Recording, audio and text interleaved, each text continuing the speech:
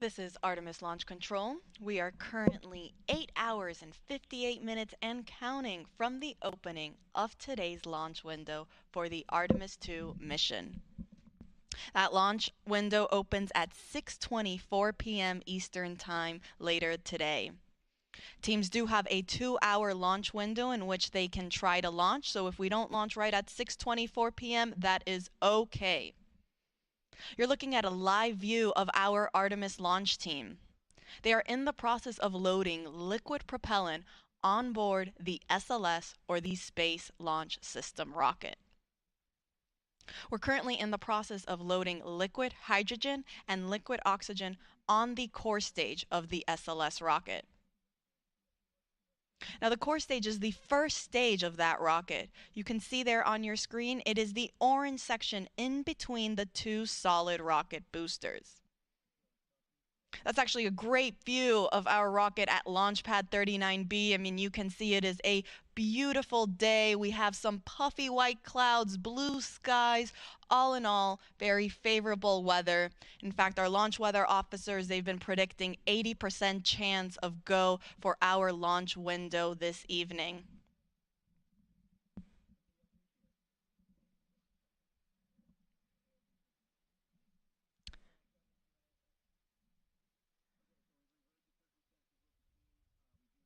Now, there at the bottom of the rocket are our 4 RS-25 engines.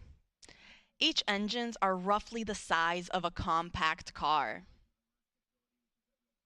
The solid rocket boosters, those are the two white rocket boosters on either side of the core stage. Each booster is taller than the Statue of Liberty, and they also hold the entire weight of the rocket.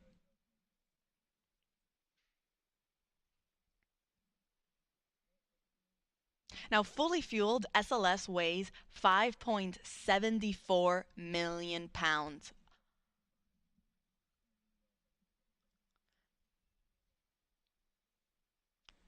And again, you can see on your screen, you might see some gas that's being vented off underneath the rocket and the mobile launcher. The mobile launcher is that gray shape structure that is connected to the rocket. It's essentially what is providing all of the power, the propellant, the coolants, everything, all the access point to keep the rocket and the spacecraft alive and functioning and running until it is ready for launch. Now, that gas that you're seeing being vented off, it doesn't mean we're getting ready to lift off anytime soon. It's just that natural boil off that is coming from the propellant that is being fed to the rocket as it naturally warms up over time. So totally normal. We expect to see it. You'll probably expect to see it some more as we actually transition and continue with our propellant loading procedures and move forward into the upper stage, which is that second stage on top of the core stage, also known as the interim cryogenic propulsion stage. When we also start loading propellant on board that second stage, you might also see some gas also starting to vent off at that higher level. In fact, you see there on your screen is a nice, better, closer up view of the upper stage and then our Orion spacecraft up on top. Now let's take you to a graphic of where we currently are in our tanking operations. You see there on your screen, on the left-hand side, it will tell you how far we are in our core stage loading operations. We're currently 28% of the way filled in liquid oxygen and about 30% of the way filled for the liquid hydrogen side. Meanwhile, for the interim cryogenic propulsion stage, that upper stage, you see it's all grayed out there because we haven't begun that propellant loading operations. I'll report out once that is underway. But for right now, we're just focusing on the core stage. Now, in the meantime, while the launch team is right now starting to fuel the rocket and that propellant loading is underway, our astronauts are getting ready to wake up and start their day.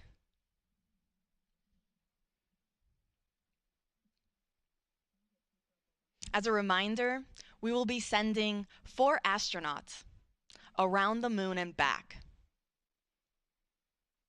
Commander Reed Wiseman, pilot Victor Glover, and mission specialists Christina Cook and Jeremy Hansen will go on a 10-day mission around the moon. Artemis II is a test flight where we are going to test the life support systems with our flight crew on board. This is NASA's first crewed Artemis mission, and it will pave the way for our future Artemis missions for when we land humans back on the lunar surface.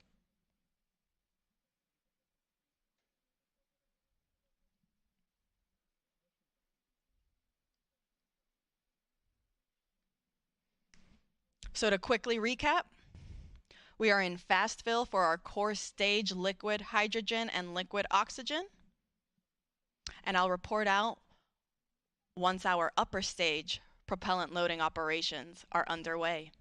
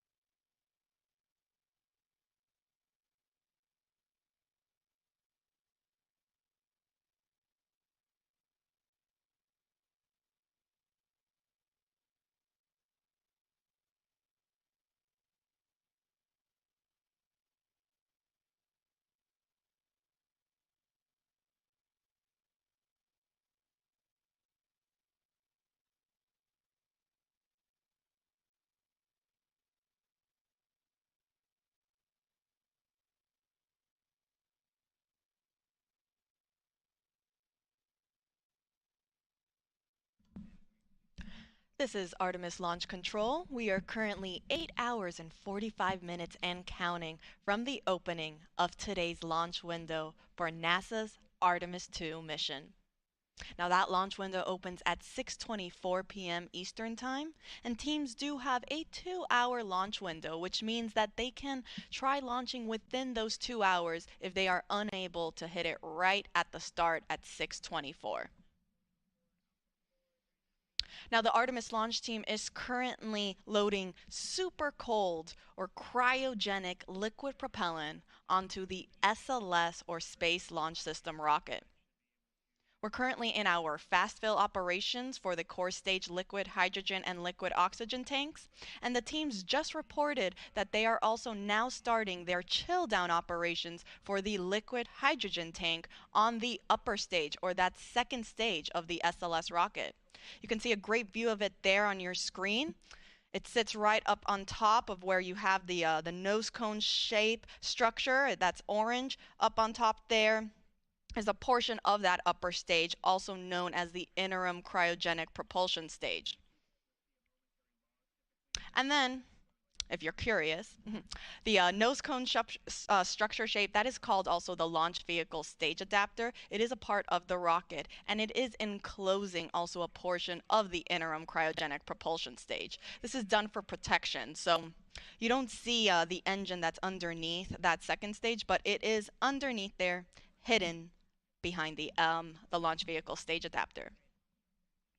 So again, we are now starting our chill down for the liquid hydrogen on our upper stage.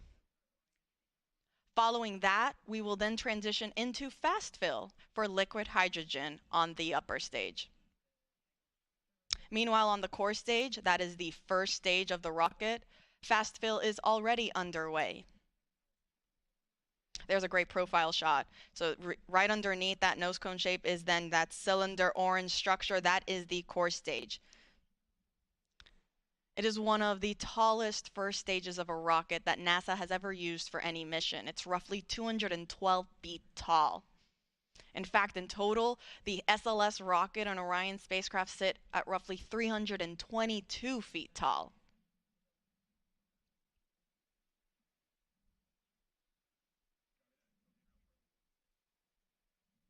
Now I'll report out once chill down is complete on the upper stage and we have transitioned into fast fill.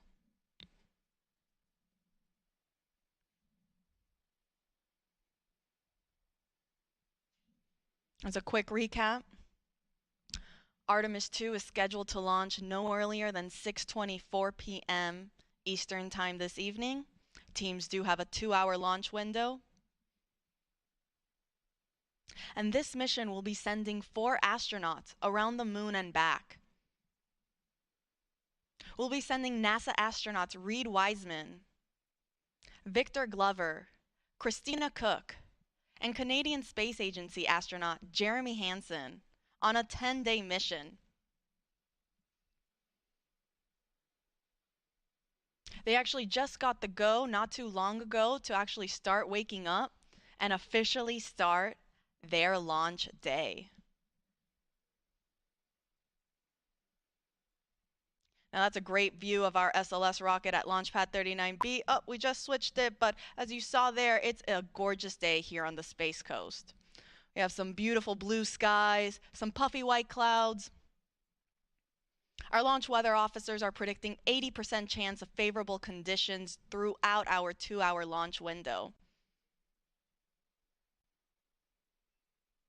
Now, of course, if there are any changes or updates, we will make sure to provide those to you. In fact, NASA will be providing 24/7 live coverage of this entire mission, starting with our propellant loading operations, which is currently happening, and will continue all the way through our splashdown procedures.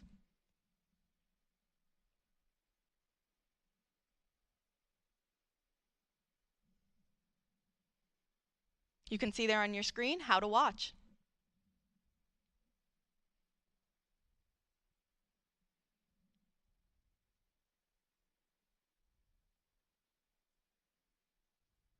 Now, lasting approximately 10 days, Artemis II will send 4 astronauts to test the Orion spacecraft in a high Earth orbit before becoming the first astronauts to fly around the moon since the Apollo 17 crew in 1972.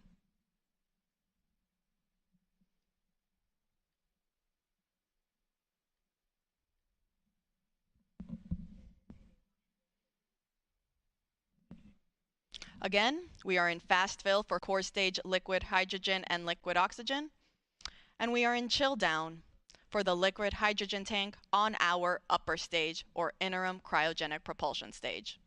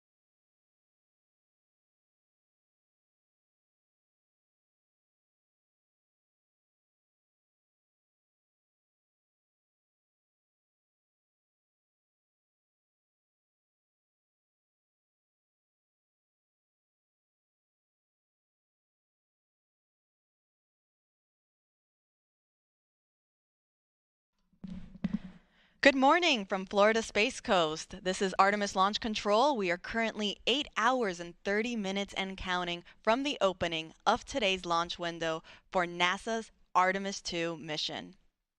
I'm Antonia Jaramillo in NASA Communications, and if you're just joining us, the Space Launch System, or SLS rocket, is in the process of cryogenic propellant loading. That means the launch team that is currently in Firing Room 1 that you see on your screen there are loading the cryogenic or super cold liquid hydrogen and liquid oxygen on the SLS rocket, fueling it for flight. Now, the team just reported that we have now started our fast fill operations on the liquid hydrogen tank on our upper stage of the SLS rocket.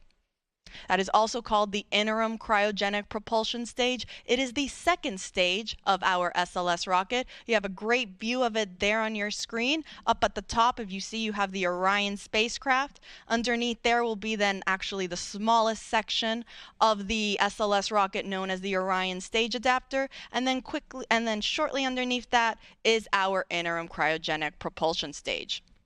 Now, teams are now starting the fast fill operations for liquid hydrogen.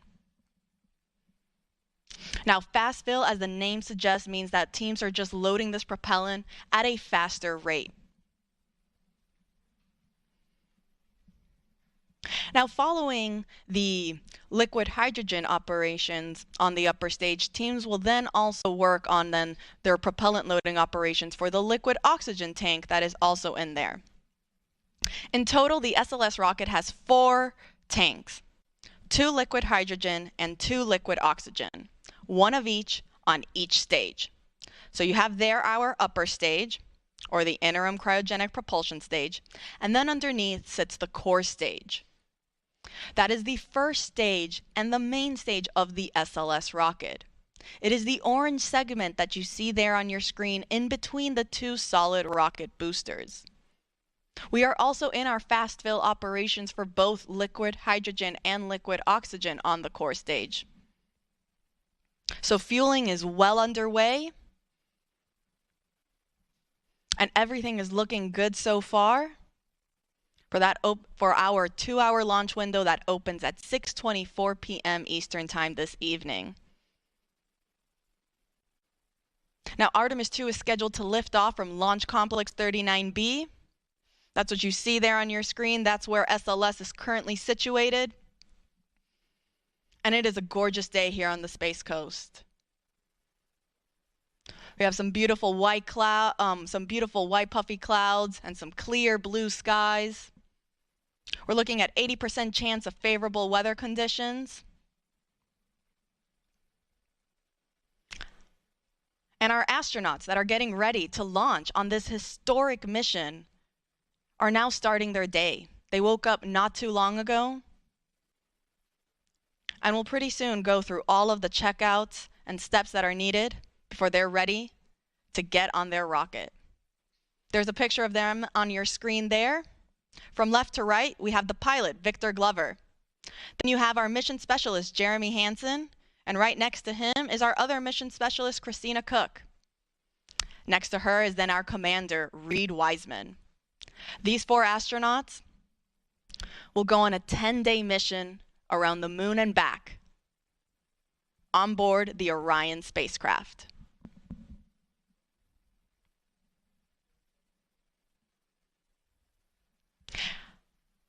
Now, fun fact, you see again there, we were talking a little bit about the different sections of the rocket, and we mentioned briefly the Orion stage adapter.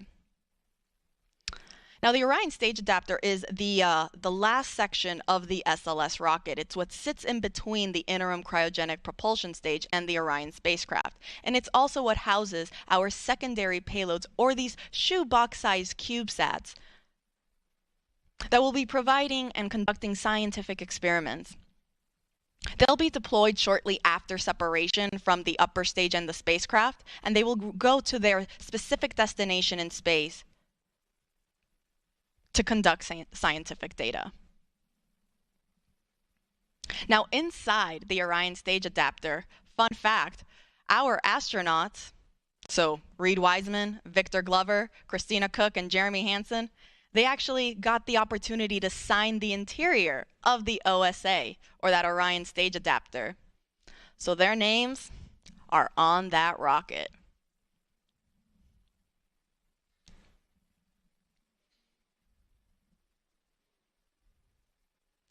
It is fully built by NASA at Marshall Space Flight Center in Huntsville, Alabama.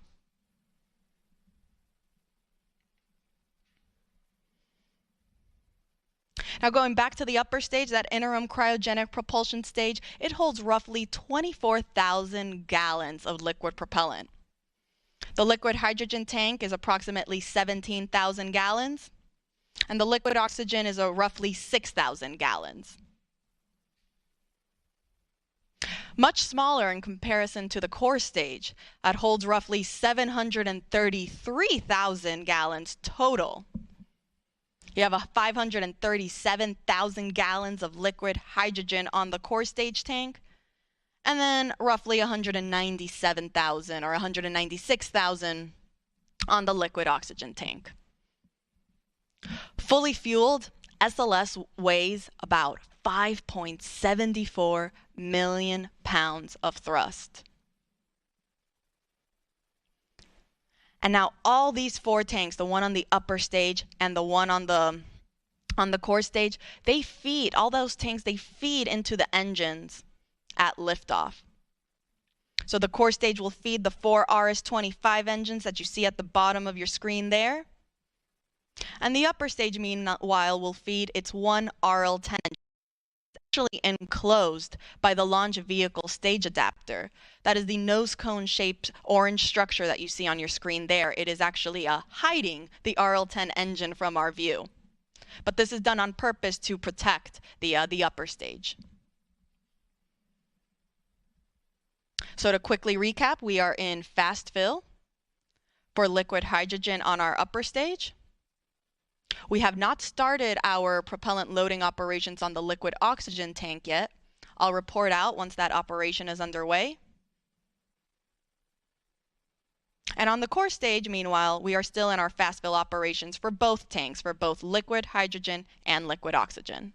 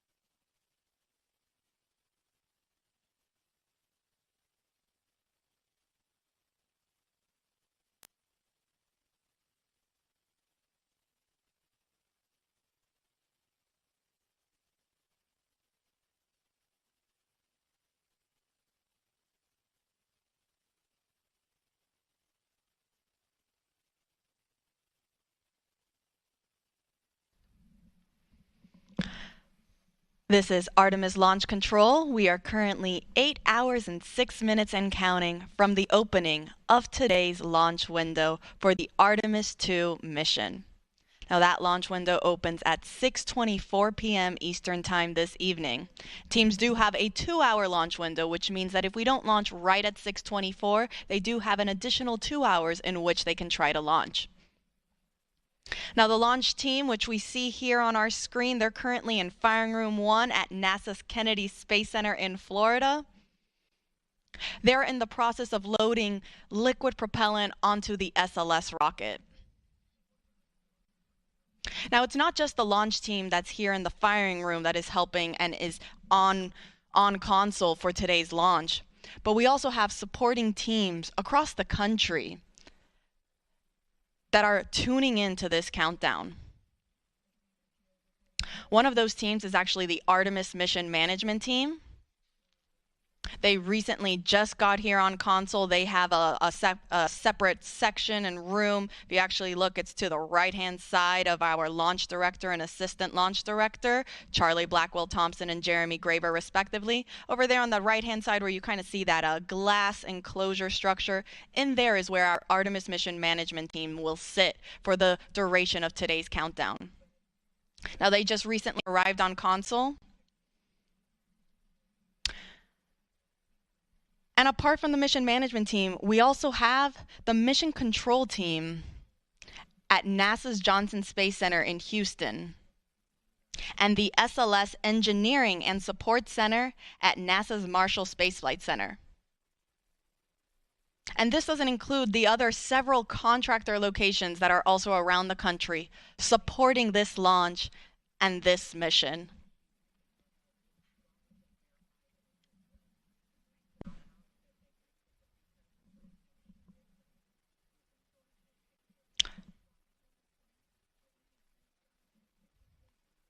So again, you have our prime main launch team that is here in Firing Room 1, Charlie Blackwell Thompson. You see there she's wearing a green blazer. She's our launch director leading this team. But then there are also supporting teams that are also assisting the launch team throughout today's countdown. That includes the Artemis Mission Management Team, the Mission Control Team in Houston, and the SLS Engineering and Support Center at NASA's Marshall Space Flight Center, in addition to several contractor locations that are located around the country.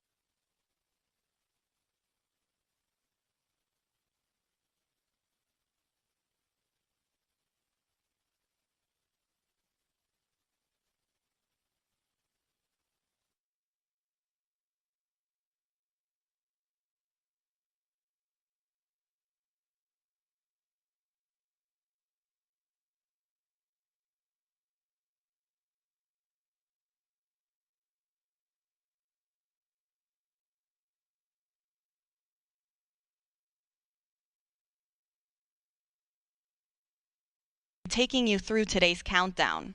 And actually joining me currently in the room here in Firing Room 1 is our Assistant Launch Director, Jeremy Graver. Jeremy, thank you so much for taking the time to speak with us today. No problem. Good morning, Tony. Happy to be here. You know, Jeremy, I think we recently heard the call out that our flight crew, our astronauts, they just got their wake-up call. Can you run us through kind of what the rest of the day now looks like for them? Absolutely, yeah. They were woken up just a little while ago. They'll get up as most of us do on a busy, exciting day. Get up, they'll get their breakfast. They'll kind of get into the groove of the day. They'll go through multiple meetings and discussions just to understand where we are. In a little while, the launch director and our flight director will provide a weather briefing for the flight crew to talk about all of the weather potentials that could play into today's launch opportunity. Once that's complete, they will then start getting suited up, and they'll head to the suit room, start doing all their preparations from a suit up perspective.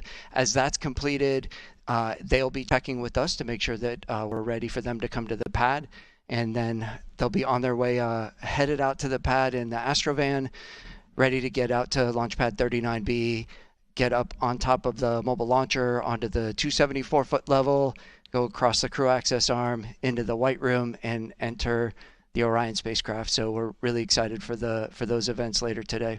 It is. It's a very busy and exciting day, like you mentioned. I hope they got some good rest and didn't, wake up a bunch of times throughout the night. I know I certainly did, but just because of pure excitement, like you mentioned. Now let's shift focus back on the rocket. How's propellant loading going? Everything is going very well right now. As I stepped off console to come in here, the core stage LH2 tank was about 95% loaded. The upper stage is probably about halfway and moving towards their completion for LH2. The liquid oxygen side of the core stage is in fast fill as well and proceeding well, and we will be getting into the upper stage LO2 loading in a little while. So all things moving per schedule and working towards that plan for the day. That is great news, and actually, I think we just heard that they got the go for transitioning into that liquid hydrogen on the core stage 2 topping. So, like you said, we're getting very close. Absolutely. That is exciting, So, can you tell us a little bit then about those upcoming milestones once we finish that propellant loading on all 4 tanks? Yeah, so it's absolutely critical for us to get into what we call stable replenish on all stages. And what that means is the liquid oxygen and liquid hydrogen tanks on both the core stage and the interim cryopropulsion stage, or ICPS, are fully loaded, and we are just maintaining that level of loading. And that's a very quiescent configuration for us, and that's required for us to be in that configuration to then be allowed to send the flight crew, our closeout crew, which is there to assist the flight crew getting on board Orion. We need to be in that stable replenish configuration to be able to send those crews out to the launch pad. And as we send those crews out, that is really our press and our push to launch. We'll get the crew on board. They go through a number of checks, communication checks, system checks, and then our closeout crew's job is to back out of the crew module, close all of our hatches, get us in configuration to be able to then the closeout crew to leave the pad, and that puts us in the configuration to allow us to proceed through the rest of launch countdown as we proceed down to our final hold at T-minus 10 minutes, where we do all of our launch polls and determine that we are ready to pick up with what we call terminal count, which is from T-minus 10 minutes down to launch at T0. And really excited to get to all of those milestones as we proceed through the day.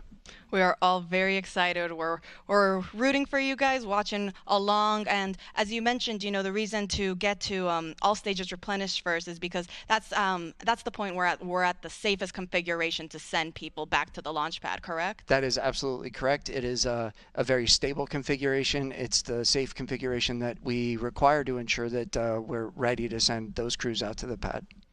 Jeremy Graver, thank you so much for taking the time to speak with us today. We're rooting for you, wishing you the best of luck, and we'll let you get back on console. Excellent. Thank you, Tony. Appreciate it. Go Artemis. Go Artemis.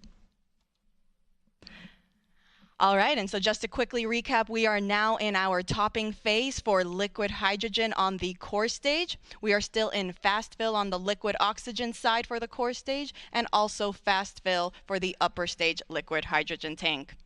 I'll report back once we have entered our topping phase for liquid oxygen on the core stage.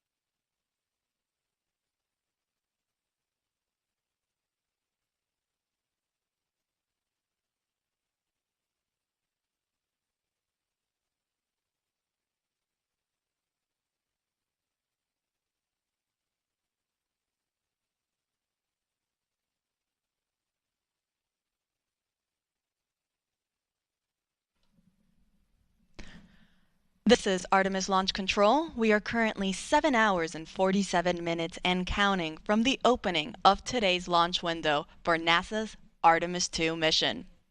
That launch window opens at 6:24 p.m. Eastern Time this evening. Now the teams do have a 2-hour launch window, so that means if we can't launch right at 6:24, that's okay. They still have an additional 2 hours in which they can attempt to launch. Now currently the Artemis launch team, which you see on your screen there, they are in the process of loading cryogenic or super cold liquid propellant onto the SLS or the Space Launch System rocket. The teams actually just reported that we have completed loading liquid hydrogen onto the core stage of the rocket. Now the core stage is the first stage of that SLS rocket. There's a great graphic representation of where we currently are in our tanking operations. So as you see, we are at 100% level for the liquid hydrogen tank on the core stage. So that means we are now, the teams are just going to be constantly replenishing that tank as some of that liquid starts boiling off into a gas due to the temperatures as it starts warming up. So teams will therefore replenish it constantly to maintain this 100% flight level. Now, as you can see, right above the hydrogen tank sits our liquid oxygen tank. That's currently 70% of the way filled. And then on our upper stage, or the interim cryogenic propulsion stage, this is the rocket stage that sits on top of the core stage. We are currently in our fast fill operations for liquid hydrogen on that upper stage. Teams have not started liquid oxygen for the upper stage, and that is totally normal. That is part of the countdown. We aren't scheduled to start our upper stage liquid oxygen loading operations until we start getting into, so we get much further into our loading operations for the liquid oxygen tank on the core stage. So again, we are now in replenish for the core stage liquid hydrogen tank, and we are in fast fill for the liquid oxygen tank on the core stage and the liquid hydrogen tank on the upper stage. Now, a quick recap on how the whole tanking loading process goes. Teams will first start with what is called chill down. So prior to us actually starting to load the super cold propellant onto the rocket, they will first chill down all of the systems and lines. This is done to make sure that it is able to receive these super cold temperatures. In order for hydrogen to be in a liquid state, it needs to be negative 423 degrees Fahrenheit. Oxygen in a liquid state is negative 297 degrees Fahrenheit. So very, very cold temperatures. And as such, we want to make sure that we are conditioning all of the systems to be able to receive those cryogenic temperatures so that we aren't shocking the hardware and we're not causing any potential damage unnecessarily. Now, following chill down, we will transition into what is called into slow fill on the core stage. Now, slow fill, as the name suggests, refers to slowly starting to feed that propellant onto the rocket. This officially marks the start of our propellant loading.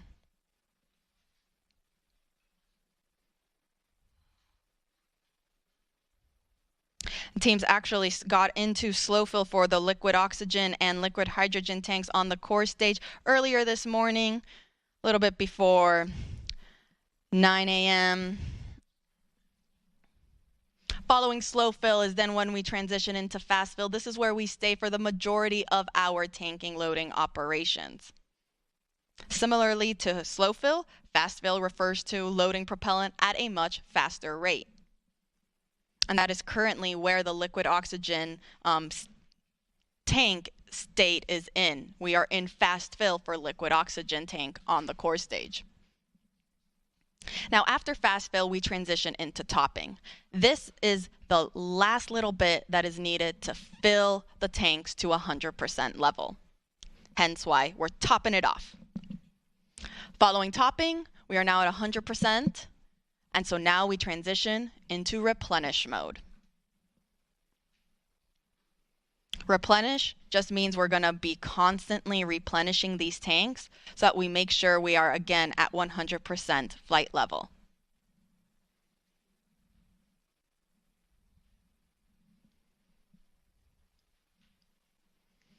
Now you see on your screen there, we can see some venting coming off the rocket. This is totally expected as we begin our loading operations. Some of that liquid propellant starts warming up. It'll start to boil off and vent outside of the rocket.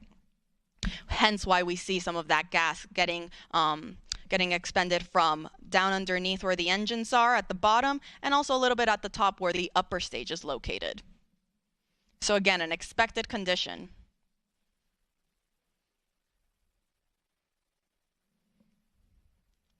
Now let's take you through the rocket a little bit. See up there on your screen, we have the Orion spacecraft. Underneath there is the Orion stage adapter. The Orion stage adapter is what houses our secondary payloads, or these scientific CubeSats. They're shoebox-sized scientific experiments that will go to space following separation from the upper stage and the spacecraft. It's also the smallest section of the SLS rocket at only 5 feet. Underneath the Orion stage adapter sits the interim cryogenic propulsion stage, or that second stage. Underneath there is our core stage, or the first stage of the rocket.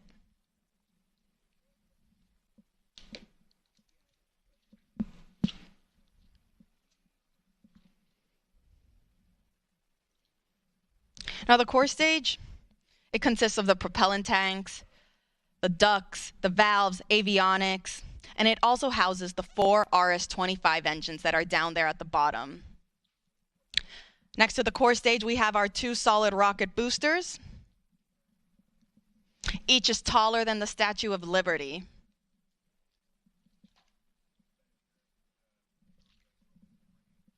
Now on those rocket boosters, you can see our NASA worm.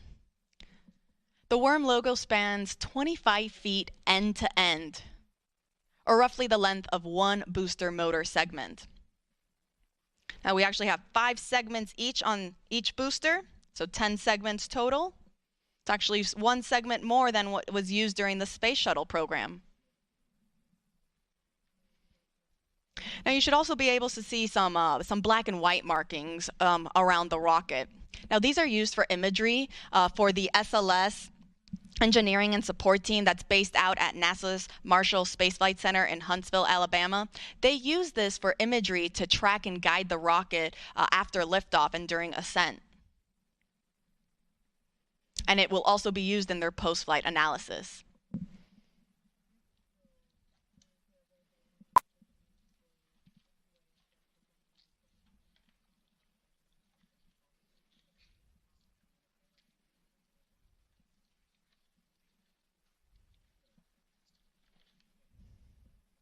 Now the orange color of the core stage is the thermal protection system, or that spray-on foam insulation. Now this provides the thermal protection for every part of the rocket.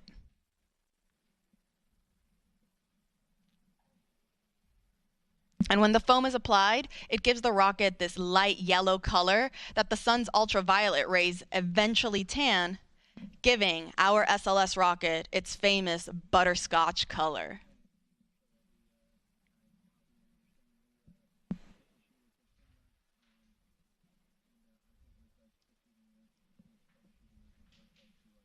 So again, to quickly recap, we are in replenish mode for the core stage liquid hydrogen tank.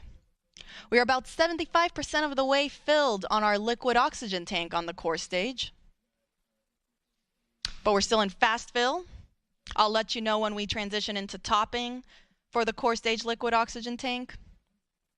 And then on the upper stage, teams are also in fast fill for liquid hydrogen. And they have not started the liquid oxygen operations on the upper stage yet. I'll make sure to report out all of these milestones as they're underway.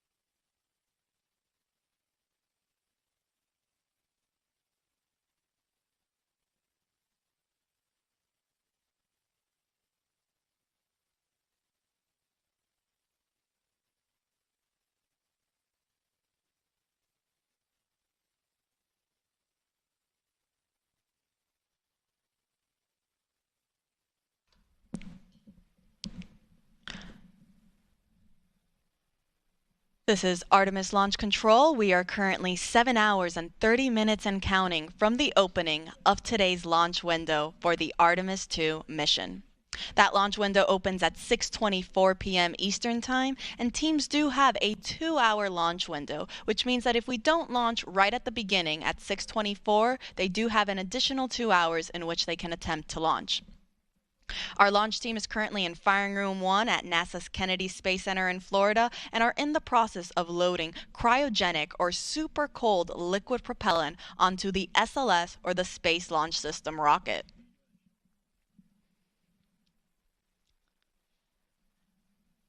Now, teams did just complete fast fill for the liquid hydrogen tank on the upper stage, or our interim cryogenic propulsion stage. Now, fast fill refers to loading propellant at a faster rate. This is preceded by chill down, which gets the system ready to receive these super cold temperatures. And then following fast fill, teams will then transition into topping and replenish. I'll get more into those, but before that, again, we just finished fast fill for the liquid hydrogen tank on the upper stage, and teams are now performing, before they start topping, what is called a vent and relief test. This test is basically just pressurizing the upper stage tanks with helium to test the relief capabilities of the tank pressure to make sure that it can handle that pressure capability during flight. So between fast fill and topping, teams will perform this test on both the liquid hydrogen and the liquid oxygen tanks on the upper stage. Following that test completion, we will then transition into topping, which just means finishing loading the rest of the tank to 100%. Following topping, we enter what is called replenish mode, which basically just means that now we are going to be replenishing these tanks at 100% level, because as we naturally get throughout the countdown, that propellant is going to start warming up and it'll start boiling and venting off, as you can see on your screen there what is happening.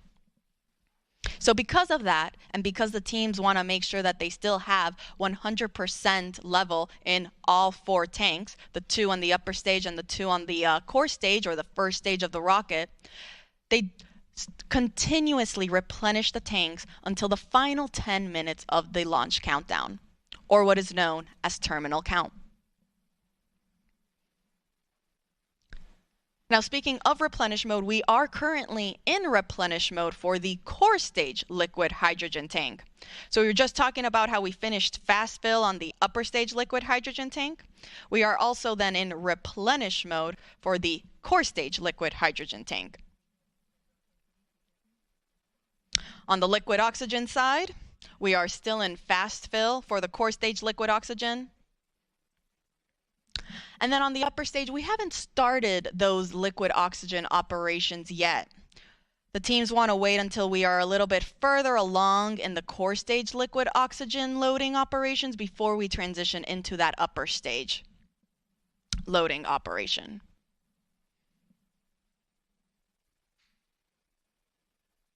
Now, in total, the SLS and Orion rocket and Orion spacecraft are 322 feet tall. At liftoff, SLS produces 8.8 million pounds of thrust.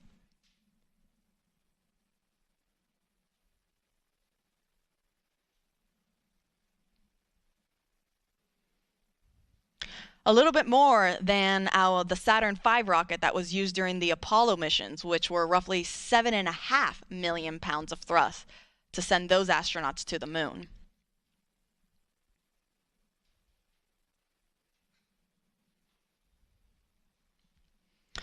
With our SLS rocket, though, you don't just have those liquid fuel tanks that are fueling the rocket, but you also have 2 solid rocket boosters that are attached on either side. You see there on your screen right there?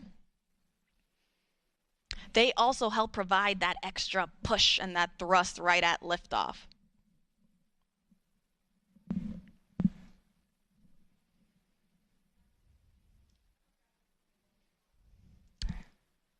Now, Let's go up a little bit on the rocket, go back to our upper or our second stage, our interim cryogenic propulsion stage. For those that have been following us along since Artemis I, you might remember that the interim cryogenic propulsion stage for Artemis I provided the big push to send the Orion spacecraft on its way to the moon. For Artemis II, however, it's going to be a little different.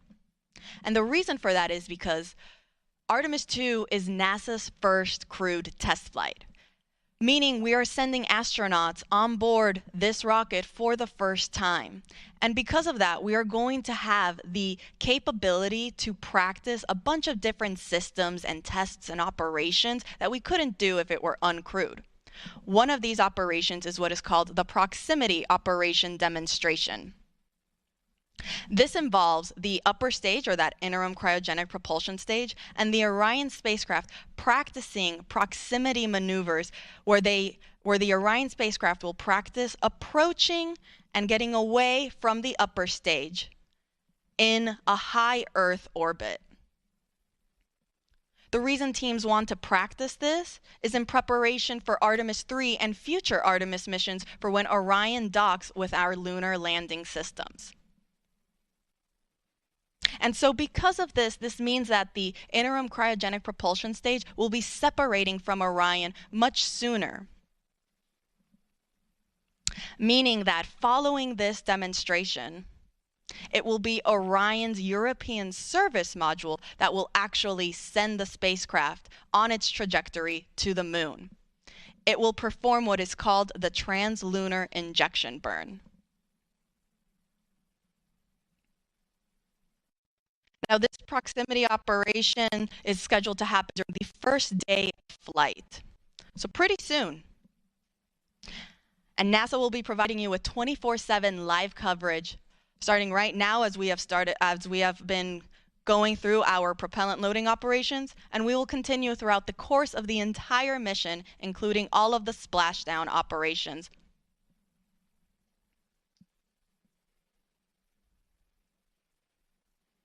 Artemis II will send NASA astronauts Reid Wiseman, Victor Glover, and Christina Cook, and Canadian Space Agency astronaut Jeremy Hansen on a 10-day mission around the moon and back.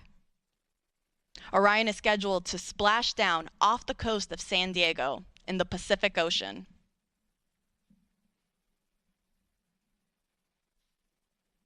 So to quickly recap, teams are in the process of performing a vent and relief test on the liquid hydrogen tank on the upper stage, following finishing their fast fill operations. Again, this test is to just test the tanks that they can handle the pressure that will be happening during this first day of flight. Following this test, we will then transition into our topping phase on the upper stage liquid hydrogen tank, and it'll then transition to replenish. On the core stage, meanwhile, we are still in fast fill for the liquid oxygen tank, and we are in replenish for liquid hydrogen. Now, this is a very, very big and important milestone to me because, again, for those that have been following us along, especially with Artemis II, during our fast fill operations on the core stage liquid hydrogen tank during wet dress rehearsal 1, that was our first test of this Artemis II moon rocket where we tested loading the propellants on board. Teams experienced the liquid hydrogen leaks shortly after getting into fast fill during that first test. They then performed a second wet dress rehearsal where they did not see any major leaks. Tanking loading operations went very smoothly, and it was a very successful test. And so it's great to see that throughout today's countdown for launch, there also weren't any significant issues or leaks reported during our liquid hydrogen loading phase on the core stage. So we are now in replenish mode for liquid hydrogen. We're about 84% of the way on the liquid oxygen tank. And we're also almost there on the upper stage for liquid hydrogen. Now I'll report out once liquid oxygen operations for the upper stage are also underway.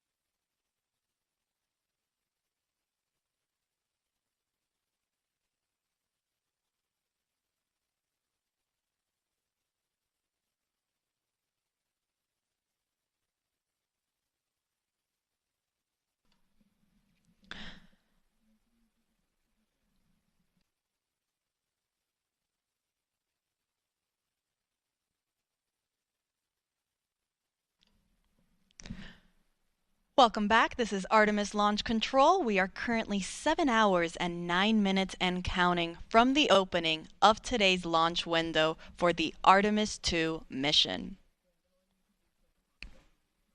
Our Artemis launch team is currently in the process of loading liquid propellant onto the SLS, or Space Launch System, rocket. Teams just reported out that we are in our topping phase.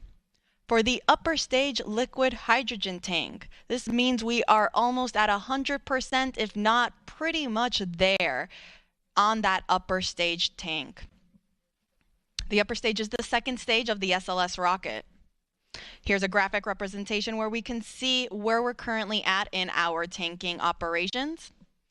That means we have now finished loading our liquid hydrogen on both the core stage and the upper stage. As I said, we're in that topping phase to get us to 100%. And afterwards, we'll then transition into replenish mode to stay at 100% level. You can see on the core stage, we are already at the replenish mode, if you see that 100% level right there.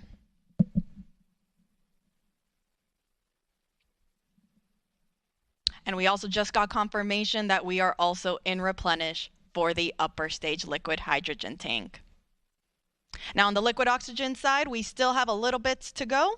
We're almost there on the liquid oxygen tank for the core stage. You see roughly 92% of the way filled.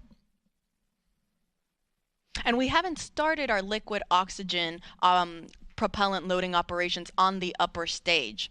Teams are getting ready to start chilling down that tank.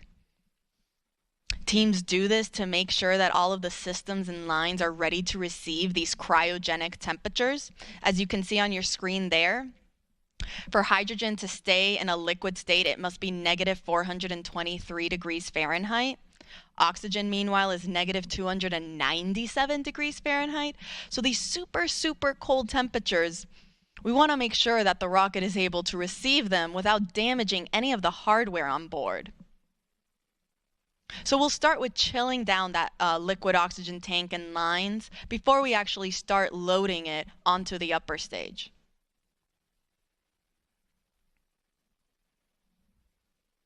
I'll report back once that step is underway.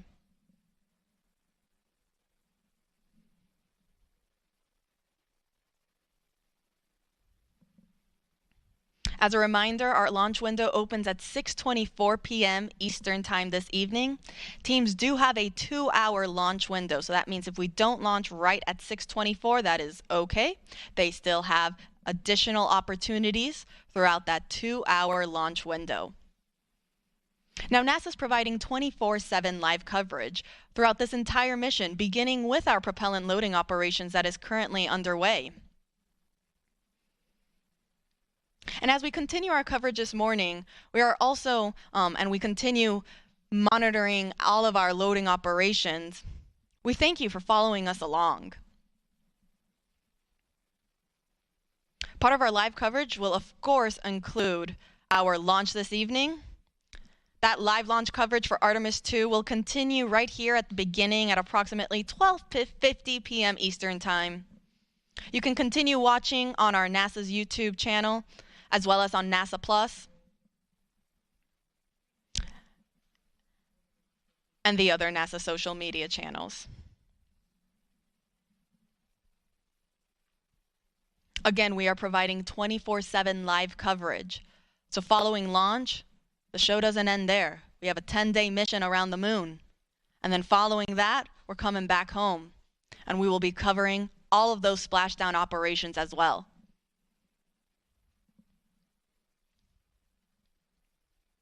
Artemis II is a test flight. It is NASA's first crewed Artemis mission. We will be sending NASA astronauts Reed Wiseman, who serves as the commander, Victor Glover, the pilot, and mission specialist Christina Cook. And then we're also sending Canadian Space Agency astronaut Jeremy Hansen, who serves as the other mission specialist for this mission.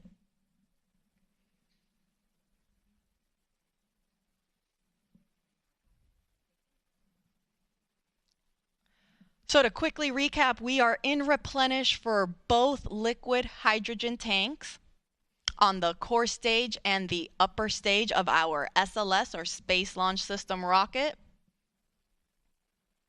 And we are getting very close to being almost all the way full on the liquid oxygen tank in the core stage.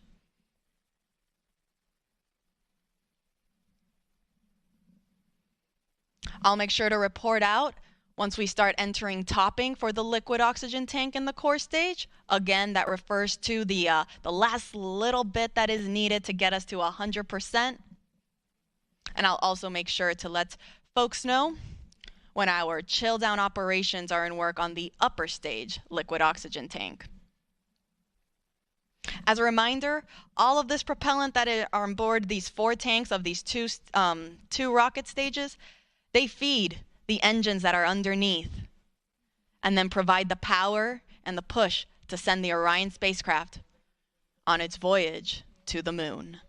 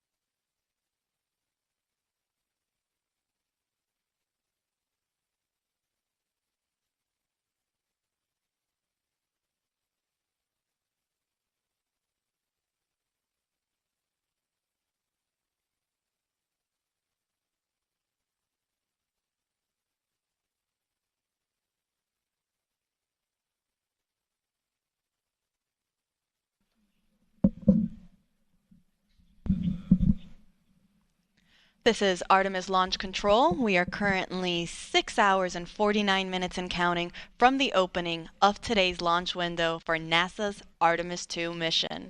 That launch window opens at 6:24 p.m. Eastern Time this evening, and we do have a 2-hour launch window, which means that if we don't launch right at the start at 6:24 p.m., that is okay. Teams still have an additional 2 hours in which they can try to launch the SLS or Space Launch System rocket and the Orion spacecraft. Now, the Artemis launch team is currently in the process of loading cryogenic or super cold liquid propellant onto the SLS rocket. We are currently in what is called replenish mode for our liquid hydrogen tanks on board the SLS core stage and the interim cryogenic propulsion stage. These are the two stages on the SLS rocket. Now, replenish mode means that we have finished loading hydrogen on board both of these rockets. That means they are at 100% level. And teams are just constantly replenishing the tanks to make sure that they stay at 100%. Since, as throughout the countdown, that liquid propellant will start boiling off as it starts warming up, and it will then be vented out and released from the rocket, which you can see there on your screen.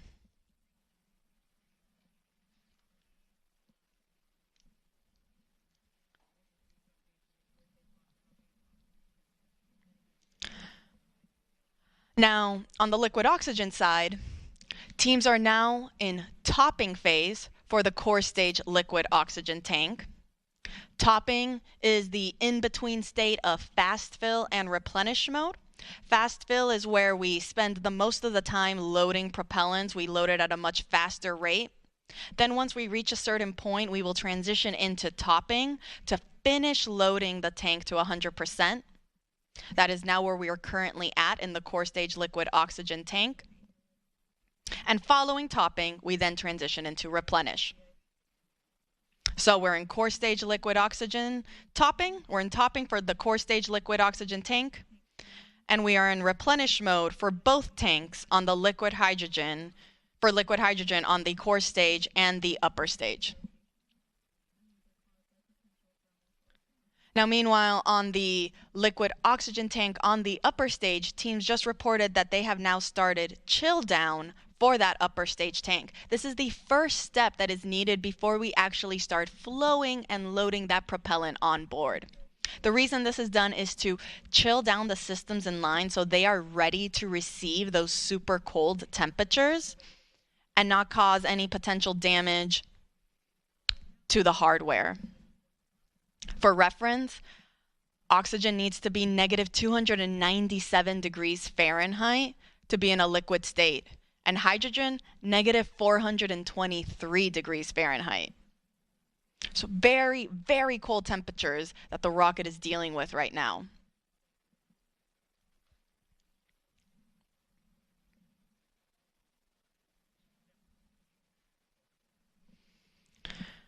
Now again, we are underway for the Artemis II mission. This is the second Artemis mission in NASA's Artemis program. Artemis 1 was an uncrewed test flight. Artemis 2 will be the first crewed test flight. This will be the first time we send astronauts on board our Orion spacecraft. We'll be sending our commander Reed Wiseman, our pilot Victor Glover, and mission specialists Christina Cook and Jeremy Hansen on a 10-day mission around the moon. Now, from the rocket side, there aren't that many changes from Artemis 1 to Artemis 2. Most of the major sections of SLS really remain unchanged. Some of the differences are more in the details to really just provide our astronauts with a better ride in space.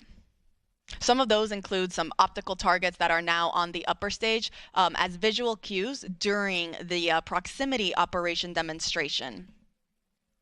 This will be a test for the astronauts to practice maneuvering Orion and practice approaching the upper stage while it's in a high Earth orbit. Another improvement for SLS was an improved navigation system. Also, communications capability between the ground stations and the U.S. Space Force Space Launch Delta 45, which controls the eastern range. That is responsible for kind of helping dictate when we are allowed to launch here off the Space Coast in Florida.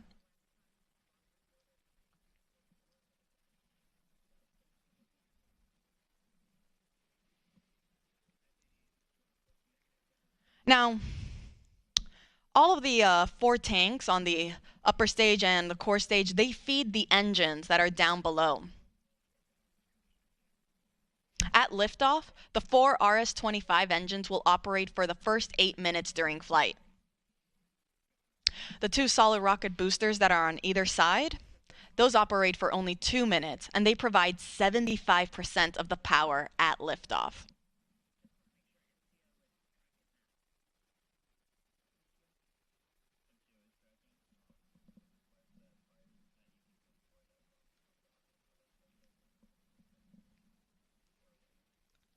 So to quickly recap, we are in Replenish for our both liquid hydrogen tanks. We entered topping for the liquid oxygen tank on the core stage. That means very, very soon we'll be in replenish mode for that tank as well. And we are in our chill down operations for the liquid oxygen tank on the upper stage. Pretty soon we will be entering fast fill. I'll report out when that is underway.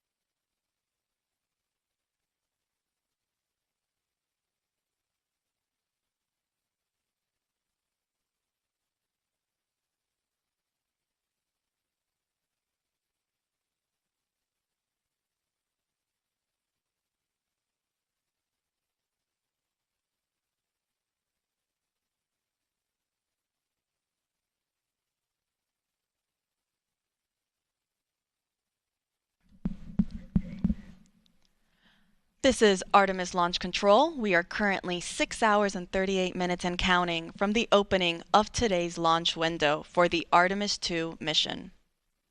That launch window opens at 6:24 p.m. Eastern Time this evening, and teams do have a 2-hour launch window in which they can attempt to launch the SLS, or the Space Launch System rocket, and Orion spacecraft. The Artemis launch team is currently loading cryogenic or super cold liquid propellant onto SLS. We are currently in replenish mode for both liquid hydrogen tanks on the 2 stages of our SLS rocket. We're still in our topping phase on the core stage liquid oxygen tank. That means we're just finishing it up. You can see there it looks almost all the way full. And following that, it will enter into what is also into its replenish mode as well. The liquid oxygen tank on the upper stage, meanwhile, is now in fast fill. So that means all 4 tanks are now receiving propellant.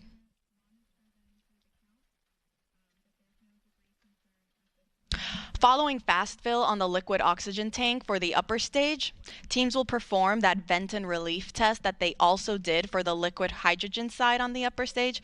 This test is again just to test the relief capabilities to make sure that the upper stage can handle the pressure that will be introduced at liftoff and during launch.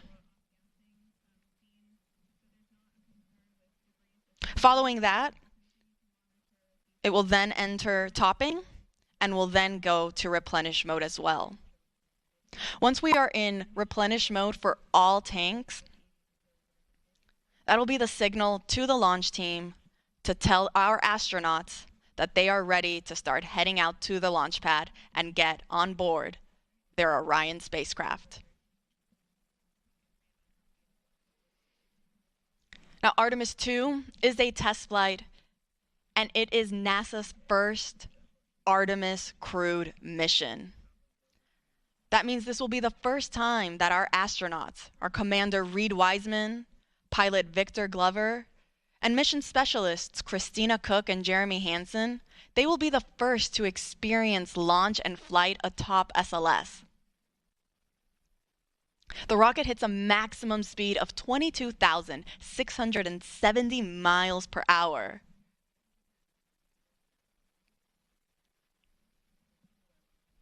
And our astronauts will get to experience the entire ride.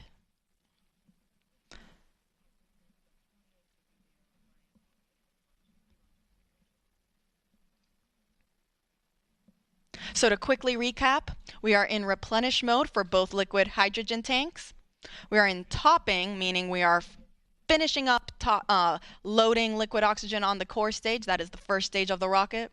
And we are in fast fill for the liquid oxygen tank on our second stage, or that interim cryogenic propulsion stage. I'll report out once we have also entered replenish mode for the core stage liquid oxygen tank.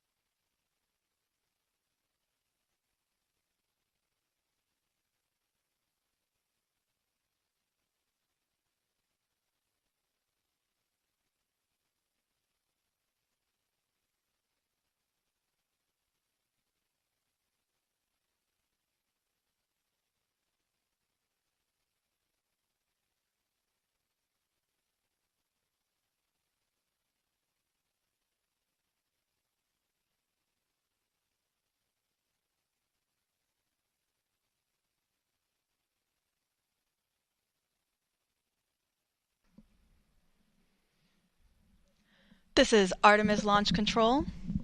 We are currently 6 hours and 22 minutes and counting from the opening of today's launch window for the Artemis II mission. The launch team is currently in the process of loading cryogenic or super cold liquid propellant onto the SLS or the Space Launch System rocket. We're currently in replenish mode for both liquid hydrogen tanks on both the first stage and the second stage of the rocket. And then on the liquid oxygen side, we are in fast fill for the liquid oxygen tank on the upper stage.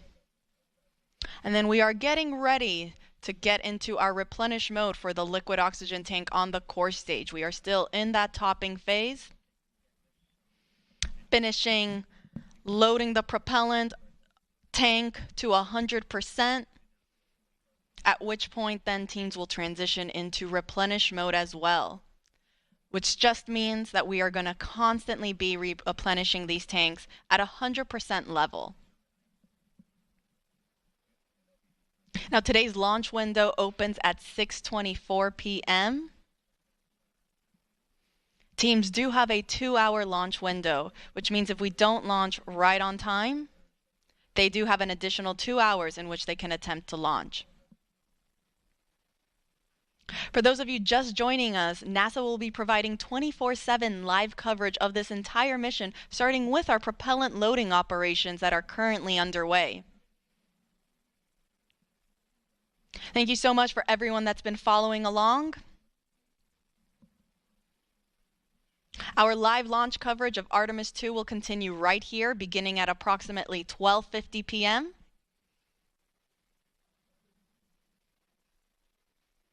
where the rest of my NASA commentators will be chiming in on how the rest of today's countdown goes. And we'll take you through the rest of the mission.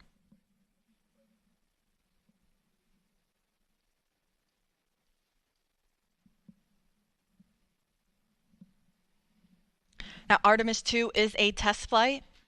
It will be the first mission that sends astronauts on board SLS and Orion. You can see a photo on your screen there of our Artemis II crew. We have our commander, Reed Wiseman, on the right-hand side. Then we have our 2 mission specialists in the middle, Christina Cook, and then Canadian Space Agency astronaut Jeremy Hansen. All the way on the left is our pilot, Victor Glover. All 4 of them woke up not too long ago at around 9:25 a.m. this morning. Not a terrible wake-up call. In that time, they've been getting ready, having breakfast, getting some briefings. And they'll get one more briefing. It's the flight crew weather brief, where they'll get a status on where we are in the countdown, what the current forecast looks like. Following that brief, they will then start their suit-up operations before they go out to the launch pad, their spacecraft.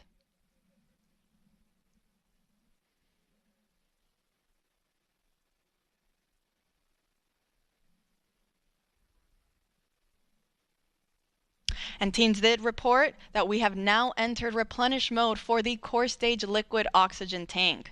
So we are now in replenish for both liquid hydrogen tanks on the core stage and the upper stage. And we are also in replenish mode for the core stage liquid oxygen tank. On the upper stage liquid oxygen tank, meanwhile, we are still in fast fill. And I'll report out once then we transition from fast fill onto the next step, which will again be that vent and relief test. This is pressurizing the upper stage tanks with heliums to test the relief capabilities of the tank pressure to make sure that it can handle that capability during flight. Following that test, teams will then start topping on the liquid oxygen tank, and will then, after topping, will then transition into replenish mode as well.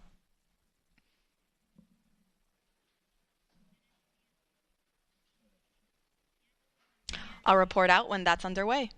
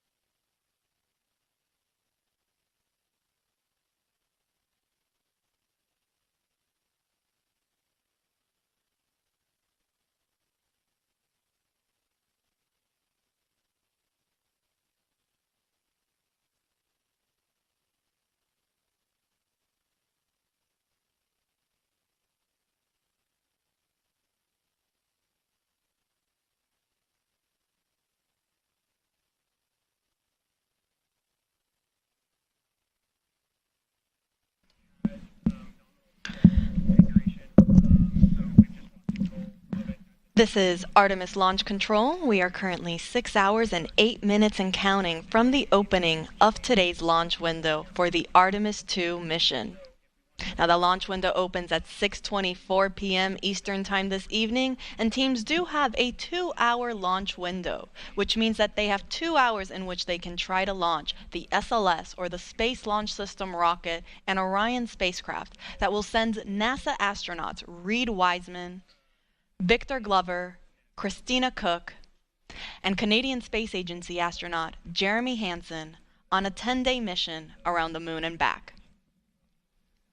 Now, the launch team is currently in the process of loading cryogenic or super cold liquid propellant onto the SLS rocket. The propellants that are used to power SLS are liquid hydrogen and liquid oxygen. We are currently in our replenish phase for both liquid hydrogen tanks on the two stages of the rocket. That is both the core stage and the interim cryogenic propulsion stage. Replenish mode just basically means that now these tanks are at 100% level, and teams are going to constantly be replenishing them as they start to warm up and boil off. You can see some of that gas that's being vented off the rocket there. That's normal. Teams totally expect to see that. And because of that, we have then a replenish valve to constantly be replenishing the tank with that liquid propellant. So we make sure that we are 100% level and we're not losing any propellants in the tank. The reason that you see some of that venting happening is because as we get throughout the countdown and the temperatures start to rise, that liquid propellant will become a gas. And so it'll start boiling off and then it'll vent outside the rocket. Hence the need for a replenish valve. So we are in replenish for both liquid hydrogen tanks. We are also in replenish for the core stage liquid oxygen tank. And we are in fast fill for the upper stage, or that interim cryogenic propulsion stage, liquid oxygen tank. Now, fast fill is the main portion of our propellant loading operations, where teams are actively loading that propellant at a much faster rate. Now, following fast fill, teams transition into what is called topping. As the name suggests, it just means to top off the tanks. And then following topping, we enter what is replenish. So once we are at replenish for the liquid oxygen tank on the interim cryogenic propulsion stage, we're going to enter what is called all stages in replenish. This means that all 4 tanks on the SLS rocket are fully fueled, and our astronauts are ready then to go and head out to the launch pad when they get the go from our launch director, Charlie Blackwell Thompson.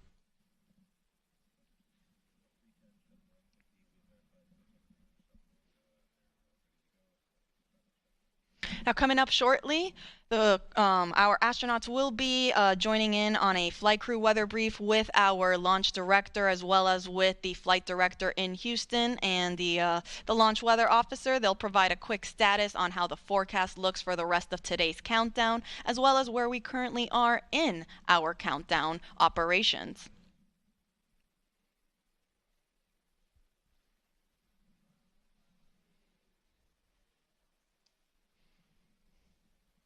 A little earlier, the launch weather officer did let our launch director know that we might get some showers in about 2 hours. However, there is no lightning threat, and they will plan on discussing this again during the flight crew weather brief. Currently, teams are forecasting 80% go. So again, to quickly recap, we are in replenish mode for both liquid hydrogen tanks. We are also in replenish mode on the liquid oxygen tank on the core stage. That is the first stage of the SLS rocket. And we're in fast fill for the liquid oxygen tank on the upper stage.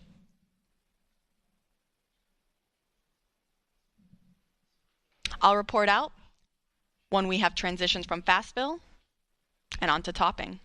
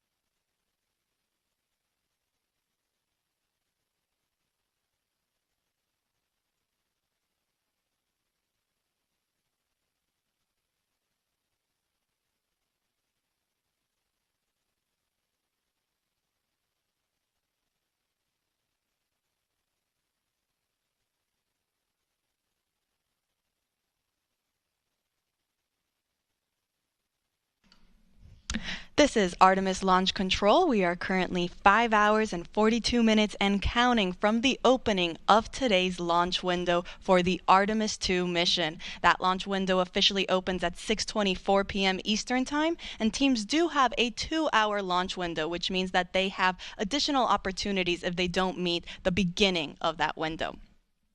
Now, joining me is Artemis Launch Director Charlie Blackwell Thompson. Charlie, thank you so much for taking the time to speak with us today. Oh, you're more than welcome. It's great to be here, Tony. It sure is. Now, we know that you just conducted a flight crew weather brief with our astronauts as well as teams and mission control and our launch weather officer. Do you mind providing us kind of how that went and what we can expect? Yes, the weather brief went really well. What we do during that weather brief is we give the flight crew a summary of where we are in our tanking, what's left, and of course we have our core stage and our upper stage fully loaded with LH2, and we're in replenish, and we are just finishing up our LO2 or liquid oxygen load into the upper stage. We provided that status along with any nonconformances that the crew might be interested in, and then we went through the weather. And so our weather from our launch weather officer remains at a 80% likelihood of go today and a 20% chance of violation. We are watching some precip that is making its way toward the pad, but we expect that that is going to dissipate as we get closer to the opening of our window. So really good to hear the crew's voices and to talk through a day of launch ops. You know, it's something that we simulate, but there's nothing like the real day. Absolutely. I can only imagine. And it's great news to hear that we are still 80% go. Those are very, very favorable conditions. Let's hope it stays that way. You mentioned we're getting closer to reaching what is called all stages in stable replenish. That means that we will have all 4 tanks at 100% flight level. Charlie, can you walk us through then what are some of those upcoming milestones once we reach all stages replenish? Absolutely. So one of the big milestones when you reach stable replenish on all stages is you begin to send the closeout crew into the pad, and so we're just a few minutes away from getting into that, and we'll deploy them to the pad and they'll start getting ready for the flight crew. And then of course shortly after that is the exciting milestone of seeing the crew walk out of the operations and checkout building and make their way to the pad. And that's certainly something that we've been waiting a very long time to see. It's going to be very exciting, I think, certainly for our team. It'll be exciting for our country, and it'll be exciting for people all over the world who are watching our crew head to the pad, knowing that we are just about 5 hours or so from launch. You couldn't have said it any better. This is very exciting for the entire world. We cannot wait for that moment when we see our astronauts depart their crew quarters and head to the pad.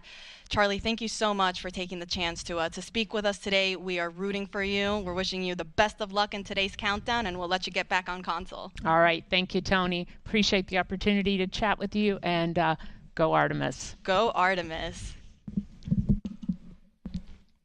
All right, so to quickly recap, we are in replenish mode for both liquid hydrogen tanks, and we are getting ready to also hit replenish mode on the liquid oxygen tanks for both of those. We will report out when that is underway.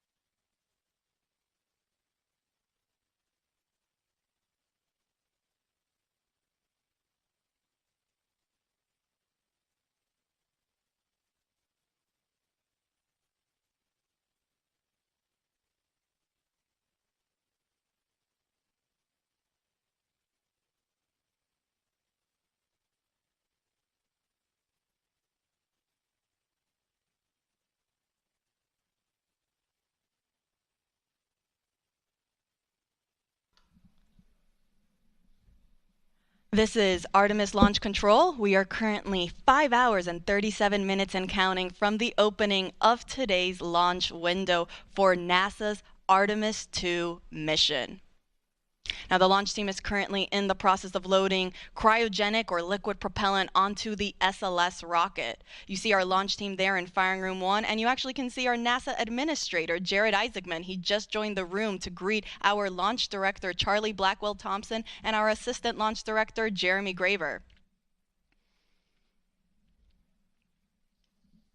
Now, to quickly recap, we started our propellant loading operations at 8:35 a.m. Eastern Time. That was after we had chilled down the core stage systems lines, and after we had been given the go from our launch director to start our tanking operations. So after 8:35, we started again slow fill. A little bit after that, at 9:25, our astronauts got their scheduled wake-up call. Following slow fill on the core stage, we then transitioned into fast fill. Once we were in fast fill for the core stage, we then started our upper stage loading operations. We started first with hydrogen. Started chilling down the liquid hydrogen tank on the upper stage at roughly 9:36 a.m. And then we got into fast fill at 9:51 a.m. Following that, we entered then our topping phase on the core stage liquid hydrogen tank. Topping refers to finishing up that last little bit to get to 100%, and then we transitioned into replenish. We did the same thing for the core stage liquid oxygen tank, as well as for the liquid hydrogen tank on the upper stage. Now all that's left is to enter replenish mode for the liquid oxygen tank on our upper stage, and we will enter what is called all stages replenish. This means that now all 4 tanks will be at 100% level. Once we reach this stage, this will be the signal for our launch team to let our astronauts know that they have the clear to enter the launch pad and go and enter their spacecraft. As a reminder, NASA is providing 24/7 live coverage of this mission. We started this morning at 7:45 a.m. and ran you through our tanking loading operations, and we will continue to do so throughout the rest of today's launch countdown. We will be beginning our live coverage in just a few minutes for that launch, and the rest of our commentators will make sure to take you along through today's countdown. You can see on your screen there how to watch.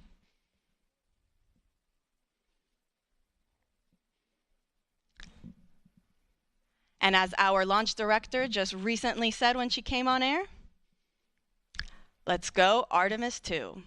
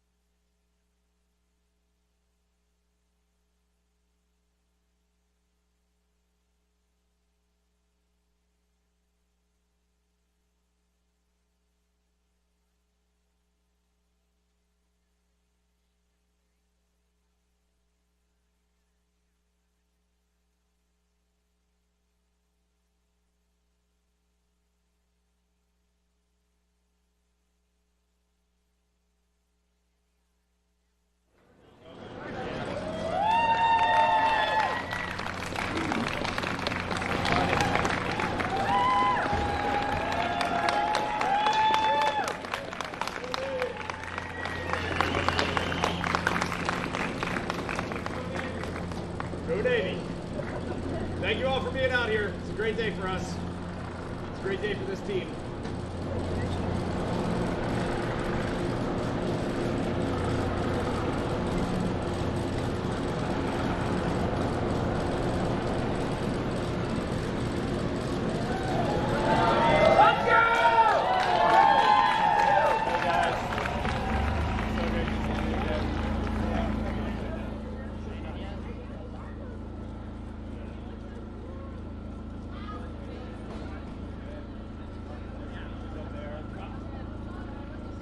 I gotta hide behind the pole behind you. Yeah, They don't want to send away. I know. I think I'm in the way too. I'm like, I can only move so far. I'm sorry. Here, yeah. Can you get out of the way? No. Exactly. It's like, no, I can inch this way. That's about it.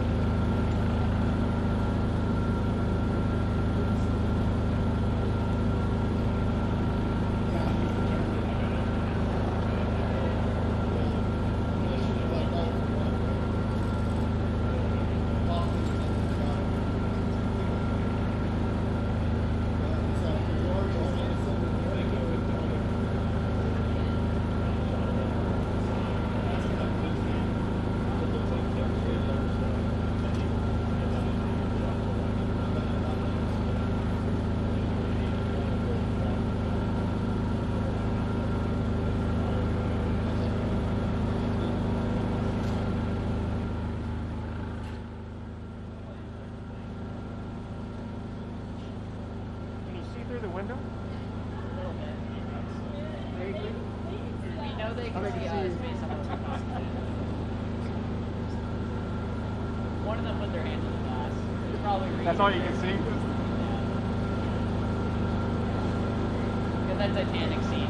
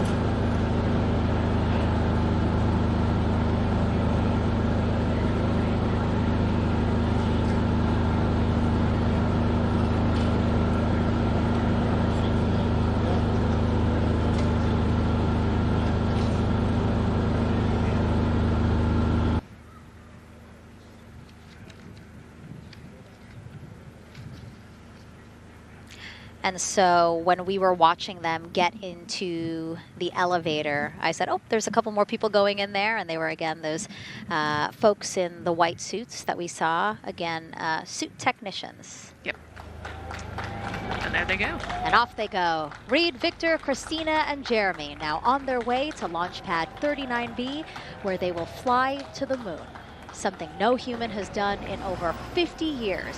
They may also set a new record as the farthest humans have ever been from Earth, a record set by the Apollo 13 crew almost 56 years ago today.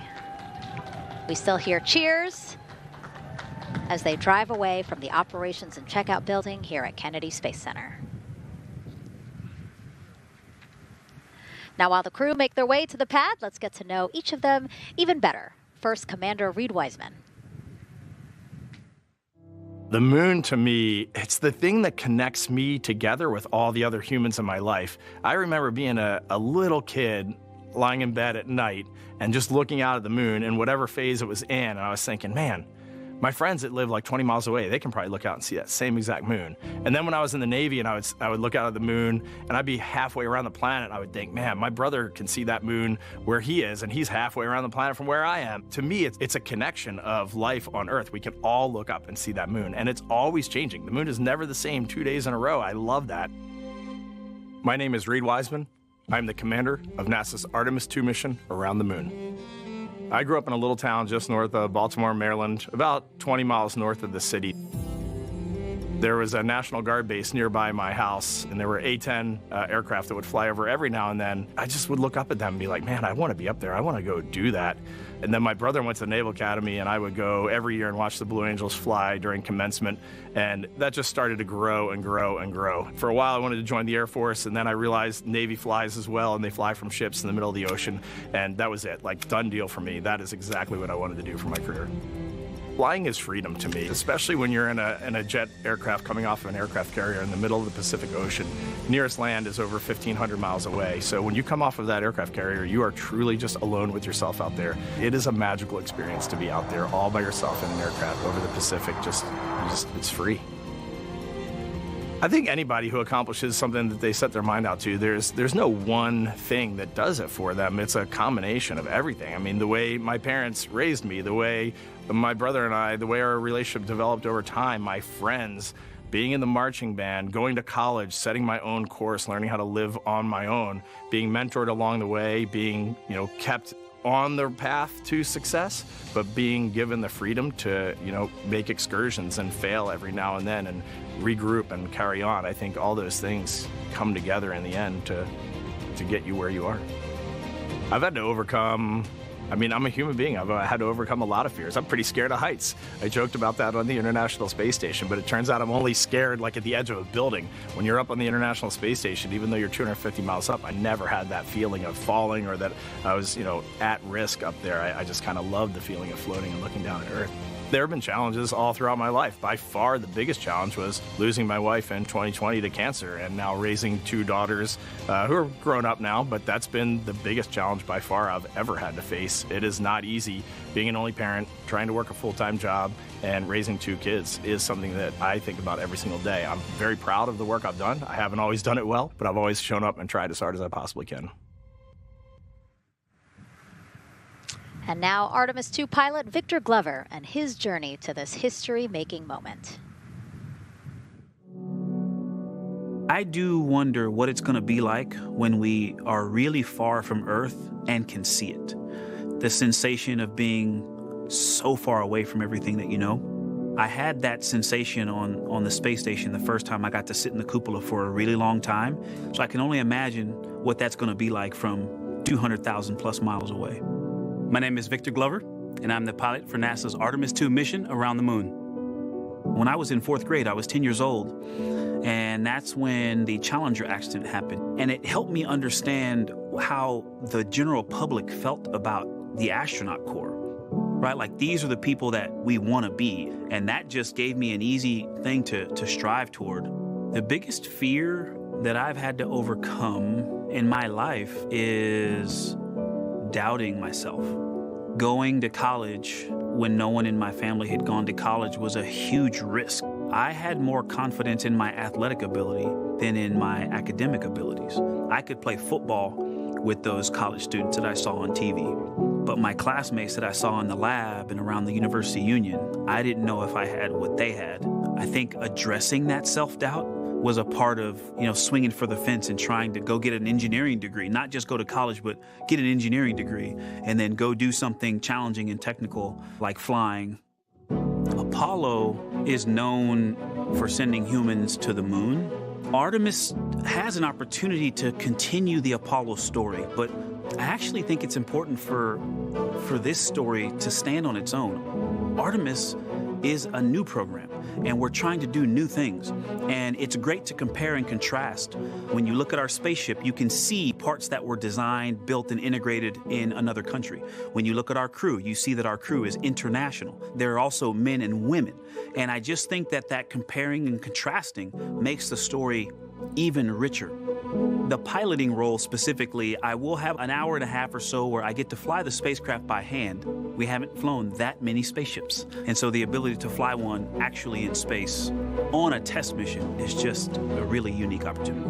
I can't tell you how I'm going to feel when we fly by the moon and see the moon up close and the Earth from 250,000 miles away, but I don't use the word excited because I'm focused.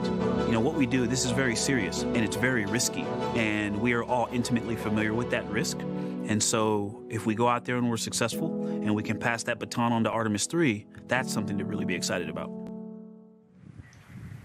Great to hear from Reed and Victor in their own words about how they feel about this mission and their role in it as the convoy turns this corner here onto the road where the vehicle assembly building is and where the group that we showed you earlier today, ready with their flags. Wow, that group has expanded I exponentially. love this. Yes, this is Yes, great. so many people. Flags. Oh my gosh, I love it.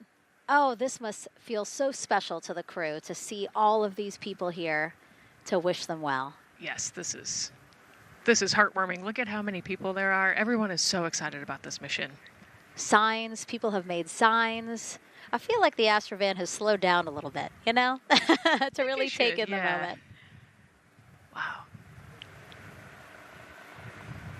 That's amazing there. Again, crowds continue going, going, going as we are now passing the historic Vehicle Assembly Building.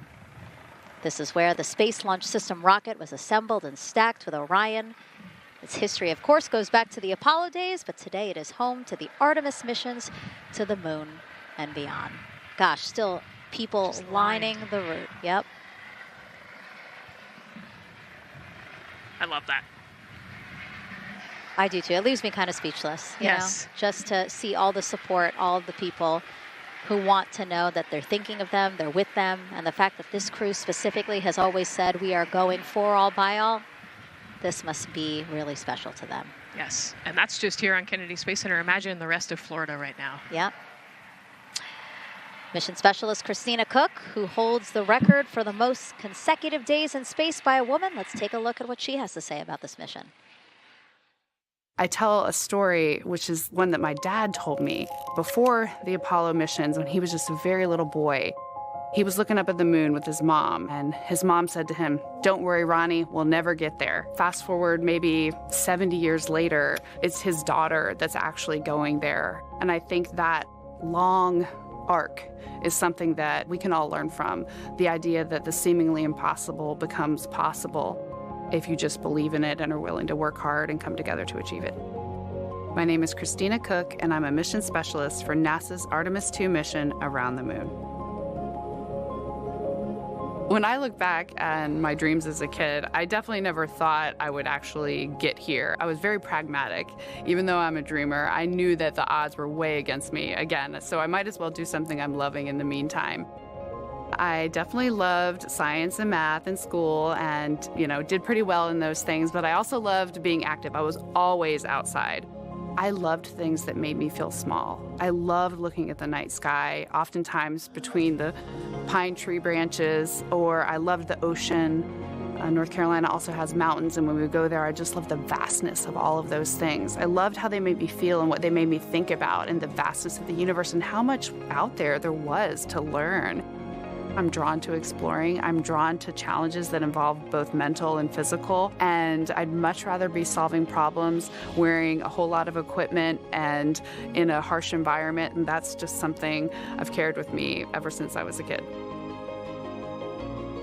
Thinking about the fears or challenges that I've had to overcome, there are just so many. I mean, basically, that has been the journey. I always say to people, do what scares you, and that means I have to follow my own advice. So doing what scares me meant getting on a plane and going to the Antarctic, getting on a plane and going to study abroad in Ghana, applying to become an astronaut, opening the EVA hatch in the airlock and going out of it into the darkness, strapping myself onto a rocket.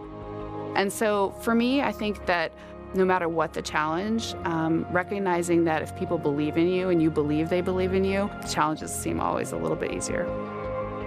To me, the moon, it represents history. It is a witness plate. Everything that's ever happened to the moon is still written on the moon. Every single person has looked at the moon their entire lives. We see the same moon. That's something really special. It's just the epitome of a symbol of something that's in each of our hearts, but that's also represents exploration and reaching. And as we continue to watch the convoy, almost at the pad, mission specialist and first-time flyer, Canadian astronaut Jeremy Hansen.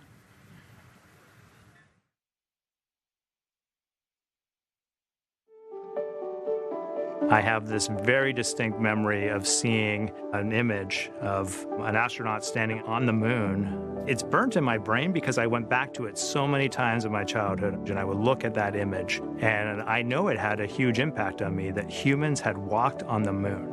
My name is Colonel Jeremy Hansen. I'm an astronaut with the Canadian Space Agency, and I'm a mission specialist on NASA's Artemis II mission around the moon. My elementary school years, I grew up on a farm outside of London, Ontario. I spent as much time as I could with my dad on the farm. I learned the value of hard work, for example. If I wanted to go to work with Dad, it was going to be a long day, and I was going to have to not complain, or I wasn't going to get to go the next day. I had a treehouse. I had a vivid imagination, and I changed my treehouse into a spaceship. I made all these dials and controls. I had circuit breakers for switches that I found in the barn, and I was exploring space in my imagination. The most important thing I did to get to where I wanted to go in life, which was flying fighter jets and eventually becoming an astronaut, is I shared those desires with other people. And it turns out, just like you don't go to the moon on your own, if you could, I would have done it a long time ago in my treehouse as a kid, you have to go as a team. I think the biggest impediment to achieving my goals was, of course, myself.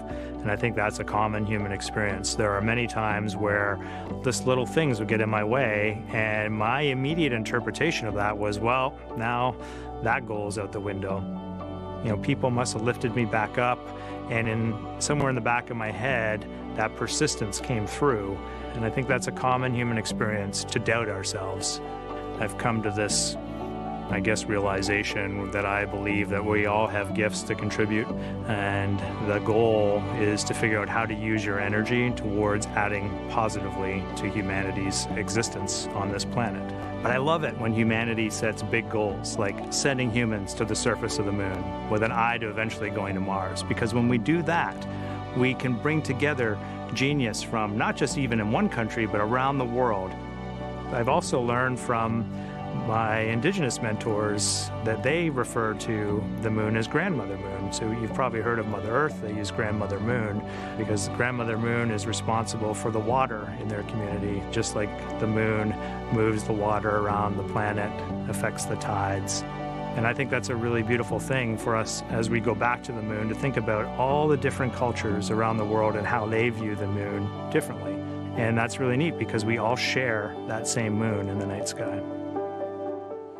What's really neat too was that drive to the launch pad, that point of view to see what the crew is seeing as well, as their Astrovan rides up the pad slope and are now on the surface, about to walk up to their vehicle. Yeah, you know, we talked about how tall this rocket is earlier. Wow. Look at that. Yeah, look at that point of view, yeah.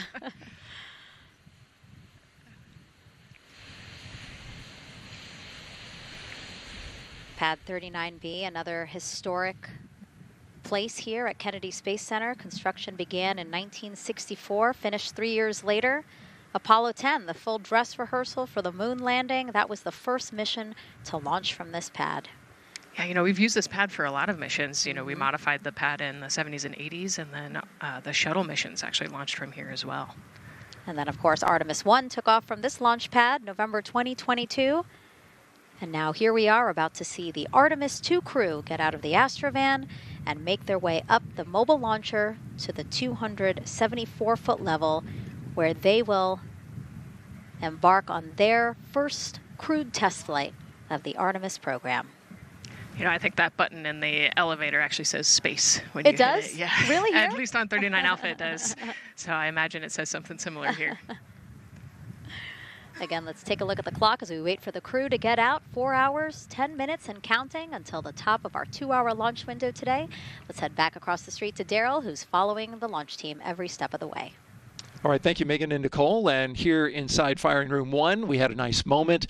The launch director, Charlie Blackwell-Thompson, NASA's first female launch director, standing up from her console, taking her cell phone and snapping photos as the Artemis II crew that she had just given the go to leave the astronaut crew quarters, driving by, and of course going up the causeway until they got there to the pad. And now we see them coming out of the Astro van there and getting ready to ascend the launch tower. Well, we got a weather brief before they went out to the pad, and of course LWO gave a go. There could be some rain out there at the pad. It's already rained out there already. If you're in the area and you're watching right now, well, certainly you know that there's some rain in the area. There's going to be spotty showers that are going to be coming ashore here, and we expect that throughout our rest of our countdown. But we also are getting forecasts that there'll be some clearing as we get closer to our launch window. Big wave from Reed Wiseman there, and a thumbs up as the crew goes into the elevator to ascend the launch tower to go up to the level where they'll walk across the crew access arm and get into the white room.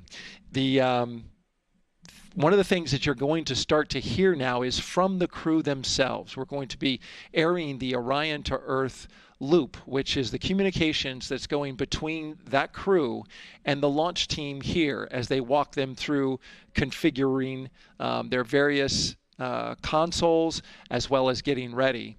A nice moment here, and I'll just pause to just look and see as the crew walks across the zero deck, as they call it, which is the deck that's right there even with the engines, and they're taking a moment to go over there and stand up and gaze up at the 322-foot tall SLS rocket.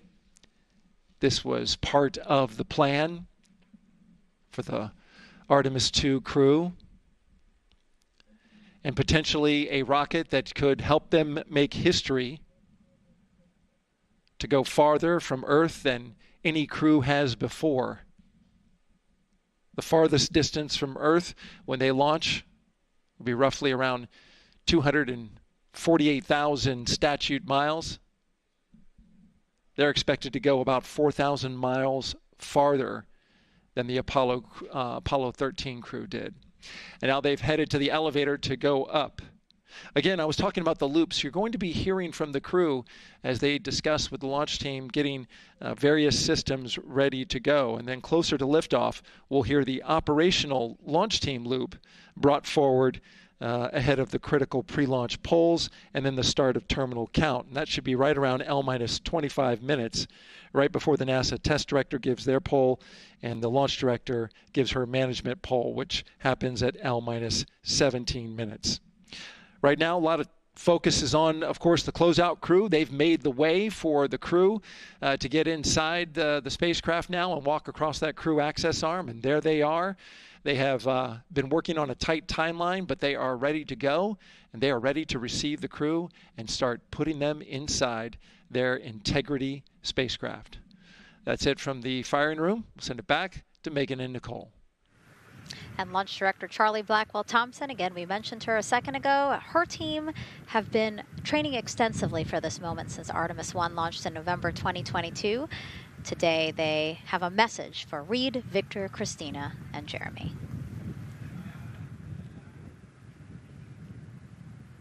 Today, you carry the work of thousands and the hopes of millions.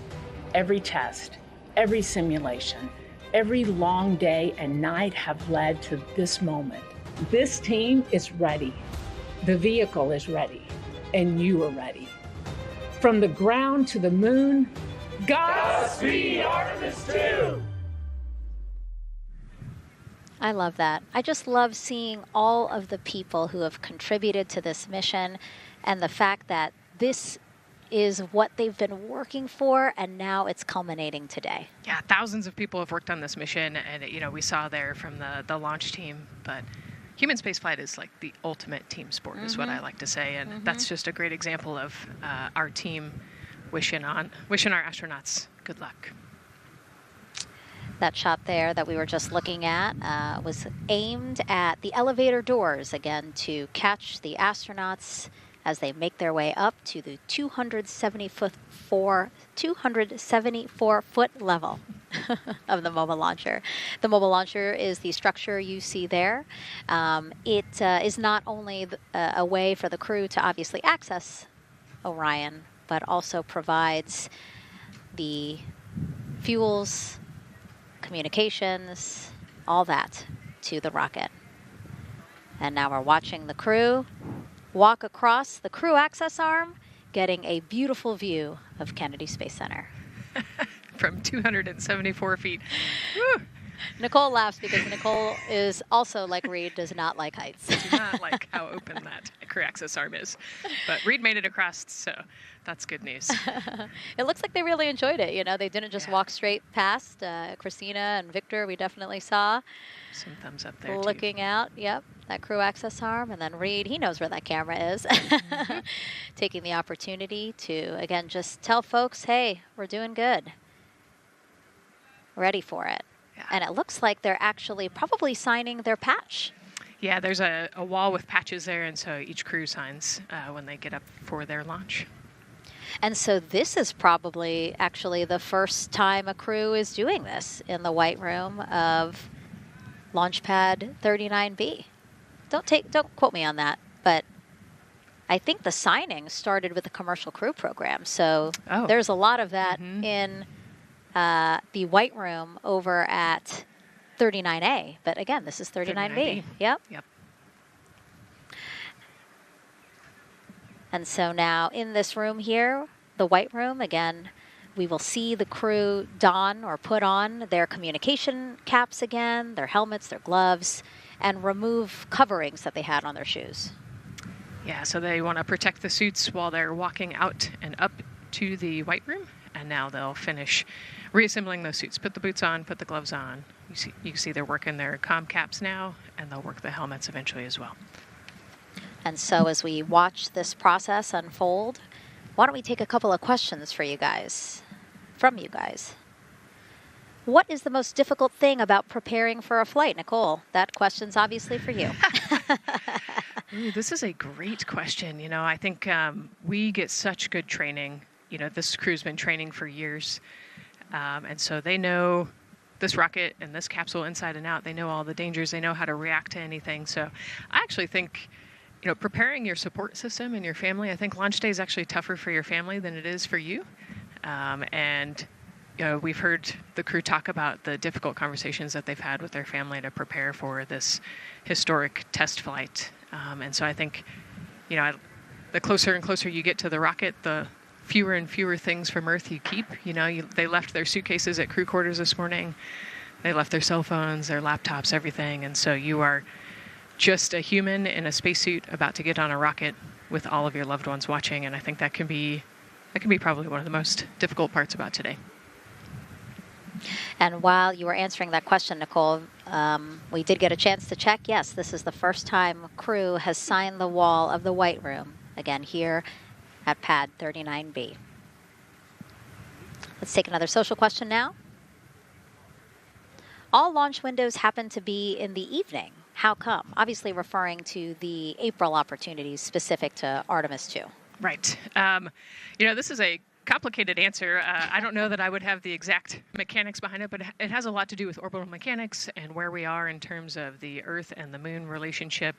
And, you know, like we said, we're trying to get on that free return trajectory. And so it has a lot to do with when we can do the perigee and apogee raise burns and the translunar injection. So there's a lot of math that goes behind these launch windows and why they shift and move and why we just so happen to be in the evening for the April launch windows.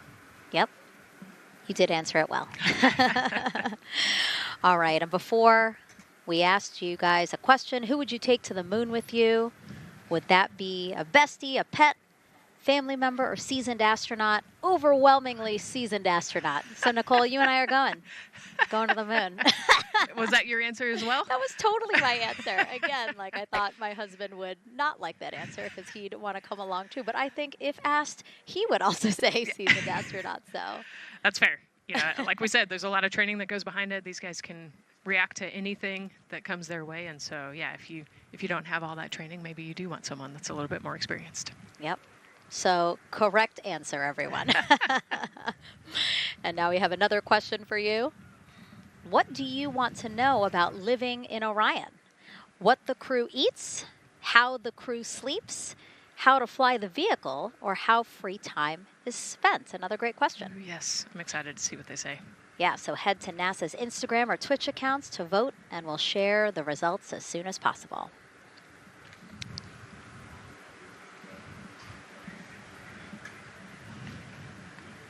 And while you're doing that, remember to also sign up to be a virtual guest for this mission. Just go to the link we'll pull up on your screen. As a virtual guest, you will get mission-specific information, notifications of any schedule changes, and curated resources straight to your inbox. You will also receive commemorative stamps for your virtual passport after launch and splashdown. Again, we really, really want you guys to engage with us, engage with this mission, come along with us for the ride. So yeah, take advantage of these opportunities to be a part of it. Yes, it's a mission for all. And so back in the suit, no, not the suit-up room, the white room. Well, they're suiting up. You can see why I might have slipped that out. So they are continuing to put on gloves. Reed and Jeremy look like they've been checked. Again, they've put on their gloves, their helmets. They've taken off those coverings on their shoes now that they're about to get into Orion. And then suit technicians are also helping Christina and Victor. And they're in this particular order, actually, because this is the order in which they're going to ingress into Orion. Again, we have Reed, Jeremy, then Victor, last Christina. Yeah, and that just has to do, like you said, with the seat orientation. So as the astronauts sit down and lay back in the capsule, the left side will be Reed, and then below him will be Jeremy. So that's why they're going to get in first, to create space for then Victor and Christina to get in. And let's talk a little bit now about the closeout team. We saw a few of these folks also in the suit-up room. Suit technicians were in there, again, to make sure that they get into the suits properly. And then a couple of them came out to the pad here to, again, do the same thing. Hey, are you comfortable in these suits? Is everything is as you expected? And then these folks here will help them get into Orion, buckle up. And so we were talking a little bit about their attire, specially made for what they're doing right now. Yeah, so these, they almost look like, the equivalent of a flight suit, right? They're fire resistant. They've got the straps on the back for emergencies that mimic the same straps that the astronauts have on their suits, so that you can use the same exact equipment in an emergency egress from the pad, for example. So we can use the same equipment to get everybody safely away from the pad as required or if needed. Yeah, always thinking about those contingencies, how to very quickly, if there were an emergency, get everyone out, not just the astronauts, but also the closeout crew if an emergency was happening while they were still at the pad. And so those suits, flame retardant. Also, when we see them crawl into Orion, you will notice that they are on their knees quite a bit, so built-in knee pads. Really a thoughtful design for the purpose that they're serving today. Yeah, they're functional, which is exactly what we want, but also they're pretty classy looking, so we did a good job with the design. I was going to say, they actually look like, the outfits that car racers wear, right? Yeah. And then when I said that to the lead of the closeout crew, he's number one if we do see him, Taylor Hose, he said, well, actually, we are kind of like a pit crew, like they're very quickly moving through the operations so that not a lot of time, not more time is spent at the pad than is needed, because this is a fully fueled rocket, Nicole. Right, yeah, we want to minimize the time that we have more humans up in the white room, but also safely and efficiently get the astronauts ingressed into the capsule. And so that's their main job. That's so yeah, I like the pit crew analogy, works great.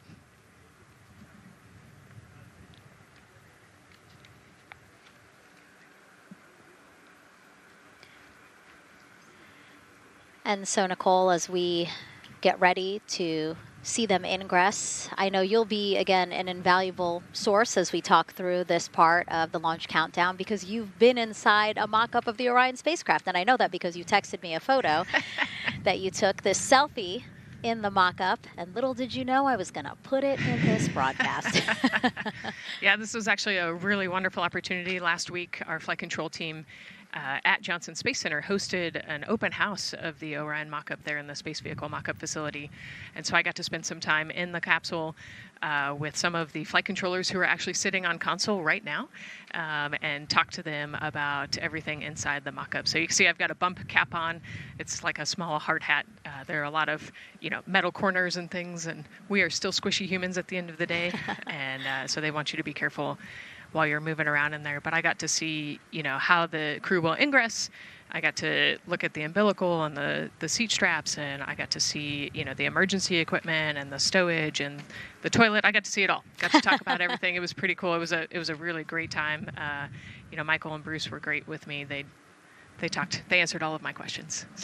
Yeah, because it's really good to be able to give that perspective because, and as you guys will see, yes, we do have cameras inside Orion and we'll of course take you in, but it doesn't give you a true feeling or idea of how big the space is, how things are configured. Again, like when we see them go in, they're actually on their backs. So, again, it's just hard to really get a sense of the inside there, but Nicole is going to really help walk us through that. Yeah, you said they're on their backs, and, you have to somehow get there, and so they're actually going to almost barrel roll onto their shoulder to get onto their backs and their feet up on those leg rests. That actually, Andre's holding onto right there. You can see Andre number 2's inside getting everything ready for them. And actually, those leg rests for the pilot and commander seat will come off once they get into orbit to create some more space for them. And it looks like we're getting ready to ingress here. Yep, thumbs up from Reed. Everybody configured with their suits, and so in we go. They actually get inside by walking backwards. That's the easiest way to get in, right, Nicole? Yeah, so he will step down right over the flywheel or the exercise equipment that they've got in there. We'll talk to that in a second. And then you actually step down right on top of the toilet area backwards. You can see him going now. Oh, and he's already turned around and walking in. You can see Dre's protecting his helmet and his visor there from all that metal. Yeah. It's a tight squeeze. But they've done this a lot, so Reed's already all the way across the capsule. Yeah, that was fast. Impressive, Reed. Impressive. That's why you're the commander. Oh, a heart there from Jeremy again. Yep, Canada. Yeah. Canada is about to get into Orion. And so you mentioned Dre. Why don't we talk a little bit about him? So that was NASA astronaut Andre Douglas. And he is actually one of the backup crew members for the Artemis II mission. He trained alongside the primary crew and will step in and if any of the 3 astronauts are unable to fly. Yeah, Dre's actually a classmate of mine, so fellow fly. Oh, yeah. Yeah, so we've worked very closely together. It's exciting to see him in this role. Yeah, Virginia native, selected as an astronaut candidate in December 2021. He completed his training in March 2024 and was subsequently named as the Artemis II backup crew member just months later in July. Before joining NASA, Andre worked at the Johns Hopkins University Applied Physics Laboratory, where he specialized in spacecraft systems engineering. His work focused on the systems that help spacecraft know where they are and how to get where they need to go. So obviously critical for missions to the moon. Yeah, he's a wicked smart guy. He's got like 15 degrees, I think, or something. Oh, my. So. And so now here we are back inside Orion, where the closeout crew, each one with either Reed or Jeremy. So it looks like Andre is with Reed.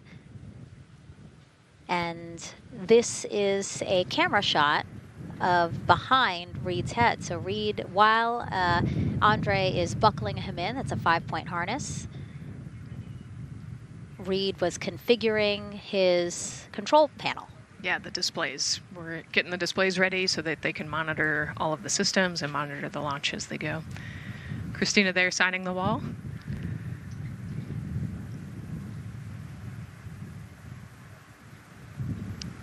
Got to put away the pen. The pen could be foreign object debris or FOD, which is bad for NASA. We definitely want to make sure that we keep track of everything and we know where everything is, because the smallest thing could prevent us from launching or affect the equipment out there. Yeah, and you'll actually see that most of their tools will be tethered as well, so nothing can fall through a crack or drop.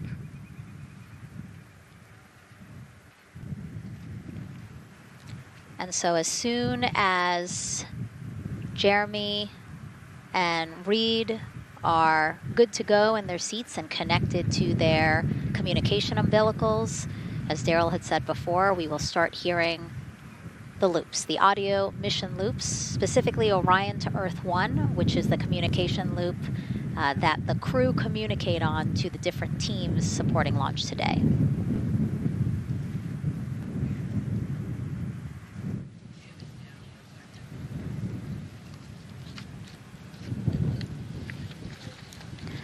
And as we said when we were in suit up, after they do communication checks, again, suit leak checks to make sure that nothing went wrong between the suit up room and here, and also to specifically connect them to the Orion systems.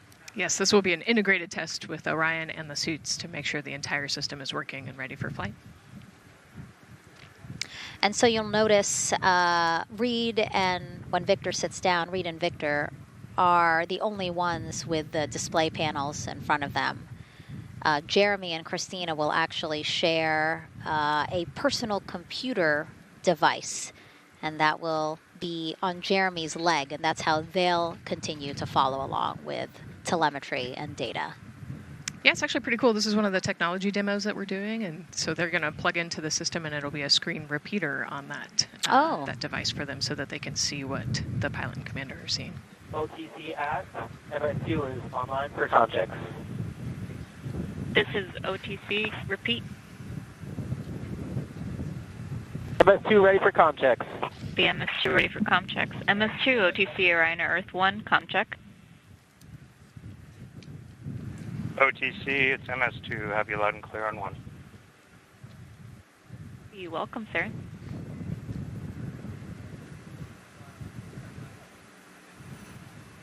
And so that was the Orion test conductor speaking with Jeremy Hansen, again, mission specialist 2 for this mission. So his communication check over, you heard him say 1, Orion to Earth 1, has been completed, a successful test.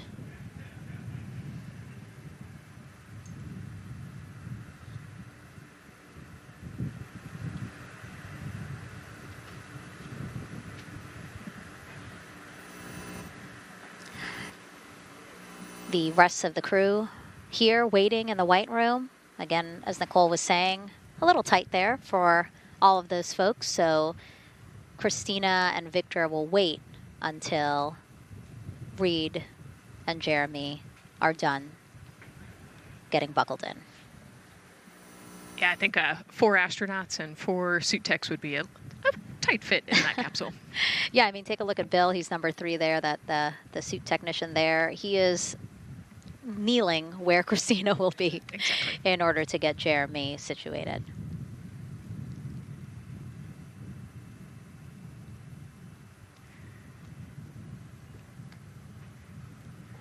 OTC ask, commander's ready for comm checks. OTC copies, commander. NTD, MESCO 212, comm check. NTD, have you loud and clear here as well. I'll catch FTS on 194, thank you. Commander, OTC, Orion to Earth 1. OTC, CDR has you loud and clear. Good comm, welcome, sir. And there you have it, a successful comm check with Commander Reed Wiseman. And so... And CDR, NTD on Orion to Earth 1 for comm check. It's Gary Bush, I got you loud and clear, NTD. And good to have you on board. Good luck today.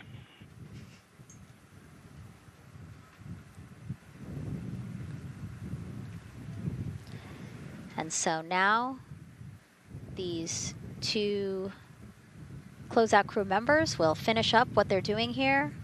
Again, Nicole, walk us through what is happening here. They're connecting umbilicals, is what we say. Yeah, they're strapping them in, so they're getting their restraints connected. It's a 5-point harness with a quick release, and then they're connecting the umbilical, which has 3 different, actually 4 different connections. So it's got the air in, air out, the water for cooling, and then the comm as well, the communication cable. So they're going to make sure that all of those connections are good to go, make sure the crew's receiving the cooling and the air, and then we heard the comm check as well. So they're just making sure the umbilical connection was good to go, getting them strapped in and ready, and then they will move on to Victor and Christina.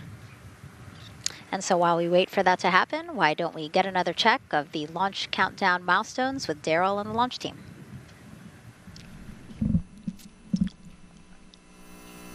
All right, welcome back into the firing room 1 here, where some of the launch team is having some pizza that was brought by the administrator. That was nice of Administrator Jared Isaacman to bring that by for the launch team to enjoy. We're L-minus 3 hours and 44 minutes and counting as you can see the crew ingressing into the spacecraft. There are a number of things that are happening on the timeline. Of course, the closeout crew, they liken themselves to like an F1 pit crew, working quickly, methodically, carefully, as they go through their procedures to get the astronauts ingressed. Overall, there's a little bit of timeline pressure, right? There's only a certain amount of time, as you see the astronauts going into Orion, only a certain amount of time that they can spend on their backs. They will be there for a few hours, right? So we're sitting at 2:40 p.m. Eastern time, and the window opens at 6:24 p.m. Eastern time and runs until 8:24 p.m. Eastern time. So 4 or 5 hours or more on their backs, and then they'll hopefully lift off for a launch. So of course, the crew is mindful at the time. They don't want to slip into the window if they don't have to. And so they're keeping a tight lock on the margin, the amount of time that they're working there. And there's a heart from Christina Cook. Great to see that as she gets ready to get into the Orion spacecraft, one that they named Integrity. It certainly fits this crew from what I've observed. Now, right now, the rocket's tanks, they're in what's called replenish mode. So another factor for this closeout crew is, and the crew themselves, this is a fully tanked, almost ready to go rocket. It's got all the propellant it needs to go to the moon. It's just a matter of getting the astronauts in, getting them configured, and getting all the systems, the high energy systems, bringing them all online in order to launch this rocket. As they sit there, there is propellant boil-off that's happening. All tanks are at 100%, but the propellant, which is liquid oxygen and liquid hydrogen, those two propellants are minus 423 for hydrogen and minus 297 for the liquid oxygen. They are boiling right now. They've been boiling the entire time, and they've been in the tank. And that is vented out, as you can see. When we look to a wider shot of the rocket, you can see the venting and the little wisp of clouds that are coming out from the top of the rocket and the middle part of the rocket. And that is because just like you boil water on your stove, those propellants are boiling. Of course, their boiling point is much lower than water, and so it doesn't take much for them to boil. But just as if you were to leave your pot of water on the stove and just leave it there, what would happen? Well, it would completely boil off, and all the water would be gone, basically turned into water vapor inside your house.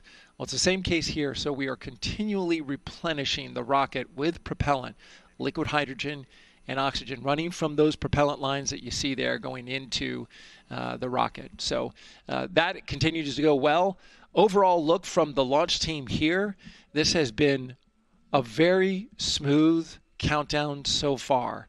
The cryo tanking went exceptionally well, and the launch team is really in a good mood right now. Cautiously optimistic, understanding that with a system this complex, you can have something unexpected happen.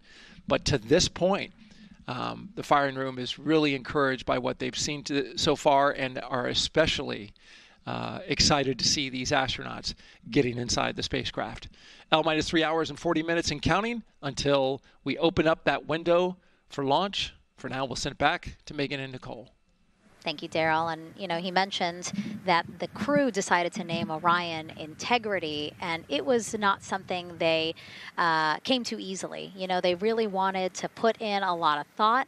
And what they came down to is integrity is a value that NASA embodies, and also individually they felt like integrity is something that speaks powerfully to them.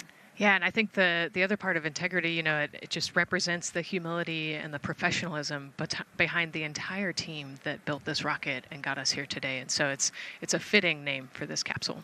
Yeah, like I said, I think the crew said it took them a little bit to decide on what they wanted, but I think they made the perfect choice. I agree. And so as the countdown to launch continues, we are reminded that this is an agency-wide effort to make today's launch attempt possible. We invited people across our NASA family to wish our crew a safe journey. Go Team Artemis! Go Team Artemis! 3, 2, 1, blast off! Have a great flight. Godspeed. We'll get you around the moon and home. If I had a message for the crew, be safe, to have fun, to remember that we're all down here rooting for them. I want to wish my friend and former student, Victor Glover, and the entire Artemis team best wishes and a successful flight. Have fun. Take some really cool pictures. Can't wait to see you when you get back. From the Earth to Sky team connecting NASA science to public lands, go Artemis. We will see you in the Pacific, and you can count on us being there. Greetings from NASA Langley's historic gantry facility, where Neil learned to land on the moon and Orion learned how to swim. We are with you all the way to splashdown. Let's go fly from the Orion Human Engineering team. Woo! Like a full moon, your future is bright. Have a safe journey from the multimedia team in Cleveland, Ohio. We hope to see you guys back safely in San Diego, maybe singing some karaoke. Yeah, right, maybe. He knows exactly what he wants to do. After he's like, yep, karaoke. I love that people submitted videos. You know, this is something that we actually asked as part of the broadcast. We were like, you know what, I think it'll be really fun. And the overwhelming amount of people who wanted to record something for the crew was really heartwarming. Yeah, you know, this is the first time in over half a century that we're sending people back to the moon, and everybody is excited about it. You know, kindergarten to congressmen and all over the world, everyone is ready for today and excited to see this launch. And so here we are again, still inside Orion with the closeout team, putting some final touches on, it looks like Victor's configuration there. Again, making sure that his harness is set and that he's connected to cooling, he's connected to communications, and he's connected to any other umbilicals that he needs to be connected to for Orion. Again, we are sharing so much information with you, and we hope you find it educational and fun. But we do know you guys still have some questions, so why don't we take another one now? Tell us what the moon is like! So cute. That wasn't a question. That was a demand. Nicole, you tell her what the moon is like. Oh, man, that was so cute. Oh, man, the moon is really cool, right? So it's a lot of like gray and white and kind of shades of gray. It is something that doesn't have wind or rain or rivers or an atmosphere. And so we like to say Christina said it earlier, it's the witness plate to the universe. And, you know, it has all these impact craters because it's not protected. Things hit it all the time. Meteoroids, asteroids, all sorts of things hit the moon and create these impact craters. That's part of what we want to go and look at and learn about on the moon. It can tell us a lot about the age of the universe and the age of the moon. You know, it's 4.5 billion years old, and we can learn a lot from just looking at the regolith or the dirt that is on the moon. Well, thank you for that question, and thank you for that answer. She was cuter, Nicole. I agree. And then earlier today, we wanted to ask you, what do you want to know about living in Orion? And we told you to pick between what the crew eats, how they sleep, how they fly the vehicle, and how free time is spent. And the winner, most of you wanted to know how to fly the vehicle. And we are going to be doing that. Yes, we are. You know, that's a great question, and actually part of what we're going to go do. So the rocket is fairly automated, right? There's a countdown, and the whole system knows when it needs to ignite the engines. But we are going to do some manual piloting throughout this mission. Once they launch and they separate from the ICPS, they're actually going to do a rendezvous and proximity operations demonstration. So what does that mean? They're going to take that portion of the rocket and they're going to try to fly closely to it. And so they will actually take manual control of the Orion spacecraft and try to get nice and close to the other portion of the rocket that had just separated. And so you can see actually a little bit in the view that you have right now. So on for Reed, the left-hand person, his right hand, there's a kind of a joystick, if you will, on the right side, and then on the left side there's something similar. And so they've got, you know, translational and rotational hand controllers in order to command the rocket in different axes. Yeah, it's really exciting. I mean, Victor said it himself, like one thing that he's really looking forward to is piloting Orion manually. So we'll get to see that during our continuous coverage. Again, we are covering this entire mission. We started with tanking, and we will go all the way through splashdown, so you will see what Nicole was just talking about, that proximity ops demonstration, where the crew will pilot Orion manually. And so, speaking of their 10-day mission, why don't we take a closer look at the crew's home away from home for the next 10 days. Here's Megan Carter again from the KSC Visitor Complex. All right, thanks, Megan. Yeah, it's getting real out there, so I am going to bring you back to the moon board so I can show you just a few things about the Orion. Obviously, it is going to be very compact, sitting up there on top of the SLS rocket. Very compact, like I mentioned, over 355,000 pieces. So let me show you a couple key components, starting with these 3 fairing panels right there. When the rocket blasts off, obviously it is going to get very fast. It's going to get hot on Ryan Earth 1 for and windy. And so we have these 3 fairing panels in place to help protect our astronauts. I am also going to take you into a little bit closer look and talk about the LAS, or the Launch Abort System. This is the one piece that is going to be in place to protect the astronauts should something happen to go wrong in the first few minutes of launch. They can actually hit those abort motors, and these can activate within milliseconds, basically faster than you can even blink, and that is going to pull the crew and the crew capsule away from any danger. Now, obviously, we hope that those are not needed, and if that is the case, then about 3.5 minutes into flight, the LAS and those fairing panels will actually activate and jettison away. They'll fall away from the rocket, because at that point, the crew can actually abort the spacecraft safely by themselves. Now, we've talked a lot about the crew capsule right here. This is where they are going to spend the duration of their flight. We're going to talk a lot more about that one in just a little bit, but for now, let me jump down here to the service module. This is the one, we're going to think of this as the powerhouse for the spacecraft. It's pretty much going to provide them with almost everything that they need for the entire mission. Temperature control, removing the carbon dioxide, providing them with oxygen, so much more. You can also do course corrections and things like that. So, super quick breakdown, but as you can see, all of these components together are going to make the spacecraft one that is built not just to fly, but to protect, sustain, and bring those astronauts home.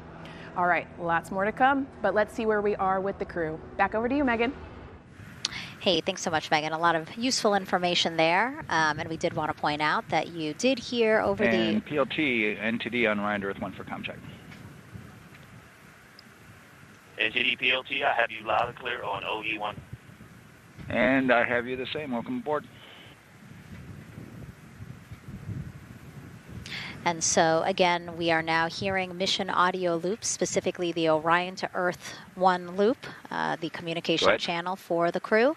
Successful comm checks by both Victor and Christina.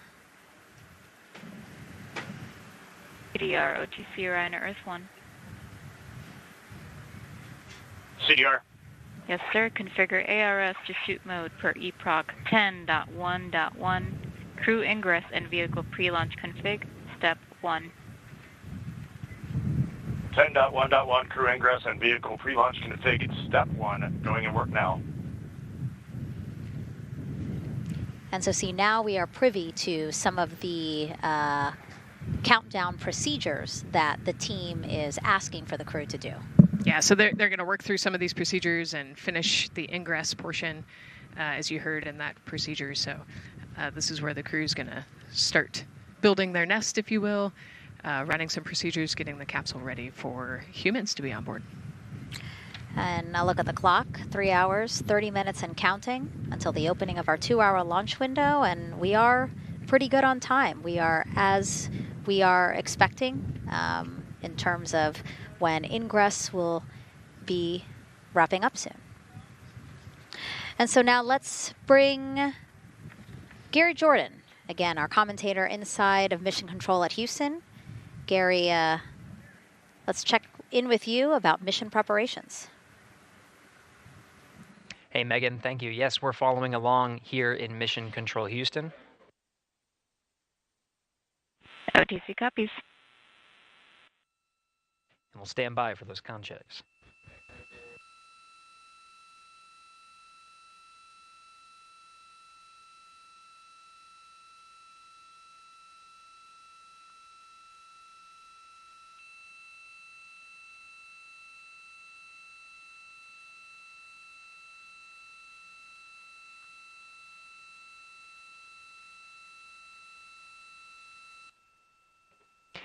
And again, we're waiting for those comm checks. We did confirm from our IVA officer here in Mission Control Houston that all 4 suits have plugged in umbilicals. And CDR, NTD. Go ahead, NTD. Yeah, Reed, we're ready to proceed with the voice checks if you and everyone else is.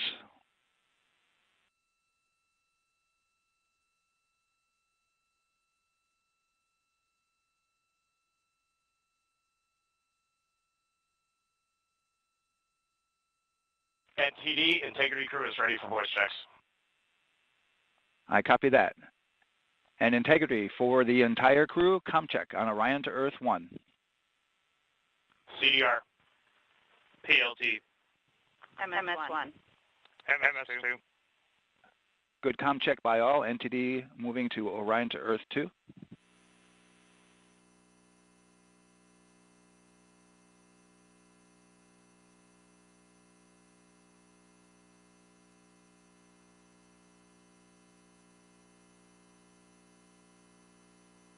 CDR.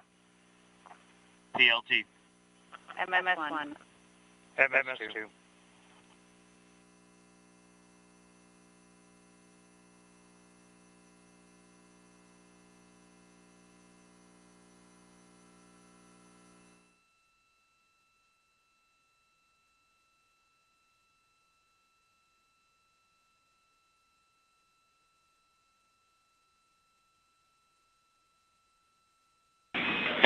Integrity Houston on Orion to Earth 1. Voice check for the entire crew.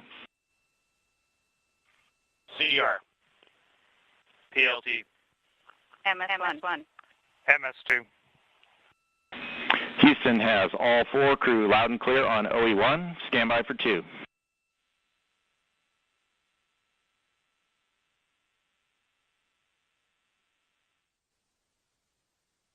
Your initial word was broken, Stan?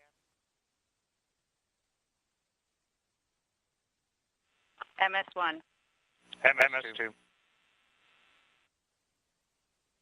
4 crew loud and clear on OE2. We'll use 1 for the default. Houston out.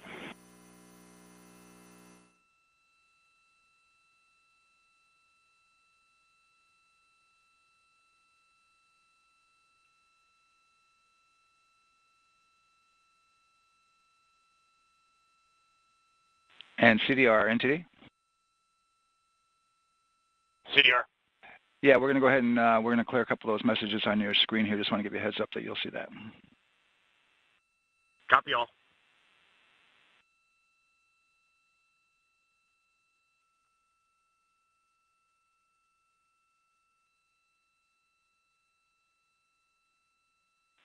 CDR, OTC, Orion to Earth 1. CDR. Yes, sir. Perform crew suit leak checks per 10.1.1. Crew ingress and vehicle pre-launch config steps 2 through 4. Annunciation of LCC O-ARS-001 will occur. 10.1.1 crew ingress and vehicle pre-launch config steps 2 through 4 going in work now.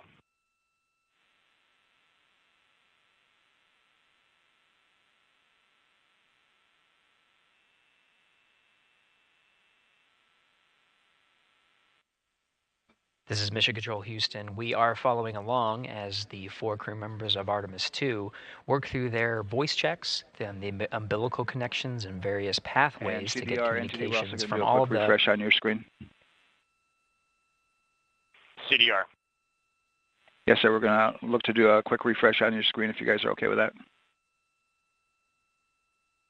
Hey, firm, just let us know when we can continue in 10.1.1. We'll go hands off.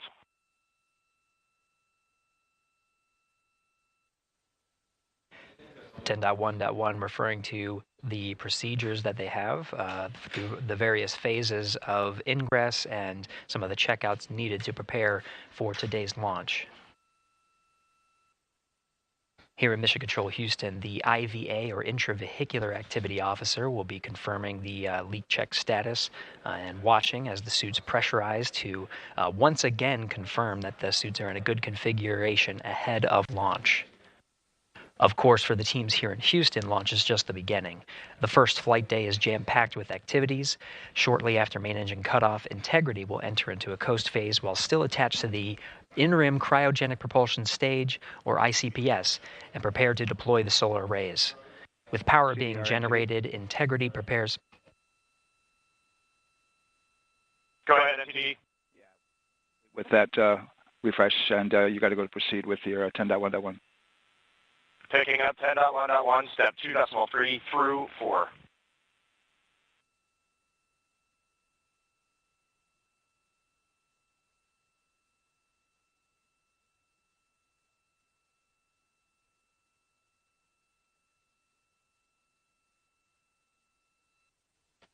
Picking up the procedures, the crew again working through the various steps to prepare for launch, standing by for seat.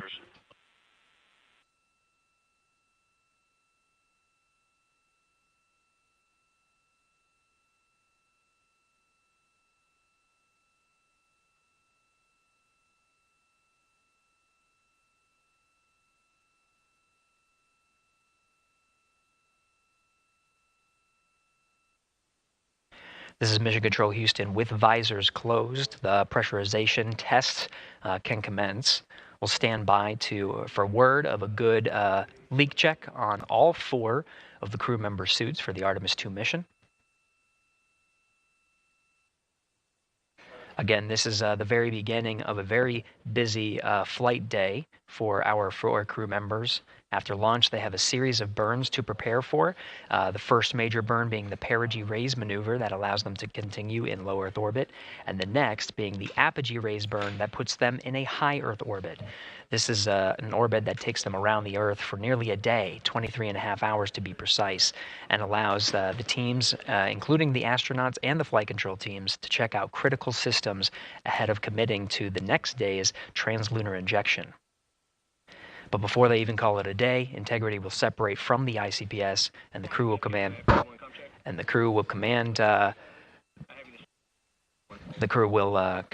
the Orion capsule to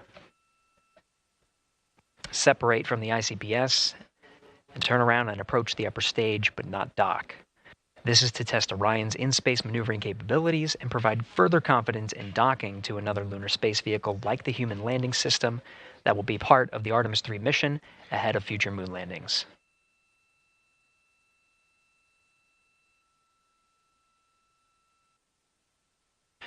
These are just a few of the highlights of the very first of 10 flight days as we await for confirmation of good leak checks inside the capsule Integrity. And there's a lot more to this mission. A reminder that this is, of course, a test flight. The purpose here is to demonstrate procedure systems and life inside Orion on a mission around the moon for the first time, and give further confidence in the capabilities that are charting a return to the lunar surface.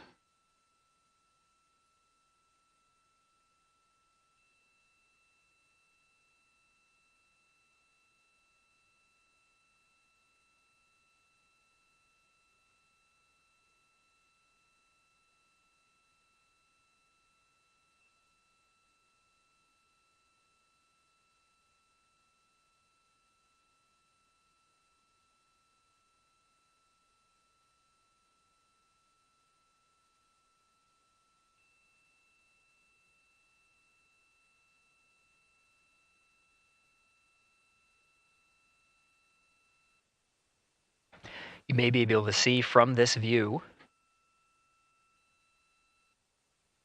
the suits themselves inflating. This is, again, a pressure check,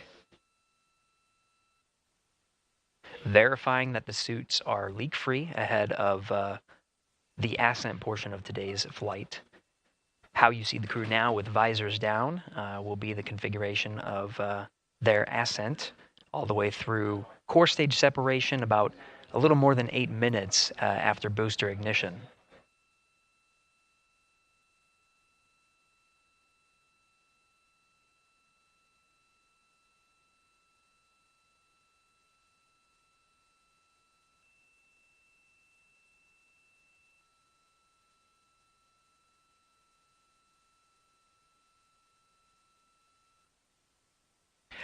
All right, here in Mission Control Houston, we are continuing to follow along, standing by for confirmation of good leak checks. In the meantime, there are no showstoppers here in Mission Control Houston, and we continue to monitor the countdown to launch. Megan, we'll send it back to you over at the Space Coast.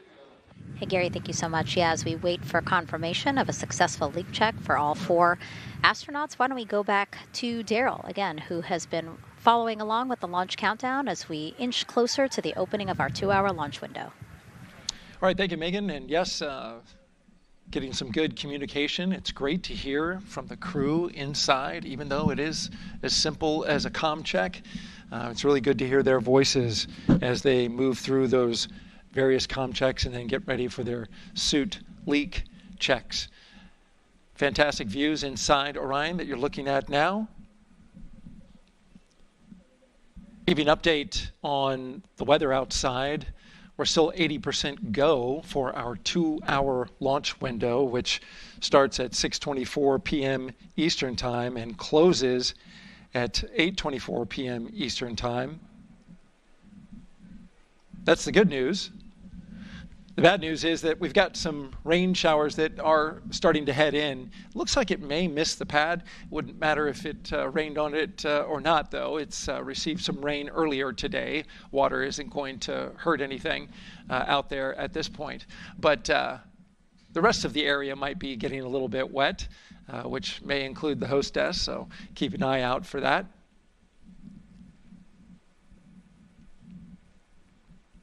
As we're watching with the astronauts inside the Orion Integrity spacecraft, you'll be hearing more and more from them, especially Christina Cook, who is Mission Specialist number 1.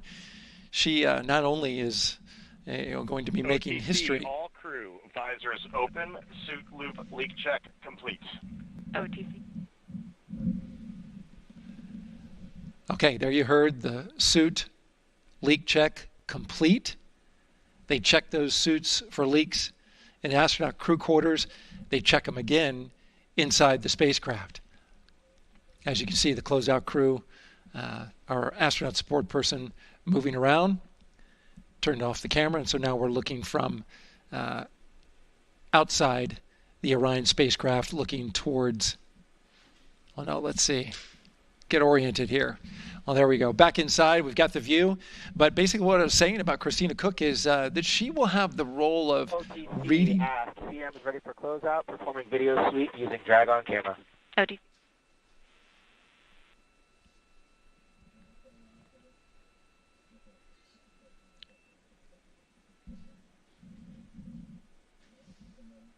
She will have the role of reading out a pressure reading that tells the team that... and CDR or NTD?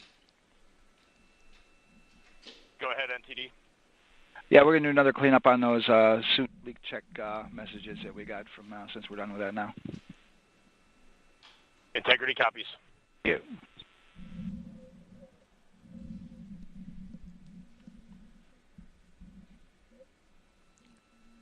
And that's communication going between Orion Commander Reed Wiseman and NASA Test Director Jeff Spaulding. As I was saying, Christina Cook will be reading measurements from the counterbalance assist arm. So you're going to hear her be asked by the NASA Test Director to read that. That CBA, counterbalance assist arm, it's mechanically latched by the closeout crew using tools, but there's a hydraulic assist.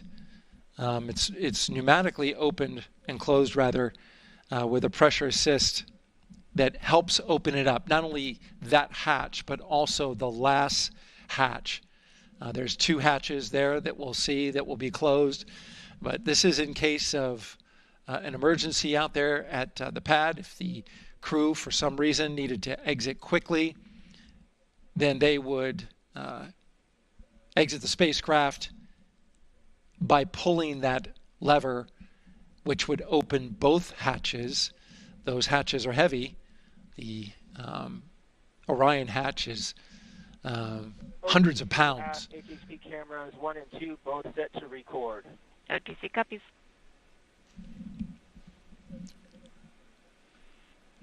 And just an update on the launch countdown, continuing to monitor the team's communications here in Firing Room 1. Everything going really smoothly so far. We don't have any significant open constraints to launch at this time, so we continue counting down. And for now, we'll send it back to the host desk with Megan and Nicole. Thank you so much, Daryl. And so we heard some of the communications over Orion to Earth 1, and it sounds like we are now moving into the hatch prep and closure phase. We will now start to see the closeout crew getting out of Orion soon so that they can start getting ready to, again, close up Orion, close the 2 hatches, and then get out of the pad. Yeah, the closeout team will take the hatch seals off, and they'll inspect the seals, make sure everything's ready to go, and then do a few last-minute configurations before they close that hatch. And then, like Daryl talked about, then Christina will have a role in looking at the CBA there. So. Yeah, you might have heard them say over the loops again that drag-on camera. So basically, it's a camera that they can move around, and you might have seen it in a couple of our shots already. But they will take that camera and literally go and inspect the seal that. There's 2 seals, actually, 2 seals that go around the entire area of the hatch just to make sure that everything looks good. And that camera feed is being directly shown to NASA teams who need to monitor that. Yeah, they want to make sure there's not a single hair or piece of dust on those, make sure that there's no damage and everything's ready to go so that the seal, they will do a leak check on this hatch seal as well. Make sure it passes. Yeah, and we'll know they're doing that because we will actually see one of the closeout crew members with a hand pump, and they will pressurize, again, just the seals, and they have to see if it will hold pressure for just a minute. And if it does, then they will go ahead to pressurize the entire Orion spacecraft. And then that, again, is to make sure that the spacecraft is holding the right amount of pressure. And that one's a lot longer. It'll take them like 8 minutes. Like it takes time to pressurize it, then they have to hold pressure, and then it takes time to depressurize it. Right, and they want to measure the difference in pressures at the beginning and end of that and make sure that it holds the right amount of pressure so that when they get to the vacuum of space, obviously the capsule holds its pressure. Yep. Okay. Well, again, as we continue to watch operations that are happening at the pad inside of Orion, why don't we go over to Banana Creek? It's one of our viewing locations here at Kennedy Space Center. They will have a spectacular view, and we actually have NASA's Leah Martin there chatting with a big group of people surrounded by a lot of folks on bleachers there.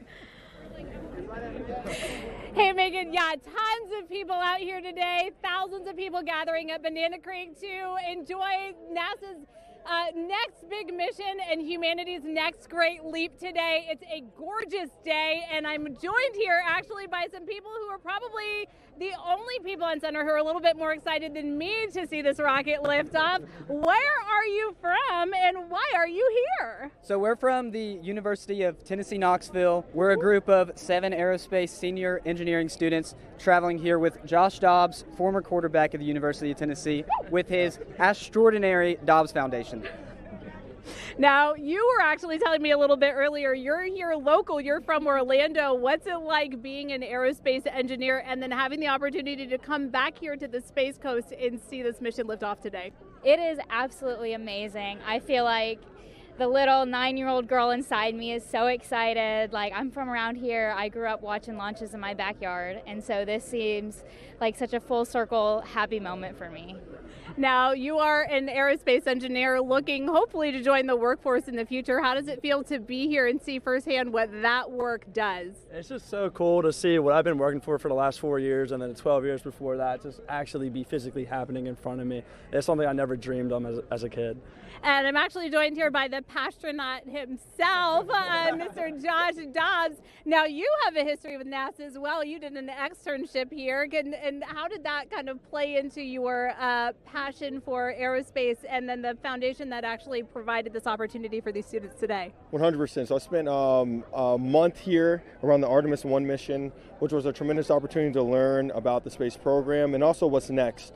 And so to be back here for Artemis II, and unfortunately Artemis I went in the middle of the season, so it's surreal to be here for Artemis II. And with my foundation, like, the goal is to be able to take advantage of the opportunities that I've had and pass them along to the future of the industry, and give them the opportunity to see what all their hard work can accumulate into. So it's an honor to be here. We're really appreciative of all the engineers and all the hard work that's gone into this moment, and we're excited to watch history happen today. Absolutely, and as a group, I think if you guys had one well wish for the team today, what would you say? I think we can all join together and maybe say, go Artemis. Go Artemis. That was a fun interview, and again, just so neat to see all the people who are here. I mean, still hours before liftoff. Not even hours before liftoff, but hours before a 2-hour launch window. So people just really committed to being here and seeing it in person. Yeah, you can see the Banana Creek is already buzzing back there behind Leah. You could hear the chatter in the background. It's an exciting time. Yeah, you could tell that it's a lot louder than we noticed because we just have very good mics. But, you know, she's obviously yelling over a huge crowd there. So super fun, super exciting. And yes, I hope that we all get to see liftoff here shortly. Okay, so as we know, Victor, Reed, Christina, and Jeremy will have their hands full during their mission. So for some of their test flight objectives, let's go back to Megan Carter at the moon board. All right, as we have seen from those camera views, their capsule is very compact, obviously. So let me show you a few cool things about this piece. The Orion capsule is going to only be about 16.8 feet in diameter and a whopping 10.5 in height. Think of it about the same cubic feet as 2 minivans. So obviously every piece of that capsule has been planned with purpose. And a really great example of that is going to be these seats that we have seen that live view of. Now these seats are going to be out for launch, re-entry, and splashdown, but in between they are stored in between to give them more room for daily activities and things like that. While they are on board, obviously they are going to have a lot of things to do. One of those is going to be to manually fly Orion, as we've discussed, but they also have several other objectives as well. And they are going to be doing lots of system checkouts, checking out the service module, making sure everything is working correctly. They're also, like I said, going to have a chance to manually fly. Now this was taken during one of their training simulations, but as you can see here, they will have advanced flight displays, hand controllers, touchscreen interfaces, so much to work with and practice with as well. Now, while on board, they will also have the ability to eat those shelf-stable meals that are designed specifically for microgravity. I think I saw somewhere that one of their meals is going to be mac and cheese and brisket, so that makes the Southern me very happy. All right, but they are going to have also some time to look at some things like power and propulsion. They will have 3 key propulsion systems that are going to help power Orion as well. And speaking of power, I want to bring you back to the service module real quick because I wanted to point out these 4 solar panels. These are going to take about 18 minutes to unfold like giant wings, and they're going to stretch 62 feet from end to end, and these are going to help power the service module and in turn provide what the crew needs for their journey. So as you can see, spacecraft is built specifically for what we need and to guide them and get them home safely. All right, back over to you, Megan. Thank you so much, Megan. You know, it's taken thousands of people many years to get to us to where we are today. Let's meet some of the people of Artemis who've made this flight test possible. I am the Artemis Launch Director. I'm the Orion Crew Survival System Manager. I am the Artemis II Chief Training Officer. I'm the SLS Launch Integration and Mission Operations Lead. I am the Recovery Director. And I'm Boeing's Core Stage IPT Leader at Kennedy Space Center. And I am the Artemis II Entry Flight Director. And I'm the Closeout Crew Lead for Artemis II. Our job is to design the spacesuits that the crew will wear for the Artemis II mission. The team here at Johnson Space Center in the Orion Crew Survival Systems Lab does pretty much everything involved with processing the suits, designing the suits, qualifying the suits, testing them for the Orion mission. The role of the Chief Training Officer is to manage both the planning and the development of how we are going to train our astronauts and run our simulations for our flight control team for the mission, and then go implement that plan. Recovery team is responsible for three things. So recovery is what we call our nominal recovery situation, where we go recover the crew and the capsule at their designated landing site. Rescue is in case we do need to rescue the crew or they landed somewhere else that we did not plan. And then the retrieval is us getting the capsule if they did land somewhere where we did not expect them to. My job on SLS is to manage the operations architecture on the SLS program. One of the specific things that we do is support launch operations. It means a lot to be a part of this Artemis team. Core stage processing at Kennedy Space Center. My team is, there's going to be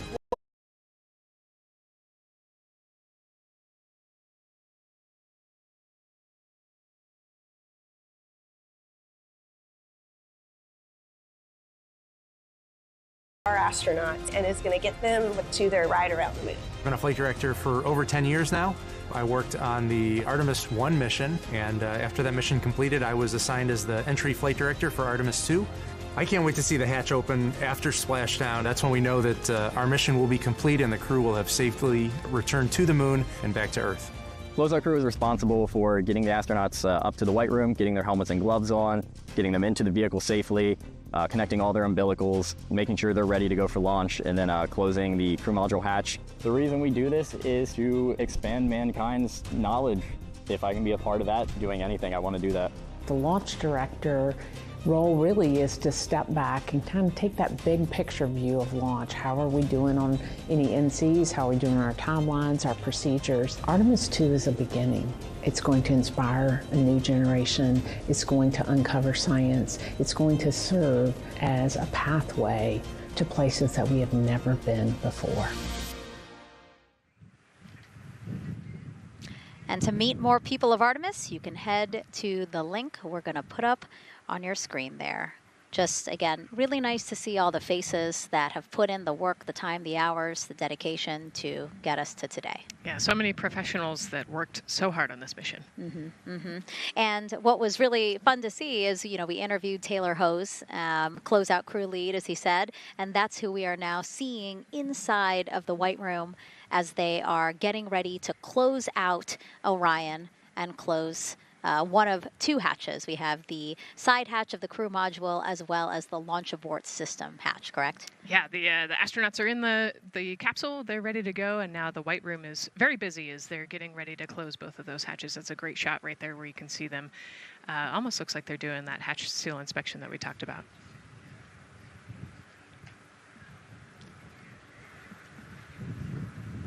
And so, Nicole, as we continue to see them get ready to close that smaller hatch, again, the crew module side hatch, let's take some questions now. Sounds good. A lot has changed since Apollo, and I have a few questions about what's next. What part of the moon are we exploring through Artemis, and what are some of the key points that NASA needs to consider when planning missions like this? Were you expecting to see Scarlett Johansson? I think that took you. Yeah, I mean, took you aback. We've talked about this, but everybody has an interest in this mission. You know, it's humanity trying to explore and go back to the moon. And I love this question. You know, what part of the moon are we going to? You know, eventually we want to get to the polar regions, the South Pole specifically. We think that there are volatiles there, so water ice, something that can be harnessed as a resource as we create the permanent base on the moon and then try to get onto Mars. But getting to the moon is a tricky mission. You know, we're going further than we have in a long time, and you know, on the International Space Station we're 250 miles from the Earth, and so we're pretty close. We resupply that spacecraft pretty often with cargo missions, but the further and further you get away from Earth, the more you have to think about the lack of cargo, the comm delay. You know, there's a communication delay the further away you get, and so there are different and unique problems as we continue to explore further and further out into the solar system. And there is so much to learn about the moon, so it's no surprise that yes, even though our goal is to to have a moon base at the lunar South Pole. The lunar South Pole is not the main focus of this lunar flyby. So instead, the crew is going to be focused on observing the far side of the moon. So this is actually an animation of what teams expect the moon to look like if the crew launches today. So this is, of course, the side that faces the moon, and this is the far side of the moon, which when, again, the crew does their lunar flyby on flight day 6, we are expecting this will be their view. What an amazing view and an opportunity. Yeah, you know, there's so much to learn from this particular mission, because obviously we're not landing with this mission. And so they actually potentially could see the South Pole and kind of scope out what our landing regions look like in the context of the entire moon. But also they're going to see parts of the lunar surface that have never been seen before by the human eye. And so they're going to take these detailed notes. They're going to record themselves talking about what they see. You know, we do a ton of geology training as astronauts, especially this Artemis II crew. They did a ton of geology training working with scientists to learn how to pick out the unique portions that we want to go study. You know, what is the context of the moon? What parts of the moon look interesting and look different? You know, the impact craters that we talked about earlier. So really trying to take all the pictures, take all the observations, write down, talk about their observations, and record as much data as we possibly can for the researchers back here on Earth. Yeah, it's so important to, yes, we're all talking about what they hope to do during this 10-day mission, but you really do have to think about all the training that goes into this. I mean, you have 4 crew members who won't, you know, have the support the way that they've been having the support. I mean, they'll be talking through communications, but you know what I mean? It's just them and the moon, right? So they need to be fully aware and equipped with everything that they'll need to do to be able to accomplish the objectives that we hope to accomplish during this mission. Right, and their specific flyby around the moon, you know, the lighting will be different and the path will be different depending on when we launch. If we launch today, it would be different from tomorrow. And so, you know, they actually had to learn the geography of the moon so that they can orient themselves when they're on the backside of the moon, because they're not going to have communication. You know, they're just going to have a, I think, 45+ minute blackout while they're while they're on the far side of the moon. And so they themselves have to know what things look like on the moon, how to orient themselves, and how to get the data that we're looking for. Yeah, really ambitious mission. Excited to be here at the start of it. All right, so another check of the clock, 2 hours, 57 minutes, and counting to the opening of our 2-hour launch window for Artemis II. This pivotal test flight comes 250 years after America began its journey as a nation. As we celebrate that milestone, a special live performance now of our national anthem by singer Ann Wilson.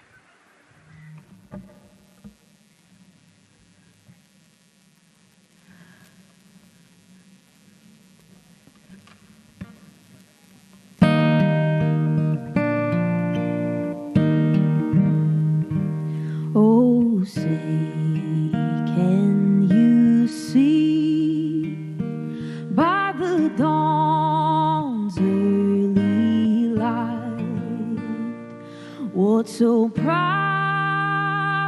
we held at the twilight's last gleaming, whose broad stripes and bright stars through the perilous fight o'er the ramparts we watched were so gallantly streaming, and the rocket's red glare, the bombs bursting in air, gave proof through the night that our flag was still there.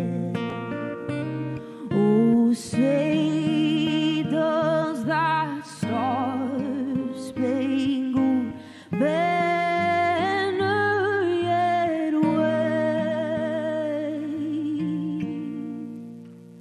o'er the land of the free and the home of the brave?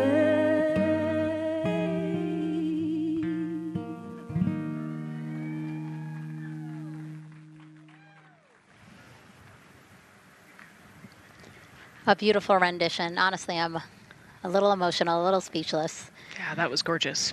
Yeah. I mean, again, we are a nation of explorers, a nation of curious minds, and to see us again 250 years after our Declaration of Independence was signed to when we are trying to return to the moon for the first time in more than 50 years, really powerful. Yeah, leading the way back to the moon. It's exciting. Mm-hmm. And that's so important to us. You know, we do want to be the leaders in exploration, but we definitely know we can't do that alone. You know, we often hear NASA leadership say that, you know, this is not something one nation can do. This is something that is a collaboration of nations, and that's why we have European countries. We also have Canada, again, joining us on this ambitious test flight. Yeah, of course, you know, it goes back to the old proverb, if you want to go fast, you go alone. If you want to go far, you go together. And we want to go far. We want to get onto Mars eventually, and so we're going to get to the moon first, and you can't do that alone. So thank you again, singer Ann Wilson, for that beautiful rendition, again reminding us of what it is we are trying to accomplish for all, by all. We are now back inside the White Room with the closeout crew. Again, backup astronaut Andre Douglas, number 2 there, just outside in the White Room, which is right outside Orion there, with the crew seated comfortably inside. As you can see, they've dimmed the lights a little bit. The crew has the opportunity to set the ambiance, if you will. They were given the opportunity to adjust the lighting as they see fit, again, just so that they can get comfortable. It's kind of like when we are on a plane and you get the opportunity to... Sure, yeah, you don't want the bright lights in your eyes. Also, you want to be able to see the screens well, or see the, you know, the tablet on Jeremy's knee well, so they're going to adjust the lighting to what makes sense for the mission. And we saw in that very quick shot there, our best camera view of the 2 hatches is actually that drag-on camera, like we were saying, that kind of moves around. So sometimes it's hard to show that. So there you have it. You can see that the closeout crew has closed the side hatch.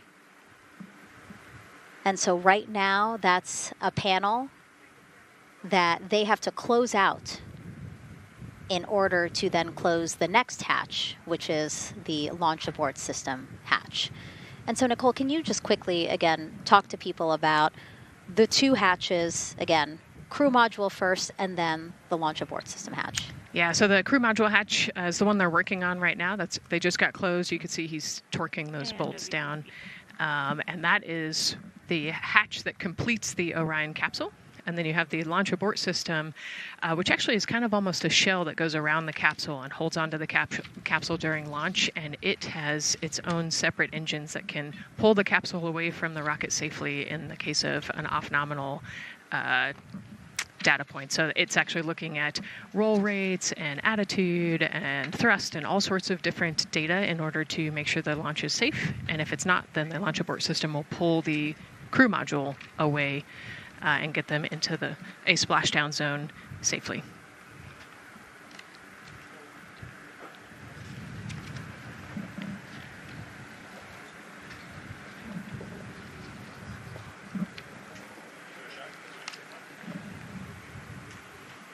And as we wait for the crew to complete closing that side hatch of the crew module, let's head over back to Banana Creek, where we have Leah Martin standing by with the person who designed this mission's zero gravity indicator, named RISE. It was 2nd grader Lucas Yee from California. Hey, Leah.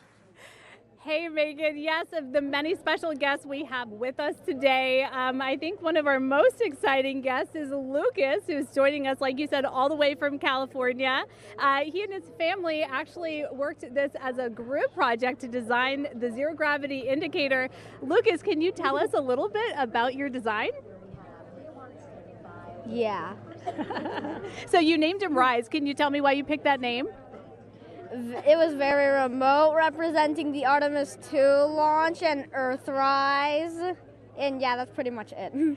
So were you really excited to find out that you won the competition and that your zero gravity indicator would be going to space? Yeah. So how does it feel? We're actually just across the river right now from Artemis. We can see it from where we're standing. How does it feel to know that a design you created is actually currently on that rocket just a couple hours away from going to space? Really, really, really, really, really, really, really surprised and very happy. And very happy. Now, Mom, you were telling me on the way over here that it was kind of hitting you what was happening. Tell me a little bit about that. It's definitely very surreal to be here in person. That Commander Weissman said that it's for all and by all. That we couldn't have said it better. We're just very grateful to be here. Super, super excited. And we're so excited to have you here too. Now, Oliver, this is your first launch too. Is that right? Yeah, that's right. And how does it feel to be here just a little bit away from watching the first group of astronauts in your lifetime on their way to the moon? It feels like very, very happy and surprised. So if you had one word of encouragement or something to say to the crew who's sitting on that rocket right now, what would you say?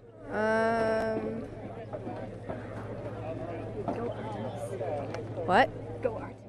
Go Artemis. Go Artemis. Thanks so much, Megan. I would say have a nice trip. Yeah. You would say have a nice trip? I did hear that answer. I would say have a nice trip. You know, Leah, that was a hard question. You know, it's really hard to come up with the spot what to say to the crew who's about to make history today. Yeah. And so the Artemis II crew, again, ZGI, Zero Gravity Indicator. It's a plushie, a soft toy that is brought in to the spacecraft with astronauts so that it can be a visual indicator for when we have reached the weightlessness of space, right? Yeah, you saw a little replica there that Lucas had, and then in some of the views in the cabin view, you could see it swinging and hanging earlier. So I think actually Jenny was the one who installed it into the capsule. Oh, really? Yesterday, yeah. So we have to unpack a lot here. We got to talk about Jenny, who we will get to here in a second. But then, yes, we will also go back into the capsule so that we can show you where the ZGI is now. But the ZGI was chosen by the crew after a contest where the crew asked for submissions. They got submissions from around the world to, again, design their ZGI that is going with them to the moon. It's kind of like any other road trip. You need clothes, food, a map, your favorite toy. Really. Except this toy has a job to do up there because this is a zero gravity indicator. While not a scientific instrument, this safe and soft object tells the strapped-in astronauts that they've reached weightlessness.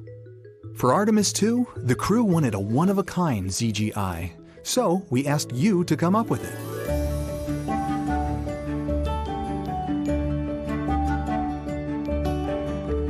Thanks everyone for sending in your entries from around the world. Over 2,600 of you submitted. And we loved seeing all of your contributions. It was a really difficult decision because each design had a unique quality that stood out to our crew. In the end, we were able to narrow it down to a top 5 from Finland, Canada, Peru, and 2 from the United States, Kansas and California. In the end, we went with one called Rise. It was a design inspired by the Earthrise photo taken on Apollo 8, which is very special to our crew.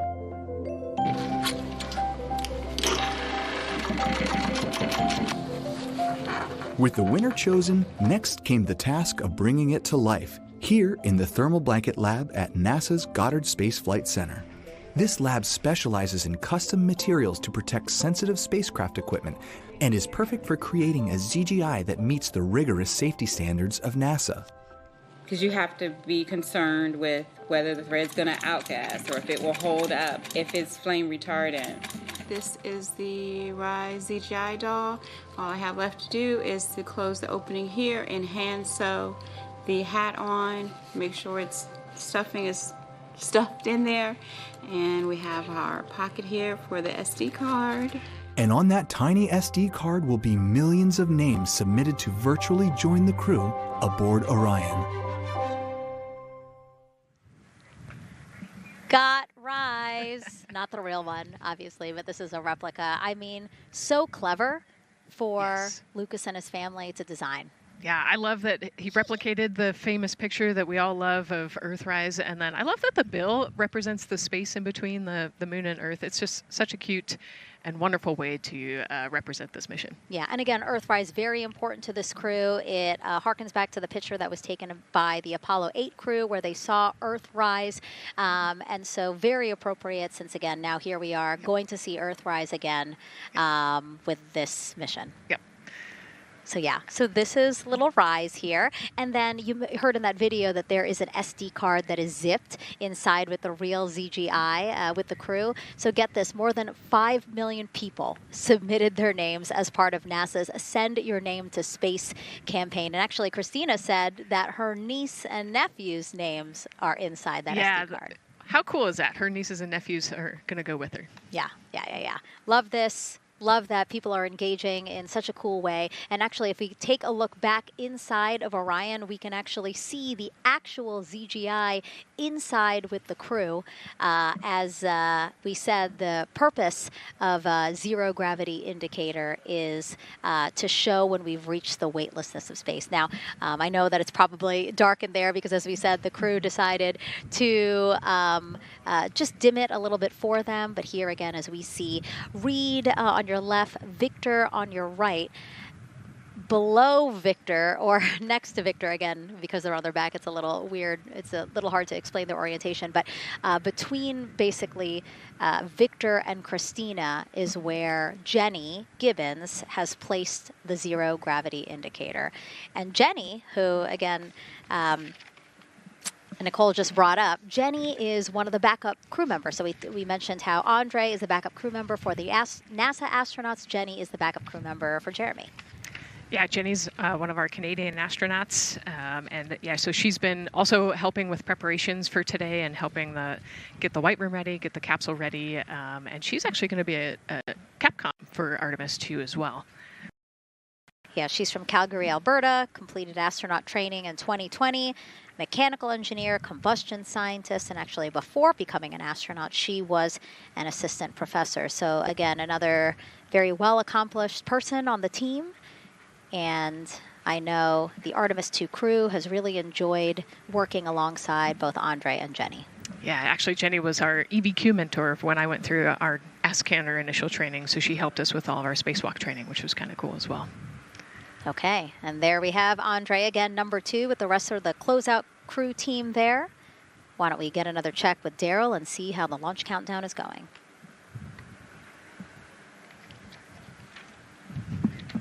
Still going quite smoothly here from Firing Room 1 here at the Kennedy Space Center.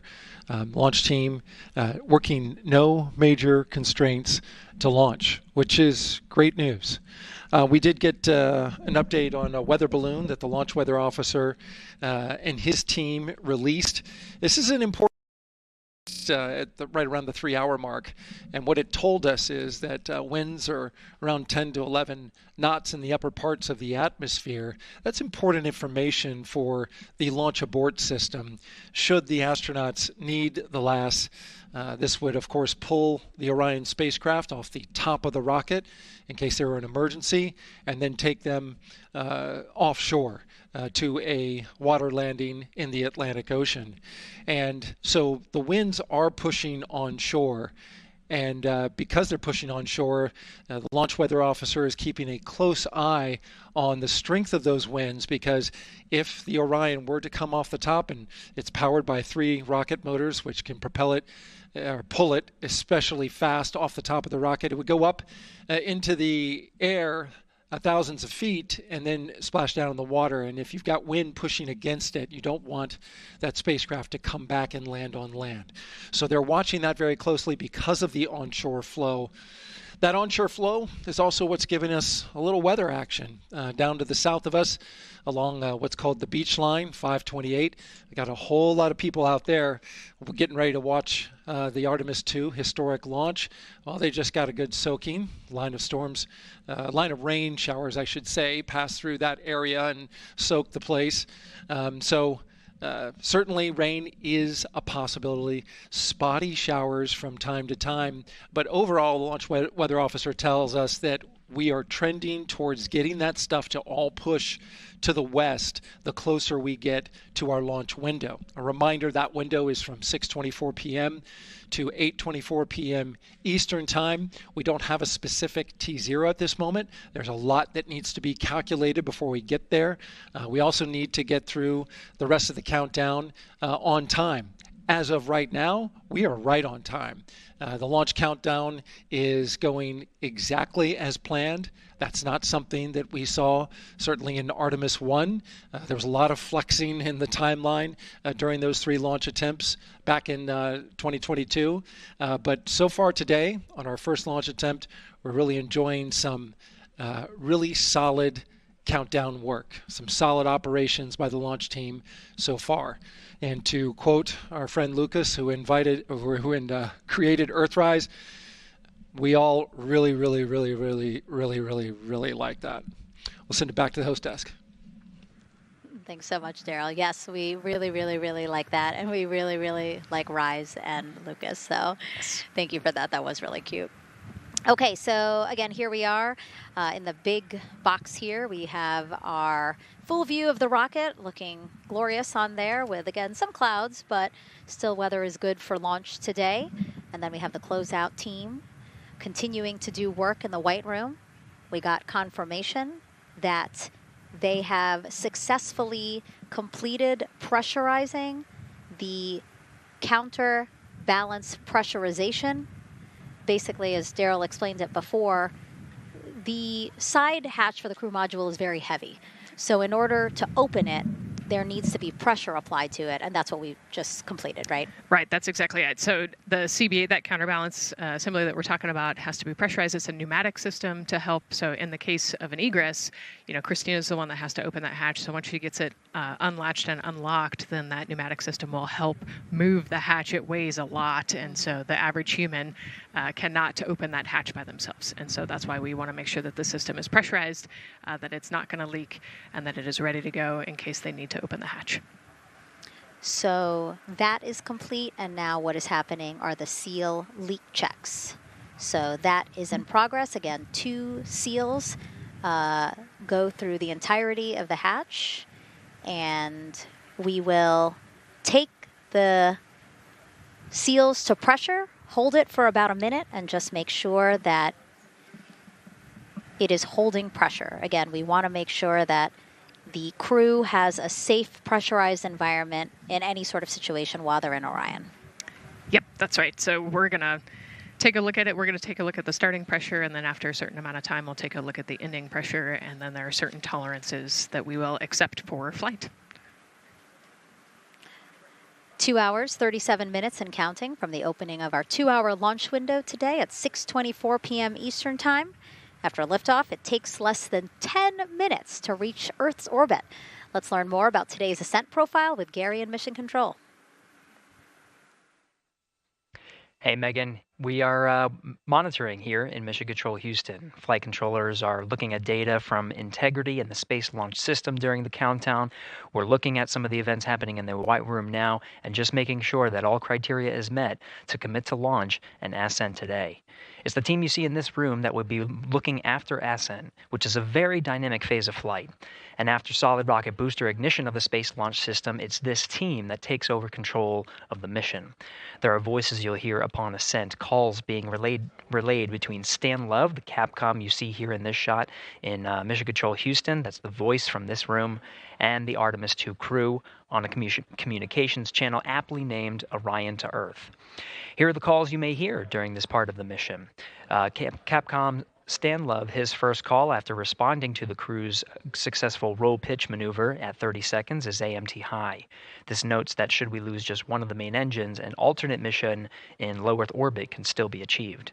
At 1 minute 25 seconds, you'll hear max Q on PDL.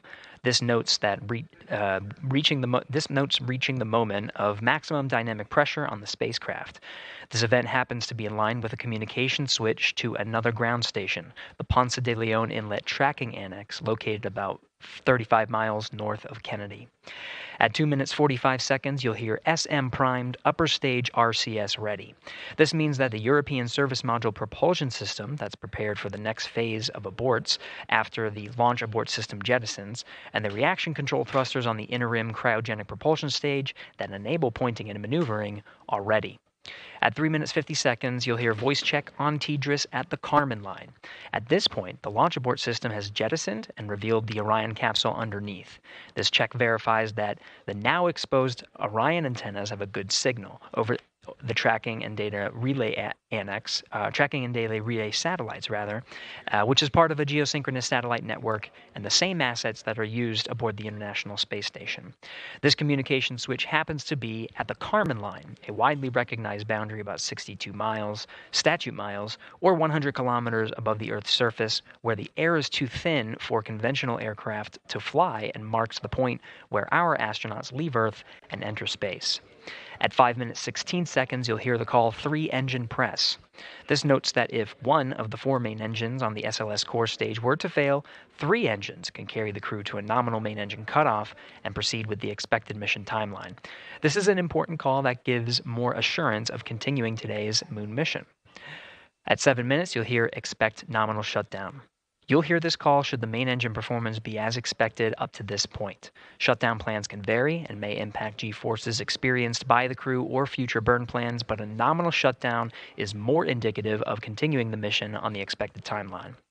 At 7 minutes 30 seconds, you'll hear AOA open. This notes crossing into a new abort profile. At this point, an abort would use Orion engines to escape the core stage, and the altitude and velocity are enough to make it 1 lap around the Earth and aim for a splashdown in the Pacific Ocean instead of the Atlantic. And then, of course, shortly after 8 minutes, you'll hear nominal MECO.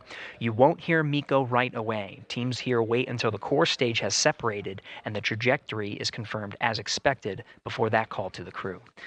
Now, this ascent profile is approximate, as there may be calls that move a few seconds depending on the trajectory, and of course these are the calls and times for a nominal trajectory. Teams in this room have been training extensively to prepare for any and all scenarios, and they are confident and ready to take this crew into space today. In today's pre-brief, the flight director, Judd Freeling, expressed his confidence to the team, citing the hundreds of simulations to prepare for this very moment. These are the calls you'll hear during Ascent less than 3 hours from now, but now we'll turn our attention to the countdown to launch and send it back to you, Megan, at the Space Coast. Thanks so much, Gary. Now, one of today's 4 astronauts, of course, Canadian Space Agency astronaut Jeremy Hansen. Let's go now to Jasmine with her next guest. Thanks so much, Megan. Yeah, we're joining you live now from the Operations Support Building here at Kennedy, where crowds are starting to gather, and we're honored to have Lisa Campbell of the Canadian Space Agency joining us. Lisa, Jeremy Hansen is about to make history as the first Canadian to venture to the moon. What does that milestone mean for your agency? Thanks so much, Jasmine. It's wonderful to be here. It's such a special moment, both for our astronaut colleague Jeremy Hansen, but also for Canada. We're here because of decades of public investment in space robotics, in space collaboration, and so for our country, we're very proud. He's so ready. He's been waiting for this his whole life, preparing, training, and he's a wonderful example of Canada. Yeah, and that's a perfect way to capture Jeremy. He really has been prepping for this his whole life. This will be his first space flight. So what has it been like watching him become part of this Artemis II crew? Well, as I mentioned to you, I've known Jeremy since 2020, and he's a colonel, a fighter pilot, a father, and he really is a very dedicated, passionate human being. So both for him to realize this goal of being an astronaut and flying, he also is hopeful that witnessing that will raise awareness about the value of a space program, of the benefits here on Earth, of exploring the universe and our place in it. Wow, that's beautifully said. And really, this international collaboration has been going on for quite some time now. We've worked together in low Earth orbit and now going into deep space together. So why is it so important that we have these international partnerships? It makes us stronger. We can go further together. Canada is one of the original signatories of the Artemis Accords, and Canada and the United States have partnered for more than 60 years in space. Wow, that is phenomenal, Lisa. And this really is a team effort in many ways. We also have Jenny Gibbons. Yes. She'll be listening in on Capcom. What is her role going to be like? So Dr. Jenny Gibbons has been training all along as the Canadian backup with the Prime crew. Last night, she was in the Orion capsule checking out all of the communications, making sure all of the systems test out and work perfectly. And then she will be among the first lunar Capcom, helping the astronauts navigate during their mission. Wow, Lisa, that is so exciting. Any final words for the nation of Canada before today's mission? We are so proud, so excited, and we can't wait to welcome Jeremy home. Fantastic. Lisa Campbell, thank you so much for being here today. Thank you, Jasmine. Of course. And with that, let's get back to NASA's Megan Cruz. And right now, go ahead. Command CBA press has been completed. Did you see any drop in pressure? At MS1, we saw just a little bit. It is just over 2,600 now. Copy. Thank you, ma'am.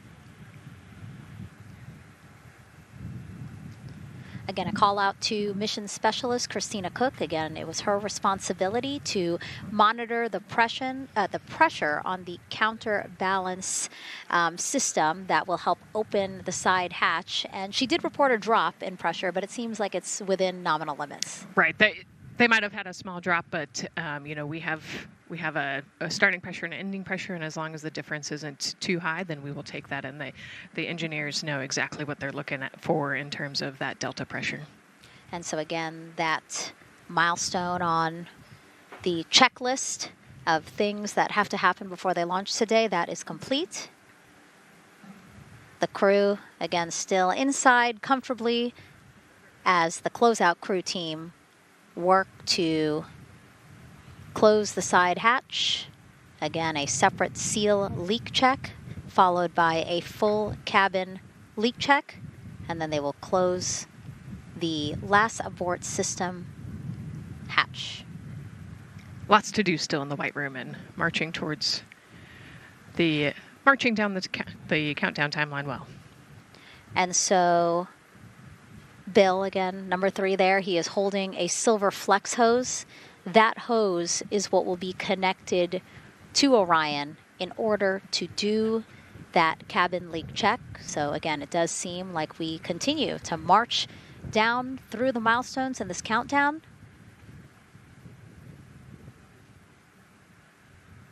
Hopefully lifting off today within our 2-hour launch window that opens at 6:24 p.m. Now, right now, people inside the Kennedy Space Center Visitors Complex are learning about this mission. There are great exhibits there about the rocket and Orion, and of course, our Megan Carter with the moon board. All right, Megan and Nicole, yeah, you mentioned that checklist before launch. That checklist is going to continue during the mission, as well as there are several vital objectives that we are hoping to accomplish with this mission. So we've talked about the rocket. We've talked a little bit about Orion. Obviously, during Artemis I, we had that test flight, and there were no humans on board. That is our one big difference for this one, and we are going to have that crew this time. So what are they going to be up to during this mission? Let me tell you just a little bit.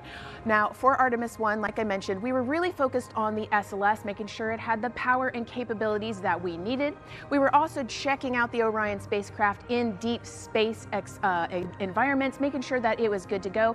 Now, for Artemis II, we are going to be taking the testing for Orion to the next level by adding that human component. So those test objectives are going to start even before launch. Like you mentioned, they are out there making their way through that checklist. But these objectives are going to start now, and that includes safety. So one really great example of safety is going to be something called the egress baskets. They're out there in the spacecraft, obviously, and should a situation happen to come up, they are going to have something called the egress baskets they can get in, and those zip line them essentially down to the ground within seconds to safety. Another great example of those safety procedures are going to be the LAS, or the launch abort system that I mentioned earlier. Just a reminder, that's the one that can pull the crew and capsule away from any danger within a few minutes of into the launch. Now, those are just a couple quick examples, but our recovery teams have been training extensively, quite a lot, to make sure that they are ready and prepared for any challenging situation that could possibly arise. All right, Several other objectives that we are going to be looking at are also going to be communication checkouts. That is going to be vital. I know we talked a little bit earlier about all the maneuvering that they're going to be able to do, but we want to make sure that they have full communication ability from space to ground so that we can fully support them here. We are also going to be checking out those life support systems. Obviously, we've talked a lot about the service module and what it is going to do for the crew, but we want to make sure that those life support systems are fully functioning, obviously, before we send them farther into deep space. That's going to be critical for them. So on top of being able to maneuver the spacecraft and check everything out, we are also going to be making sure that everything is fully functioning. So as you can see, big part of this mission is to make sure that the spacecraft, the hardware, and all the operations are working, and that is going to make sense. And speaking of recovery, we are also going to have the opportunity at splashdown to recover that launch or that flight data, and we're going to be able to take that back, analyze it, and make sure there are if there are any enhancements we need or changes we need to make before our next missions, we'll be able to do so. So lots to do. They're going to stay very busy, obviously. And with that, I will turn it back over to you, Megan. 2 hours, 25 minutes and counting, and the crowd, check it out, continues to grow at our Banana Creek viewing location. They will have a great view of launch, and we will go back now to Leah Martin, who's standing with her next guests. Hey, Megan. Yeah, we're surrounded by thousands of people, some here local from the Space Coast, but we actually have quite a few people who have traveled a pretty far distance to be with us today. I'm actually joined here by a group from the International Space Station Ambassadors Program who have come from all over the globe. Saku, you're here from Japan. You've come, Val, from Mexico, and then we have brother and sister Cosma and Jessica here who are visiting from Germany. You actually told me that you participated in the NASA Rover Challenge in Huntsville. How was that experience, and how is it kind of participating there in Alabama and then being here today? So it is an amazing experience because you meet so many young people with visions, with dreams, with ideas which inspire you and motivate you. And it's even better to be here now to see the SLS launch because we are going back to the moon, and that's what we're working for. Absolutely. And, you know, the Artemis missions, we talked a lot about the Artemis Accords and this being an international effort. You were actually telling me, Saku, that you're interested in becoming an astronaut with JAXA, pursuing your PhD to be able to do that. Tell me a little bit about that. Yes, actually, I applied for the Japanese Aerospace Agency, the astronaut selection like 2 years ago, and then I didn't make it all the way, but I'm still working on it, and hopefully I can be at the launch pad sometime, and then I hope to go back to the moon and Mars, and yeah, I'm working on it. Absolutely incredible. And Val, you're from Mexico. We were talking a little bit about women in space. This is a team who, you know, is predominantly made up of women. What is it like knowing that Christina is on that rocket right now, about to be the first person to travel around the moon? I think that's such an amazing news. It's just so inspiring that we are taking the first Black person and also the first woman to the moon. It's just the first step in humanity and a big step in equality as well. Megan, a lot of excitement here, not just in Florida, but from around the globe, and we're keeping our eye on that rocket, and we're ready to see it lift off. Thanks, Leah. Yeah, a lot of excitement, but also a lot of inspiration. Again, this is part of, or a big part of the reason why. 130.6. Good readback, aux 1 voltage, 131.3. I copy 131.3. Again, those numbers you hear, they're referring to specific steps in the launch countdown that the crew have to step through in order to get us to launch today. And so we were saying, yes, inspiration, a big part of why NASA does what it does. We want to go together and we want to explore together to learn more about ourselves and here on Earth. Yeah, humans, I think, naturally want to explore, and so going together, like Lisa said earlier, we're going to go farther and faster than we possibly can alone. And, you know, what a way to celebrate that today. Yeah. Going back to the moon in the first time in over half a century. And we have that great shot there in our small box of the rocket on the pad. And at the very top there, our Artemis II crew. Right now, we know that the crew has begun the closeout crew has begun doing that cabin leak check. So they are currently pressurizing the cabin, and it sounded like it would take about 6 to 8 minutes for them to get to pressure, and then they have to hold that pressure for 5 minutes, right? Yes, that's correct. Yeah, so there's quite a bit of volume. You know, we talked about it being a 6-person tent. I think it's 330 cubic feet. Don't quote me on that number, but you know, they have to pressurize that capsule, and then, like we talked about, take that initial pressure, wait 5 minutes, and take the second pressure. Yeah, and then it takes about 6 to 8 minutes again to depressurize the cabin. So this process will take a few minutes. OTC Ascent switch configuration complete. OTC copies. Thank you. And then after the cabin leak checks, then they will finally close the last abort system hatch. So again, chugging along in the countdown, really excited to, again, continue to hear the crew's voice inside Orion, stepping through all the procedures. Yes, it's exciting to hear them making progress, right? It's all good news hearing the crew talk to the ground and working together to get to the launch. And what I think is really cool is that this is the first time NASA is going to have astronauts in low Earth orbit, but also in deep space at the moon. So here's a message from some of the crew aboard the International Space Station right now. Hello, Megan, and a big hello to everyone around the world counting down together to the launch of this historic flight test. If we weren't in microgravity, we would also be on the edge of our seats. Here on the International Space Station, all of us are honored to have the chance to wish our fellow explorers Godspeed. Throughout human history, the moon has sparked our imagination, curiosity, and wonder. With our return to the moon, we're not only going to be learning about its history, the history of our solar system and of our planet, but also about our place in the cosmos. We are so proud of the Artemis team and so excited for what you will see and learn on behalf of all of humanity during your trip around the moon. As we push the boundaries of exploration and expand our knowledge with scientific discovery, we advance our collective civilization together as one. Test flights are crucial to the mission of exploration. We all learn in test flight schools that the more challenging the missions are, the more incremental the test should be. This Artemis II mission is one more increment on the way to further exploration. Thank you to the crew, our friends, for your dedication. And from the entire Expedition 74 crew, thank you to all of the teams that had a hand in this Artemis II mission to where it is today. Back to you, Megan, as the countdown continues. Oh, I love that so much. I just love seeing them there. And again, you have to remember the International Space Station is an orbiting lab. We learn so much there, and we're going to learn so much more from Artemis II, because this isn't just a test flight. It's an opportunity to learn more about the moon, deep space, and how humans can live and work so far from home. So here are some of the science objectives that NASA hopes to accomplish with Artemis II. Artemis II is our return of humans to the moon, flying around the moon on board Orion.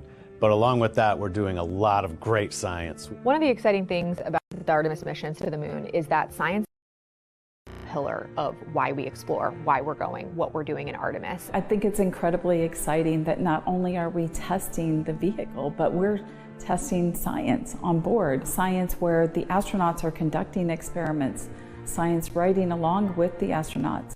We have astronauts looking outside the window and really observing the lunar surface. It will help us understand the deep space environment. It will help us understand how that environment affects our astronauts, our systems, and life in general. So deep space is a challenge for us because you have to leave Earth's protective magnetic field. Here in low Earth orbit, the crew members are protected from some of the harmful radiation. Going to the moon, they'll no longer be protected, so they'll have a higher radiation exposure. Much like Artemis I, we have so many radiation sensors and detectors that are inside the capsule so that we can fully understand and appreciate the radiation environment for protecting our astronauts. In my hand here, I'm holding a tissue chip model. This is the exact design that's going to be flying alongside the astronauts. We'll be collecting samples from each of the crew members, and we can make these organ chips out of the astronauts themselves. So every crew member will have their own avatar on board, and then upon return we can evaluate that deep space radiation environment and what that compares to the astronaut themselves. Not only are they going to help change the course of medicine for the astronauts, but revolutionizing that on Earth as well. We're looking at sleep, we're looking at team dynamics, we're looking at how you interact with the environment. We're also looking at the immune system, so what are the biomarkers? We're using saliva as a method to study hormones and different things in your body that may change during a mission like this. And then finally, how do we function after microgravity, being close to the moon, then returning to Earth? Which will ultimately help us achieve our goal of getting humans to Mars. And then on top of that, we have an opportunity to look at the moon from deep space on the far side for the first time in over 50 years.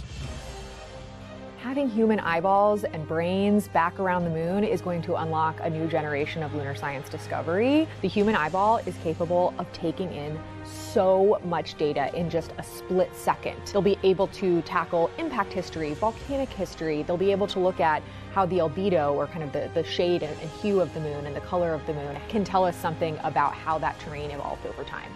We're integrating science in ways that have never been integrated into human exploration before. We have a front room mission control flight controller position called the Science Officer. We have a brand new science back room where it's basically our brain trust of lunar scientists and geologists supporting the crews of the future. And Artemis II will allow us to really test how this works so that future missions are really set up for success. We'll also be deploying some CubeSats.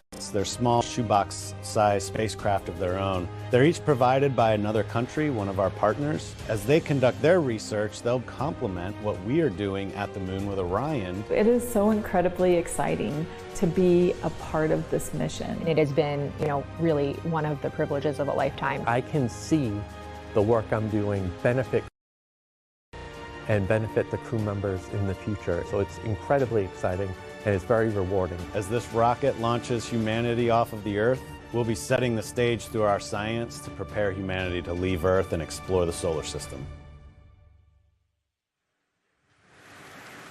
And what we learn during this and future Artemis missions to the moon will eventually get us to Mars. Here's Jasmine Hopkins again, now with Nikki Fox, Associate Administrator of NASA's Science Mission Directorate. Thanks so much, Megan. Yes, we're back on the balcony now, joined by Dr. Nikki Fox. Nikki, in this nearly 10-day mission, we are covering a lot of science from CubeSats to tissue chips. What are you most looking forward to learning? Oh my goodness. I think for me, the most exciting thing is actually being able to interact with the crew while they are flying, doing this historic journey on the far side of the moon. They are going to be seeing pieces of the moon that no human eyes have seen before, which is really spectacular. It's going to be an interesting trajectory. Some of it is in darkness. Then at the terminator, so in darkness, they'll be able to look for like impact flashes and things when micrometeorites pummel that poor moon. And then at the terminator, they can see shadows and interesting things, which kind of gives you depth perception. And then, of course, in the sunlit, picking out everyone's favorite craters. Also, if we launch today or tomorrow, they will see a total solar eclipse from the Orion capsule. How cool is that? That is very cool. We are thrilled for this Artemis II crew to be able to see the moon in a way that we've never seen before. What is so unique about that far side? Why are we going there? I mean, honestly, it's just, it is unique. It's very different to the near side of the moon. The actual sort of terrain, the morphology, it's very, very different. And so it will be very exciting to see that as we're going past that. Absolutely. And Nikki, we are performing a lot of science at the moon this year, actually, not just Artemis II. Can you speak to the commercial lunar landers we're planning to send? Yes, we are very, very proud of our commercial partners as they take our payloads for us to the lunar surface. And very excited. Next one up is Blue Origin's Blue Moon Mark 1 going. It's got some science on it. It's got the scalps that went on the Blue Ghost. So we'll be able to sort of look at that plume as it's coming down onto the lunar surface, and then also the laser retroreflector that will be the array that's up there too. So even on that first test flight, packing it with science as much as we can. Wow, Nikki, so much science. It's hard to keep track of everything. But the unique thing about Artemis II is we're sending crew. Can you speak to the importance of the human element of science? Absolutely. I mean, we can program, like we do with our beautiful rovers on Mars, we can program them to do certain things, and it's what we think we need them to do. When you have an astronaut up there, they can make that sort of like really unique split-second decision. The thing I'm most looking forward to is when they think they're going to be looking here, is hearing one of them say, "Oh my goodness, look over there." And I think that's just incredible about how we do that. Also, flying our tissue chips with the astronauts, our Avatar experiment. Here we go, Avatar. Oh, wow, look at that. And that's got the tissue chips samples that matched to the crew, so we'll be able to monitor the effects of microgravity and radiation on that human tissue as we prepare for more and more missions to the moon for longer and longer durations, and then off to Mars. Wow, Nikki, so much science ahead of us, but first we have to launch. Thank you so much for being here today. Thank you so much. Go Artemis. Oh, of course, go Artemis. And with that, let's turn it back over to the countdown with NASA's Megan Cruz. Nikki is so fun. She has so much energy and so much passion about the science. And again, yeah, it's just so important to remember that so much science is happening with this mission. It's not just to test out the hardware and the life support systems. Yeah, you saw the science video, and then we talked to Nikki Fox, and man, there's so much going on, right? We talked a little bit about the lunar observations that we're going to do. And then, she talked about, made a really great point about, the human eye can pick things out that a camera or a robot can't necessarily pick out. And so that's why we're sending humans, but also we're not just doing the lunar observations. The Avatar, that's a really cool experiment. They took blood samples from the crew, and then they used those stem cells to make bone marrow and create those little Avatar chips, which is impressive. Feels like scientific, sci-fi movie stuff. But we're going to look at radiation. We're going to look at all sorts of different scientific experiments. We got the little CubeSats. We're going to go look at space weather. Lots going on. Yeah, even collecting some of the astronauts' saliva, you can learn a lot about the body through the saliva. So just really a lot in a small amount of time in a small capsule. Yeah, it's scientific discovery. That's why we go back to the moon. Yeah. And so, again, her energy just so, oh my God, I can't find the words. So... wonderful. Awesome. Yeah. I don't know why I couldn't find the word. So anyway, yeah, just really, again, thank you, Dr. Nikki Fox and Jasmine. And so, Nicole, what about answering more questions? Let's do it. Okay, great. First one, what was the word I was trying to get at? No, I'm kidding. Let's have the first question up on the screen now.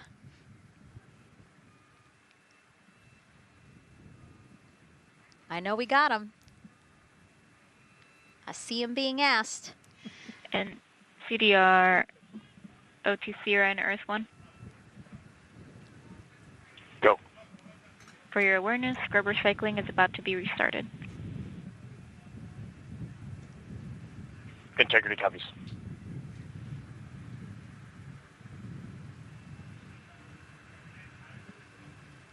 All right, let's try that again. Can we get the next social question, please?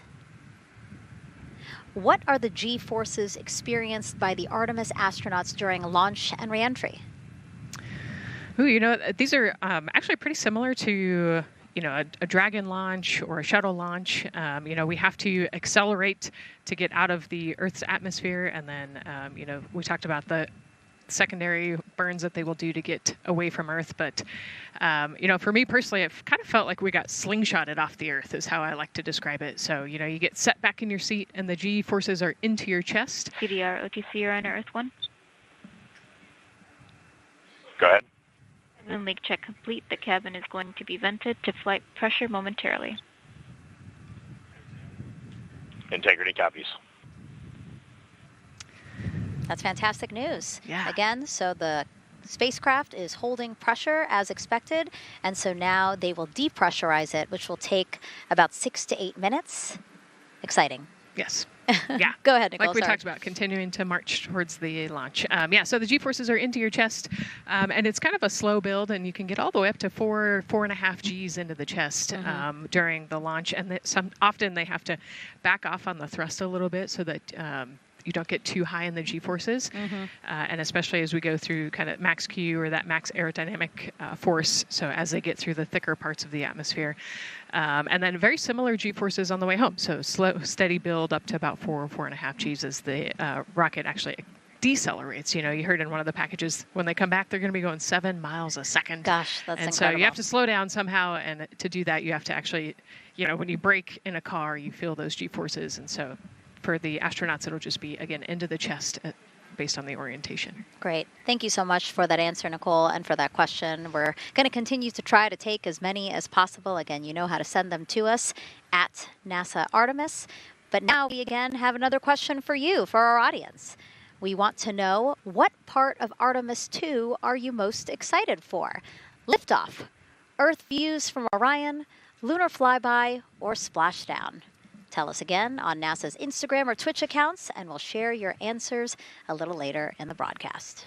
That's a tough one. I don't know what my answer would be. I know. I don't know either. I'm excited for it all, but that's a cop-out. All right, now let's head back over to Banana Creek. Again, the crowd's there, really excited, people coming from all over the country, from around the world. Why don't we get another check with Leah Martin to see who she's caught up with now? Well, Megan, we were a little while ago talking to some students from around the globe. Today, we're actually talking to some local students who are from right here, locally, Merritt Island in Titusville.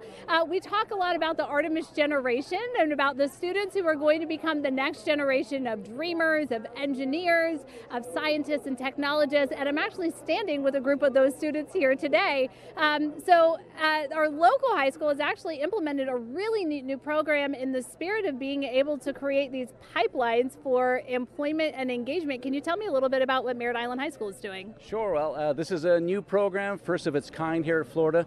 And basically what we're studying is astronautics and aviation, kind of blended the two together. We have flight simulators in our lab, but students are also learning about engineering, aerospace engineering, and we're trying to make all kinds of pathways available for them, trying to give them opportunities to see which pathway they might want to be interested in. So yeah, it's just a great opportunity for them to learn about space. We just finished doing a whole model rocket build where the students took CAD software, developed their own rockets, put them together and launched them right from our school. So it was very exciting. Incredible. And then another local high school, Titusville, you guys also have a similar but slightly different program. Yes, we do space mechatronics with advanced manufacturing, preparing students to build and manufacture things to automate, do automation to build things on Mars and things like that, or locally too.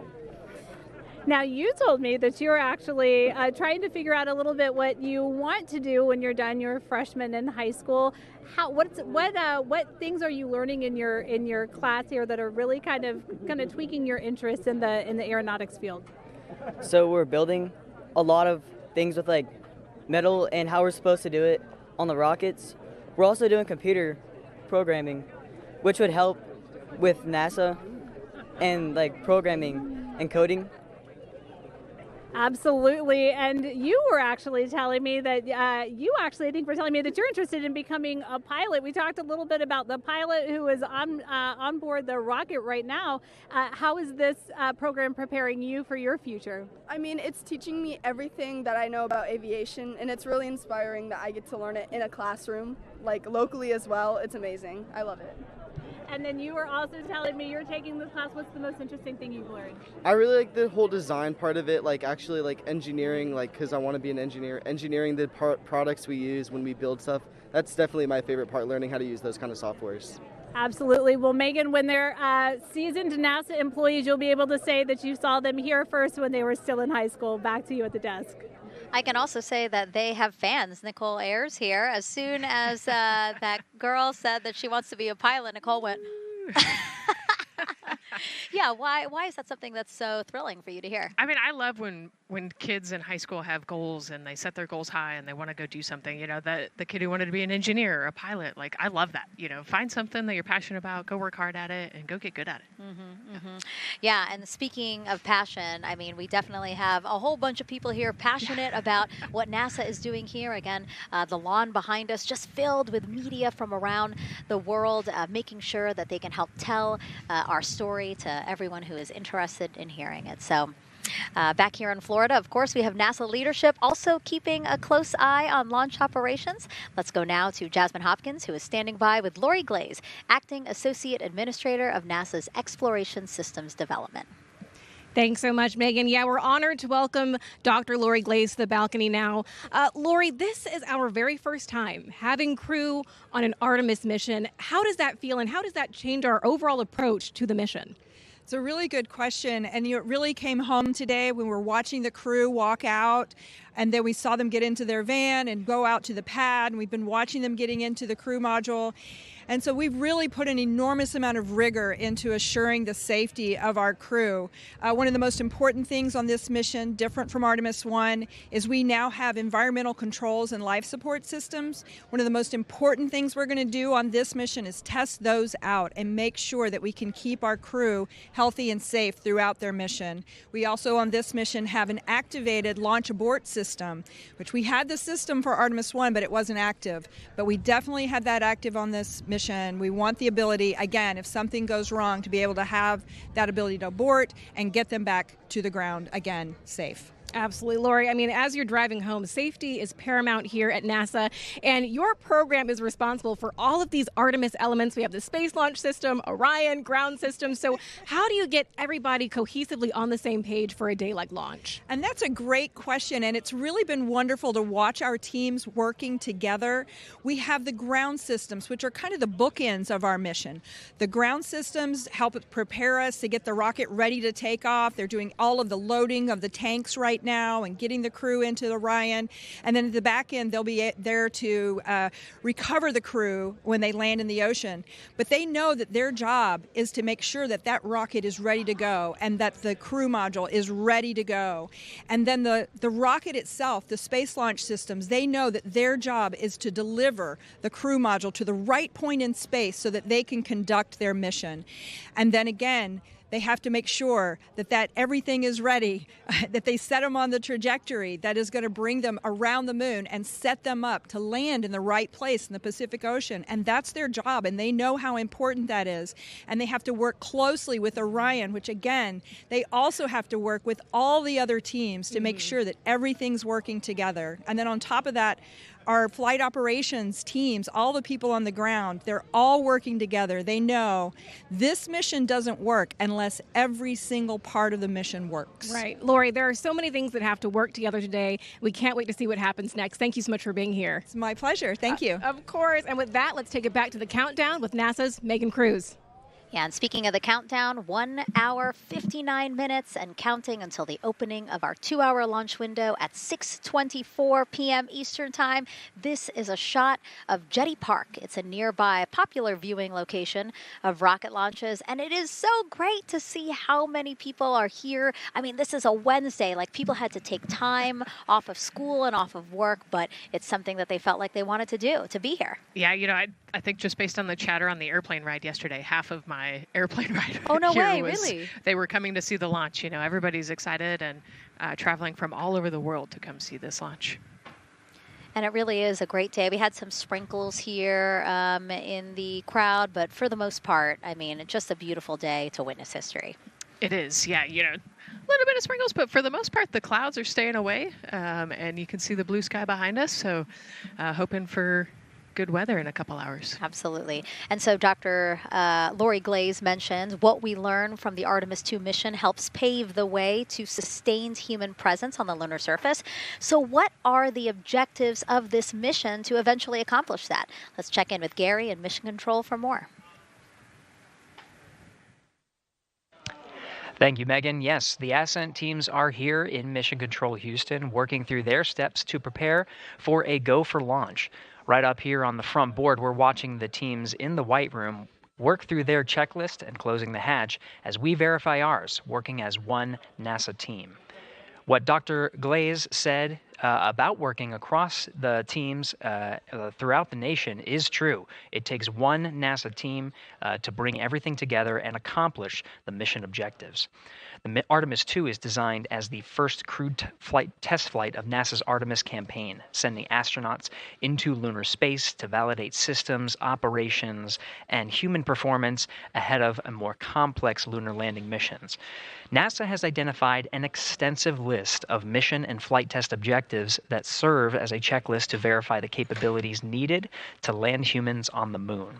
For the Artemis II mission, there are 5 overarching priorities that cover the mission and flight test objectives. First is, of course, the crew. As the first crewed mission inside the Orion spacecraft, this mission serves to demonstrate the capability of to safely sustain the flight crew throughout the mission, including launch, the deep space component, and return.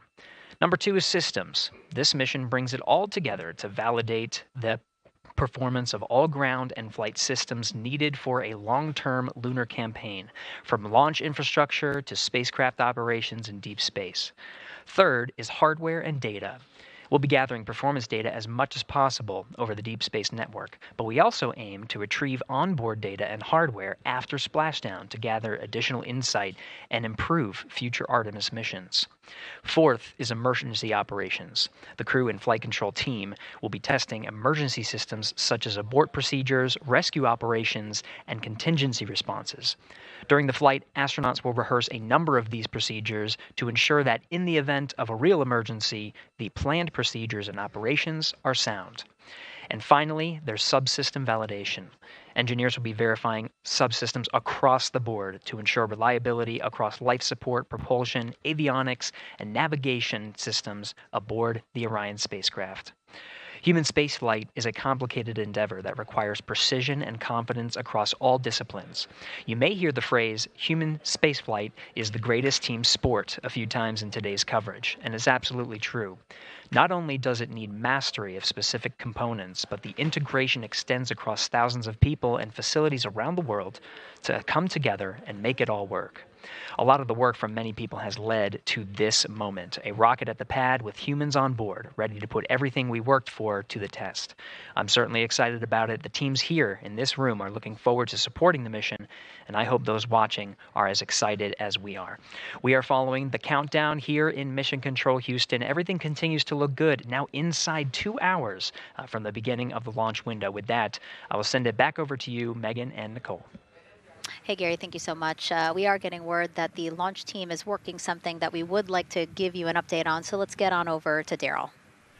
All right, thank you, Megan, and we are live in Firing Room 1 here at the Launch Control Complex. Yes, we are currently not working any constraints with regards to the rocket or the ground systems, but the launch team has been made aware of an issue that the range is working. And currently they're monitoring that work that is going on over at the range. We understand that that issue is related to the flight termination system. Now, the flight termination system, just to give you a quick explainer, every rocket has a flight termination system. It's the system that the Eastern Range here uses in order to send a destruct signal to a rocket in case it veers off path. So it's a very critical, important safety component in terms of how the range keeps the public safe here. We understand that the flight termination system, they're working an issue. And so as they continue to work that issue, they've asked for some assistance from the launch team to help verify some of the work that they're doing on their FTS system. And this is where it gets a pretty unique situation here. The assistance they've asked for is to verify what's going on with their system. They want to check it to see that the work they're doing is okay. And in order to do that, the FTS console operator inside the firing room has been asked to help them verify it. And the way that they're going to do that, and the solution that he proposed to check and verify the system with the launch director, and she gave the approval, is to go get a piece of heritage equipment from inside the VAB that was used during the space shuttle program. And this equipment is able to receive commands by the range through the flight termination system. And so with this piece of equipment, this console operator who works FTS was granted permission to go and go over to the VAB next door and get this equipment that he's very much aware of and used during the space shuttle era. And so that is in work right now. The bottom line of all this is, at this moment, the range is no-go But that is not stopping us from moving forward in the countdown. We can continue to process and work the countdown. The closeout crew will continue to do their work, and the launch team will continue to do their work as well. But we'll keep you updated on what happens in regards to, as far as my understanding goes, a pretty unique situation here with trying to bring resolution and kind of help out the situation that we're seeing at the range right now. And that's the latest here from the firing room. I'll send it back to Megan and Nicole out the host desk. Thank you, Daryl. Yes, very unique, but I think it speaks to the ingenuity of this team, right? To say, hey, we have this equipment at the VAB. Why don't we leverage it to try to solve this issue and work it? Yeah, what a great example of human creativity, right? We know this thing exists. Let's go solve this problem. We have time, you know, like Daryl said, we're going to continue to march down the countdown. So we'll continue to get the rocket and the crew ready, but we still have that 2-hour window. So in the meantime, let's try to figure out what's happening with the range. And speaking of the range, what is the range for people who might not watch rocket launches with us often? Sure, yeah. So anytime that you launch a rocket, you have to clear the airspace, right, in the launch corridor. So where the rocket's flight path is going to go, you have to make sure that that whole airspace is clear. And so we actually have assets, you know, the Space Force helps us out with this one, but, you know, we want to make sure that there aren't airplanes in the way and there aren't other, you know, maritime assets in the way or things like that. So that there's a whole group of people. We talked about, actually, Gary said it great, right? It's a huge team sport, and so there's a whole group here on the ground that is monitoring that launch corridor to make sure it's clear and ready to go. And so if they're having issues, then we definitely can't launch this rocket. We don't want to launch blind into a corridor that we can't see. Yeah, because as Daryl said, I mean, it is very important, the flight termination system, needing to activate it in case of an emergency. So yes, something that we will closely be monitoring throughout the countdown, and hopefully again won't be an issue, that they can fix this issue by going to the Heritage hardware that's in the vehicle assembly building. Right, what a great idea. Okay, so again, under 2 hours from the opening of our 2-hour launch window, 6:24 p.m. Eastern Time. The crew, as you can see there, inside of Orion, relaxing, getting updates from the team, but also just getting in the right headspace for hopefully launch today. Let's learn a little more about each of them now. The moon, to me, it's the thing that connects me together with all the other humans in my life. I remember being a little kid lying in bed at night and just looking out at the moon in whatever phase it was in, and I was thinking, man, my friends that live like 20 miles away, they can probably look out and see that same exact moon. And then when I was in the Navy and I would look out at the moon and I'd be halfway around the planet, I would think, man, my brother can see that moon where he is and he's halfway around the planet from where I am. To me, it's a connection of life on Earth. We can all look up and see that moon, and it's always changing. The moon is never the same 2 days in a row. I love that. My name is Reed Wiseman. I'm the commander of NASA's Artemis II mission around the moon. I grew up in a little town just north of Baltimore, Maryland, about 20 miles north of the city. There was a National Guard base nearby my house, and there were A-10 aircraft that would fly over every now and then. I just would look up at them and be like, man, I want to be up there. I want to go do that. And then my brother went to the Naval Academy, and I would go every year and watch the Blue Angels fly during commencement, and that just started to grow and grow and grow. For a while, I wanted to join the Air Force, and then I realized Navy flies as well, and they fly from ships in the middle of the ocean, and that was it, like, done deal for me. That is exactly what I wanted to do for my career. Flying is freedom to me, especially when you're in a jet aircraft coming off of an aircraft carrier in the middle of the Pacific Ocean. Nearest land is over 1,500 miles away. So when you come off of that aircraft carrier, you are truly just alone with yourself out there. It is a magical experience to be out there all by yourself in an aircraft over the Pacific. It's free. I think anybody who accomplishes something that they set their mind out to, there's no one thing that does it for them. It's a combination of everything. I mean, the way my parents raised me, the way my brother and I, the way our relationship developed over time, my friends, being in the marching band, going to college, setting my own course, learning how to live on my own, being mentored along the way, being, kept on the path to success, but being given the freedom to, make excursions and fail every now and then and regroup and carry on. I think all those things come together in the end to get you where you are.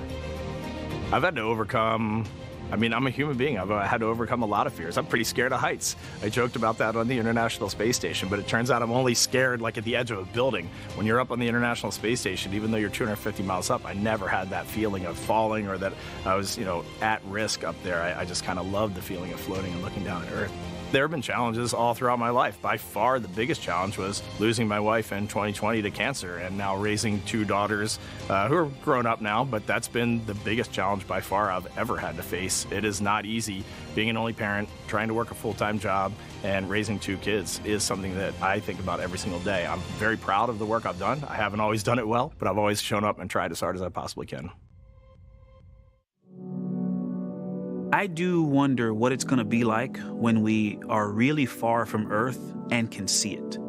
The sensation of being so far away from everything that you know. I had that sensation on the space station the first time I got to sit in the cupola for a really long time. So I can only imagine what that's going to be like from 200,000 plus miles away. My name is Victor Glover, and I'm the pilot for NASA's Artemis II mission around the moon.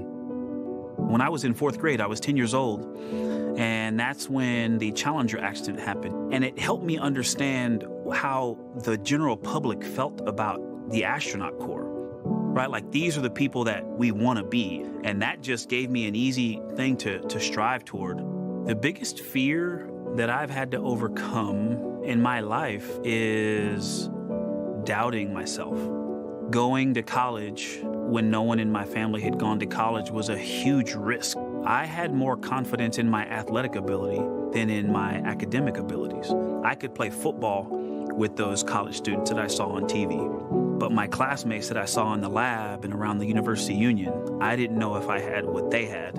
I think addressing that self-doubt was a part of, swinging for the fence and trying to go get an engineering degree, not just go to college, but get an engineering degree and then go do something challenging and technical like flying. Apollo is known for sending humans to the moon. Artemis has an opportunity to continue the Apollo story, but I actually think it's important for this story to stand on its own. Artemis is a new program, and we're trying to do new things. And it's great to compare and contrast. When you look at our spaceship, you can see parts that were designed, built, and integrated in another country. When you look at our crew, you see that our crew is international. There are also men and women. And I just think that comparing and contrasting makes the story even richer. The piloting role specifically, I will have an hour and a half or so where I get to fly the spacecraft by hand.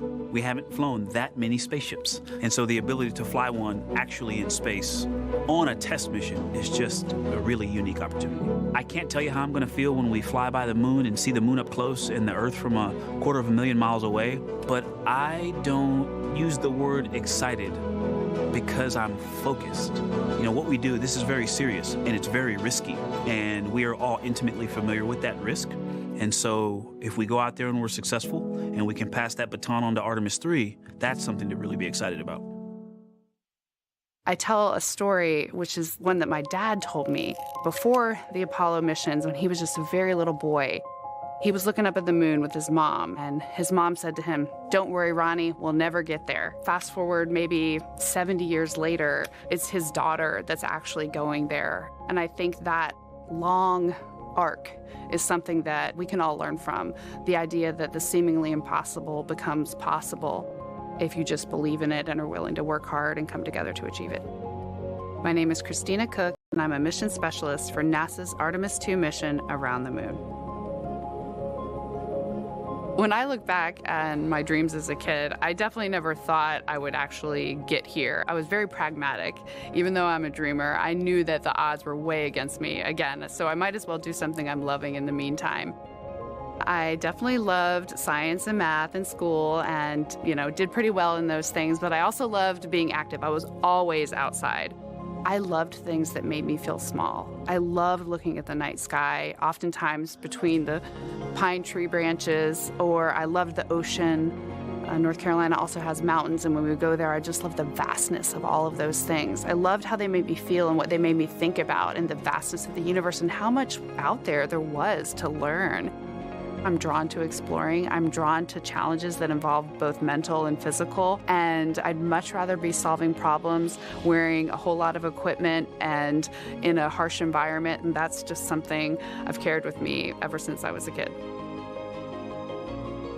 Thinking about the fears or challenges that I've had to overcome, there are just so many. I mean, basically, it's just been, that has been the journey. I always say to people, do what scares you, and that means I have to follow my own advice. So doing what scares me meant getting on a plane and going to the Antarctic, getting on a plane and going to study abroad in Ghana, applying to become an astronaut, opening the EVA hatch in the airlock and going out of it into the darkness, strapping myself onto a rocket. And so for me, I think that no matter what the challenge, recognizing that if people believe in you and you believe they believe in you, the challenges seem always a little bit easier.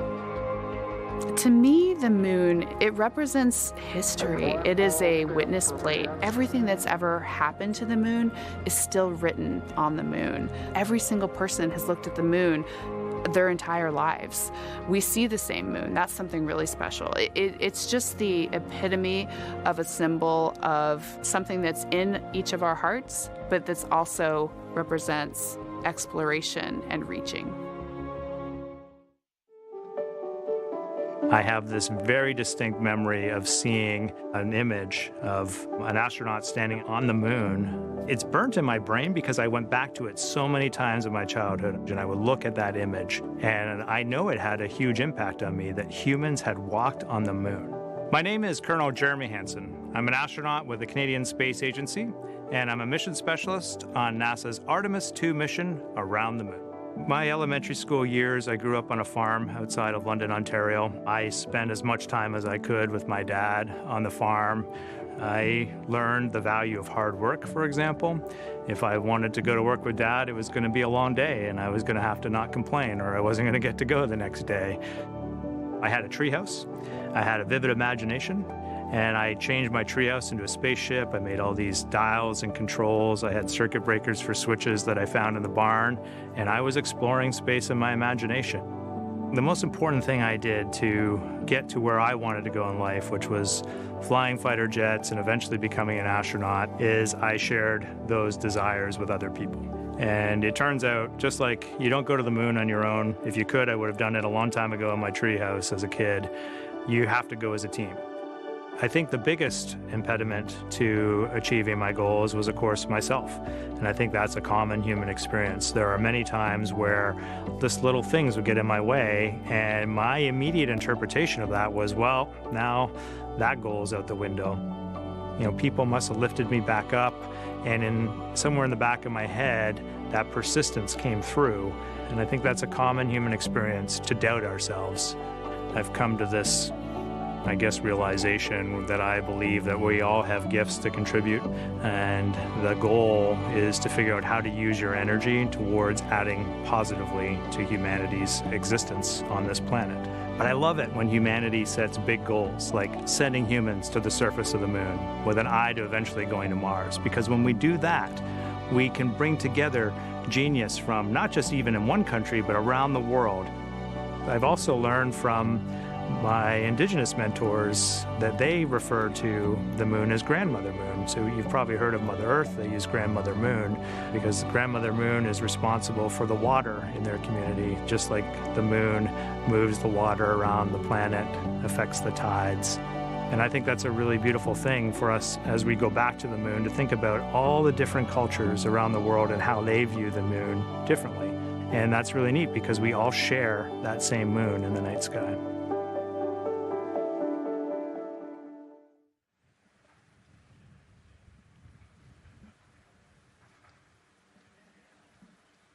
One hour, 38 minutes and counting until the opening of the Artemis II launch window today, 6:24 p.m. Eastern Time. And we are looking at the rocket and Orion out on the pad, historic launch pad 39B here at Kennedy Space Center. What a great view, Nicole. Yes, it is. You know, we can see the clouds out in front of us, but they are to the west. And you can see that there's some blue sky peeking through behind that rocket, which is good news. And more people continue to come on center here. About a couple of hours ago, folks with special passes to come on center were allowed to start driving on with family and friends. And of course, we have media growing by the moment here at the press site here at Kennedy Space Center, setting up their cameras, setting up tents, interviewing folks. Again, this great jib shot that we have from our camera here showing all the interest that we have here at the press site. And actually, even to the right of us, so camera left, no, sorry, the right of your screen, left of us, plenty of other people there, set up with their own tents, broadcasting to their own viewers. And so again, just really cool to see everybody wanting to share in this moment. Yeah, that's, I mean, how many media tents we can see from here. It's a beautiful thing. Yeah. I think it's important to share this message with the whole world. Yeah. And so let's take a look now at people who are watching in other parts of the country. We have this shot here from the U.S. Space and Rocket Center in Huntsville, Alabama. Oh, man, look Just at that. kidding. Museum of Flight, Seattle, Washington. So sorry. Hello to you over there. Sorry, I thought that you were in Alabama. But here you are from Seattle, Washington. Again, the Museum of Flight. They must have had a special event to bring people there to watch, as well as a special event here. Now, correctly, the U.S. Space and Rocket Center, Huntsville, Alabama. Of course, they would have a lot of people here, and I'm sure this crowd will grow when we get closer to launch. Marshall, the home of the SLS rocket. Yes. Yeah, this is a great shot. You can see all the people there, and obviously you've got quite a few artifacts in there as well. Oh, now they know. Yes. Yeah, now they know. They're on the broadcast. That's too funny. Awesome. Hey, listen, it's all right. We can sit. We can sit and chill until we wait for the opening of the window. No, there they are. Yeah. Everybody's excited. Thank you guys for Love it. showing us your excitement. I know deep down it was in there. It's just that you felt like sitting at the moment, and that's all right. There's a little delay. Yeah, that's all right. Well, thanks so much to those supporting these watch parties and bringing them to us live here. Actually, our video paths are taking quite a circuitous route to be able to bring those live views in from Seattle as well as Alabama, but we're glad that we can be able to share it with you in the broadcast now. And so why are we going to the moon? Why does NASA want to build a moon base there? Here's Megan Carter again with our moon board. All right, thank you, Megan. Yeah, so we are right around that hour-and-a-half mark, hopefully for that launch. It's going to be very exciting. So they are going to have a few days to be around the low Earth orbit, and then they'll be heading on to the moon. So yes, let's talk what will be happening. Why are we going to the moon? So obviously this is not going to be a landing, as we've discussed. They are going to be coming with 4,000 to 6,000 feet around the moon's surface, and this is going to connect us directly to our past. Those Apollo missions did have 6 lunar landings, and the Artemis campaign is looking to build on that past by going back to the moon, staying longer, and then going farther. So how are we going to do that, and why? We have obviously talked a little bit about that lunar South Pole, and we are focused specifically on the far side of the moon for this one for a specific reason. You might have guessed we're going to be looking for some resources especially, and that's going to be water or water ice. That is going to be giving us some really critical pieces for future missions. And as you can see here, we have identified 9 potential landing zones. So this is going to be a critical objective for our crew. Depending on when they launch, it will determine what is going to be visible, but we do have these 9 landing zones right here around the Shackleton crater. And as you can see here, a lot of that area is deep and dark, and that is where we are going to be looking for that water ice, because that is obviously going to give us not just water to drink, but as we know, that can actually be converted into our propellant potentially, that hydrogen and oxygen. So that is going to make the moon a critical place for that moon base, because we want to think of it essentially as a backpacking trip. If you have your tent and your hiking boots and your camping stove and all your gear, you don't want to take that out and be on the trail for the first day and then try everything out you're going to test things out a little bit closer to home before you go out on that adventure. And that kind of goes for us as well. So the moon is going to be critical for us in the future steps towards our lunar landings, and then also for going farther on to Mars in the future. It's going to set us up for that deep space exploration, and we can't wait to see what they see once they get to that flyby. But for now, we are, like I said, getting closer. So I'm going to turn it back over to you, Megan. Exciting stuff. Again, the idea of accomplishing a moon base, like as we've been saying, sometimes things just seem like science fiction, and it's amazing that we're making it science fact. Yes, yeah, we're going back. We're going to scout it out, and then on the future Artemis missions, we're going to put boots back on the moon for the first time in over half a century. But we're going to stay, and we're going to learn from the moon, and we're going to, you know, as Megan talked about, the water ice, and harness that resource, and, you know, not only learn from the moon about Earth and about the solar system, but also figure out how we get to Mars from the moon. And so what we're seeing now back inside the White Room with the closeout team, they are removing basically fixtures that protected the crew module hatch while they did work around it, right, Nicole? Yep. Yeah, so anytime that you're moving around and working, there are some sensitive sensors and parts of the crew module that we don't want to kick or bump into, and so it's easier to just put a guard up while you're working in there and then take it down later. And so this is a visual cue for us that the team is getting ready to close the last hatch, again, the launch abort system hatch. Can you tell us about what the LAS is?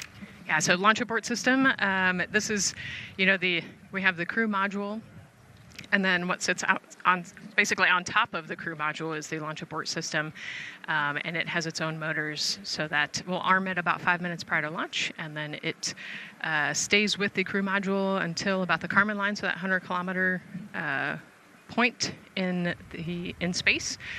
Once the crew could safely get to orbit, it will actually be jettisoned, and the crew module will then be exposed. So this is just a safety mechanism that stays on the outside of the crew module, and then as they monitor the attitude and the thrust and all sorts of the roll, all sorts of different data points to make sure the crew is safely getting to orbit. And once they are safely to orbit, then we will get rid of that launch abort system. And it looks like they're putting all these parts that they're removing from around the crew module hatch into a bag, because they have to take this out with them once they leave the pad, right? Yes, yeah, we don't want anything left up there in the White Room, and especially because that crew access arm will move away from the capsule and the rocket, and so we want an empty White Room, no FOD like we talked about, so that we can have a safe launch. And this orange tube that you see on the right side of your screen, that had been inside the crew module providing breathable air to the crew. And now again, with the crew module closed and them getting ready to close the second hatch that has been removed and is out of the way. So again, the closeout crew can continue to do their work. Yeah, that's just a duct to provide some cooling air and some breathing air to the crew and the closeout crew while they're in there. That's actually a good point, yeah. And so as we continue to watch the crew prepare to close the launch abort system hatch, why don't we take a look at the crew's mission patch? Now, crews have designed their official mission patches since the Gemini 5 launch in 1965. Reed, Victor, Christina, and Jeremy, they really wanted to play on the abbreviation of Artemis II to all, signifying not only the second major flight of the Artemis program, but also a mission to explore for all, by all.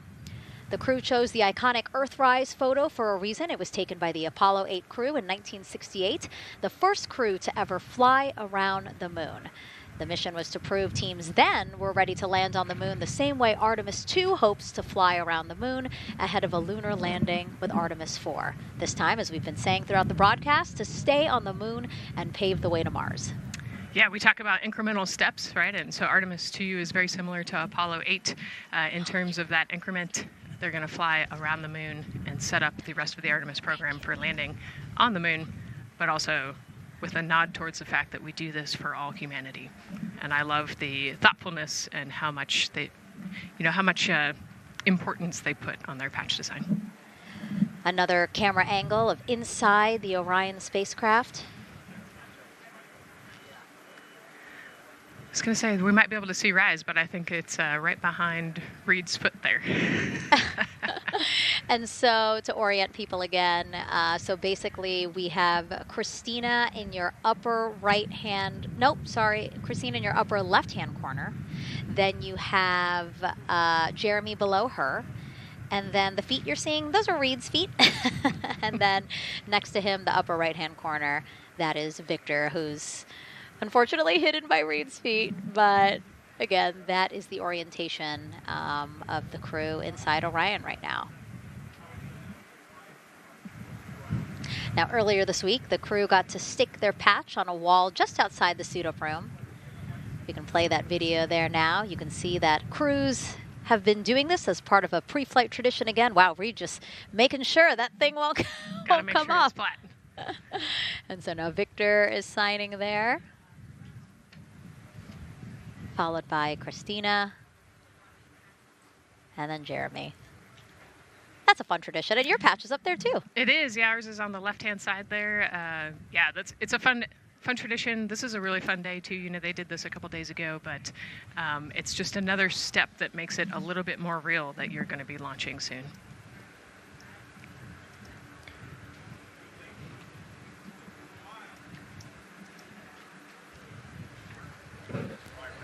Again, we talked a little bit about this before. The basically like a computer there on Jeremy's leg, a way for him to just check out the data, see some of the data that also Reed and Victor are getting to see, but in those much bigger displays for Orion. Right, yeah, it's basically a tablet on his leg, and it's actually plugged into a cord nearby that allows him to have a screen repeater so he can see what they're looking at.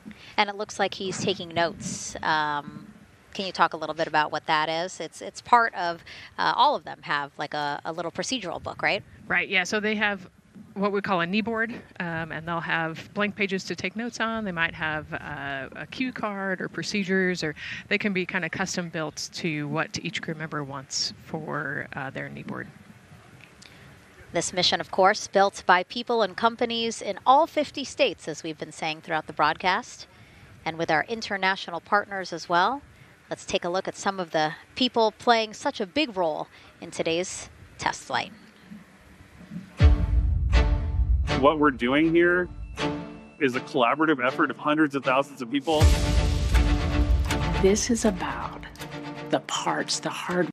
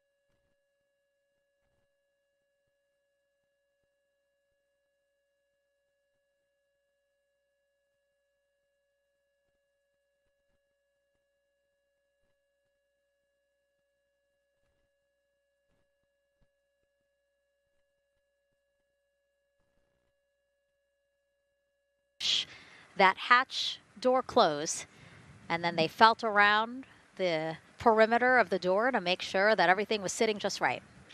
Right, yeah, we talked about how heavy the crew module hatch is. This hatch is just as heavy probably, and so, you know, they're working the closure here and working those connections, and you can see, yeah, there's still 3, 4, 5 people that we can see in the white room. It takes a lot of people to get this these hatches closed and this rocket ready to launch. Mm-hmm. And so the next step in the countdown is that this team will start closing out the white room. So basically disconnecting things, stowing things, making sure that when they leave, there is nothing that isn't supposed to be there. And really, then at that point, it's just all 4 of the crew member, Victor, Reed, Christina, and Jeremy by themselves at the top of the launch pad. Yeah, and then eventually that crew access arm will move away, and then it'll really just be them up on top of that rocket. Mm-hmm. Yeah, your eyes lit up when I said that. That's exciting. It is. It is. Yeah, we had a moment, we talked a little bit about my fear of heights, but most of our crew is afraid of heights. And so there was a moment where I realized that it was just us, you know, 100 and some odd feet up and no way. No crew access arm, and may or may not have said something that made everybody go, huh. Were you wondering to yourself, what? How did I get here? We're pretty far up. That crew again bringing that drag-on camera. That camera is a handheld camera that is a live look for teams who are remotely watching these operations closely.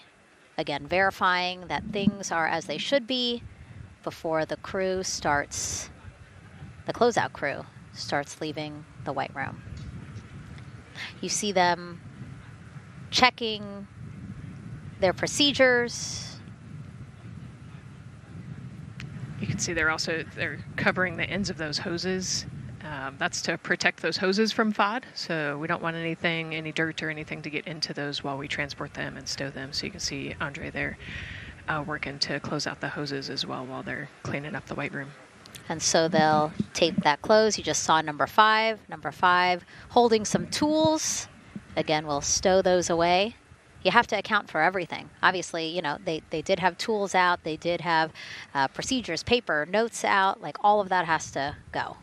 Yes, and you can even see on number 3's hat, he's got a string that's connected to his suit there. Mm-hmm. That's, again, just to make sure that we don't lose anything. If, you know, gust of wind or you get knocked or something, you don't want to lose a single thing in the white room. So everything is tethered, everything is accounted for, and everything is protected. The crew now, another live view of them inside Orion. Jeremy, Christina, and Reed and Victor on the right side of your screen. What do you think they're thinking right now, Nicole?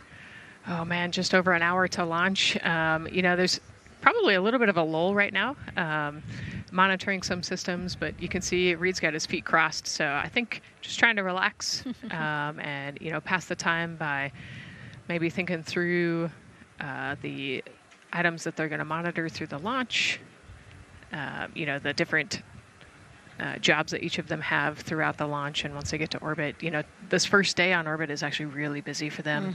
Mm-hmm. They've got, you know, 2 burns that they have to monitor. They've got to get the system set up, and they've got to get the cabin set up. So there's a lot going on in the next 24 hours for this crew. I think they've got a couple sections where they get to take a nap, but I don't think they get a full night's rest for quite some time. So, yeah, you know, going through what's next.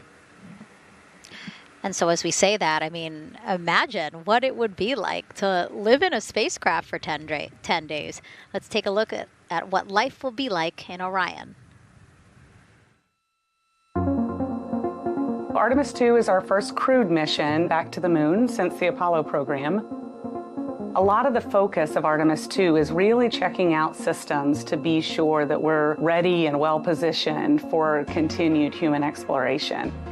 My name is Susan Baggerman, and I'm the Chief Health and Performance Officer for the Orion program and the Artemis II mission. And this is 10 Days in Orion.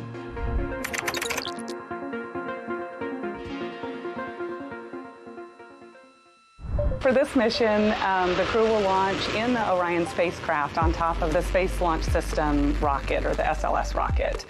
Once they've launched and achieved orbit, they'll continue on checking out many of the different critical Orion systems, check out some of the critical medical systems, and be sure that we understand how the crew would do that successfully within the volume of Orion. We also have, of course, systems to feed the crew. They have a potable water dispenser that they'll check out. And then we also have a food warmer. Kind of looks like a suitcase that the crew can use to heat their food. They're also going to check out the flywheel system. We'll have the crew perform some initial exercises. Part of that is to ensure that the flywheel is actually working, but part of it is actually to be sure that our environmental control systems are actually working. For sleeping, the crew will sleep in sleeping bags. Some crew members like to be very tightly bound up, and some like to float very free. They'll use the toilet for the first time and be sure that it's able to flush. While they're on their journey, they'll do some testing that they quickly don their suit just to be sure that we would be ready in the future for an emergency. They'll also check out our radiation shelter. If we were to have a solar particle event, we would be asking them to take stowage out of the stowage bay and put it in some specific locations on the vehicle, basically for it to serve as shielding.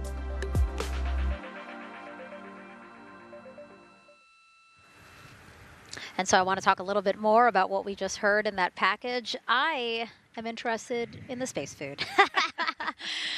So Reed, Victor, Christina, and Jeremy have a pretty big menu to choose from, so that's really cool. We're actually going to pull up a graphic now that kind of shows you some of the food that they're going to have with them on their 10-day journey around the moon. We know of more than 10 types of beverages. There's coffee, a mango peach smoothie, apple cider, lemonade. So those all sound delicious. And now I've just remembered I haven't eaten lunch. They're actually not too bad. I actually have a mango peach smoothie with me today. No way. Yeah. So you can see they come in these little packets here, but it's just kind of a dried powder that you add water to. So this would actually, you'd add 175 milliliters of water and let it sit for 2 to 5 minutes, and then you can stick a straw in it. You saw in that package they put a straw on the top septum portion there, and then you can drink it. And so this is the packaging. This is food that you brought up with you, or that you had while you were at the ISS. Yes. Yeah, actually, this is all food that we have available to us on the standard, what we call the standard menu on the space station. And so actually the graphic there showed quite a bit of the standard menu that they're going to take with them. So yeah, let's pull space it back food up, is space actually. food. Yeah, we can use the food that we have been using. You know, our food lab at Johnson Space Center actually creates that food, and then they stabilize it and they package it for us and everything. So they do a really wonderful job out there. We've got different types of food. You know, you can see I've got this is a soup, tomato basil soup, so thermal stabilized. It's already hydrated, so you just throw it in that food warmer that we talked about, and then you can eat it. But then we also I have some shrimp cocktail here that's, you know, irradiated, so it's in a package that protects it. I'll show you. I've got a brownie too. That's probably my favorite one. But are we eating it? We might, if you're. Yes. Look, see, they want us to eat. I don't know what happened, but it worked out with what we were saying here. So it's in an outer package to help protect it against, you know, radiation, and then it's in this inner package. And so this cosmic brownie, actually the trick, Anne McLean, my crewmate, taught me, the trick is you got to put this in the food warmer and get it nice and warm, and then you can get it. But so what we do is we just take scissors and you open it up, and then it comes right out. So these brownies are nice because they don't have a ton of crumbs, and so you can actually just eat it pretty easily in space. You know, if you imagine, that would not happen in space. It would not fall. But yeah, so we've got all sorts of things that you can actually eat. The menu's pretty good and pretty diverse on the space station, and then as you saw, pretty diverse for Orion. Nice. Yeah, that's amazing. And again, here's a look at the crowd that's starting to continue to grow here as we get closer and closer to launch. We are now under an hour from the opening of our 2-hour launch window at 6:24 p.m. Eastern Time. And so let's take some questions from social media. We haven't taken some of those for a while. You put that brownie away, Nicole, or I'm going to steal it. Nicole, we have another celebrity who submitted a question. Let's take a look. Okay. A quick question for the Artemis crew. What food from Earth would you bring with you into space? And why would it be lasagna? Because that's the greatest food. Again, not really a question. Yeah. Because he was like, it's lasagna. It's got to be lasagna. You know, there is lasagna on Space Station, and it wasn't too bad. Probably not my favorite food of all, but yeah, lasagna's not a bad option. It's a high-calorie meal. If you're trying to, carb load for a spacewalk or something, it's a great option. Yeah, I remember Christina saying that her favorite food on the menu, and actually, she was saying that she was getting in trouble because people kept on saying, you can't eat mac and cheese every day, Christina. We mentioned the mac and cheese and brisket earlier. Man, I would put those two on a tortilla. That would be great. That sounds delicious, delicious. Well, thank you so much, everyone, for sending in those questions. For everyone from a 5-year-old that we got a question from to all the way to Roy Woods Jr. there, a comedian. So thank you so much. And if you're just joining us, welcome to the Space Coast of Florida, where we are counting down to liftoff of Artemis II. You see a beautiful aerial shot there of our rocket on the pad. For the first time in more than 50 years, we are sending humans to fly around the moon and back, and we're taking you all of you with us on this next chapter of human spaceflight. I'm NASA's Megan Cruz, and this is NASA astronaut Nicole Ayers. Great to have you here, Nicole. Yes, this has been a beautiful day. Excited. We're continuing to march towards this launch. Yeah, and if all goes as planned, this crew could travel farther from Earth than any other humans before them and see parts of the moon no one has ever laid eyes on. How exciting. Yes. Exciting is an understatement, I think. That's true. We're going to see the far side of the moon for the first time by humans in a long time. It's important. And as the crowd again builds behind us, more activity that you're seeing here at the Kennedy Space Center press site. We also have a ton of people gathering around the world to watch this history-making moment. So let's take a look at those watch parties now. Oh. That crowd has grown.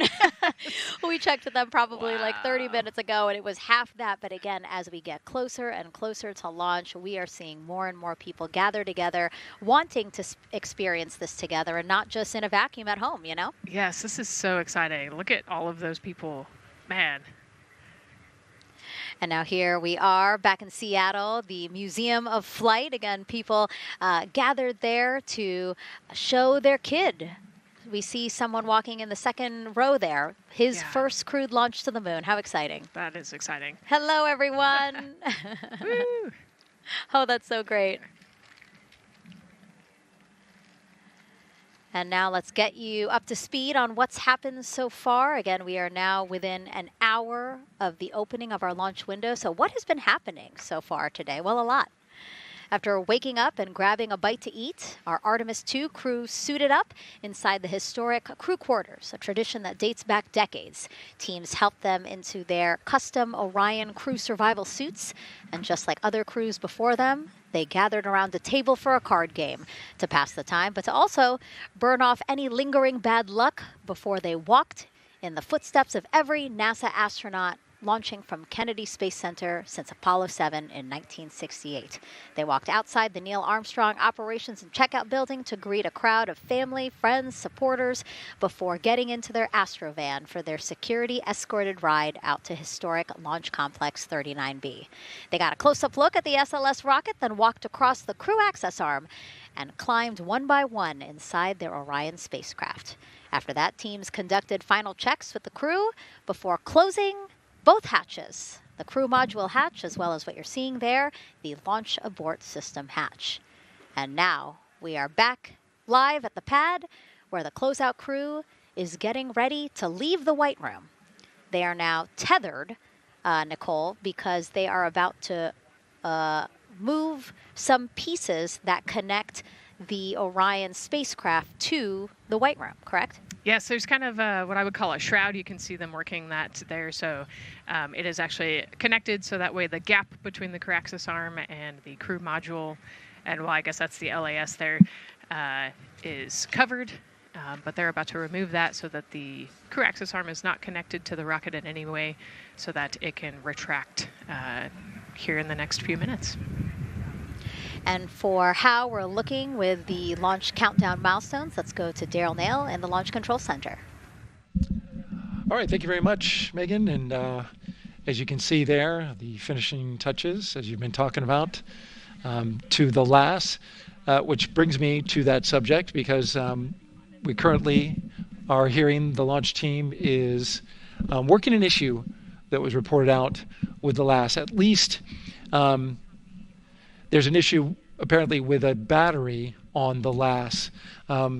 The engineer who is in charge of the launch abort system sits on console here, reported that a temperature for one of the 2 LAS batteries is out of range.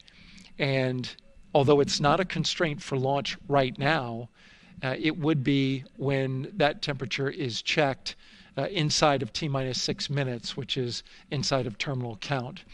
So right now, the team is working some troubleshooting on this issue.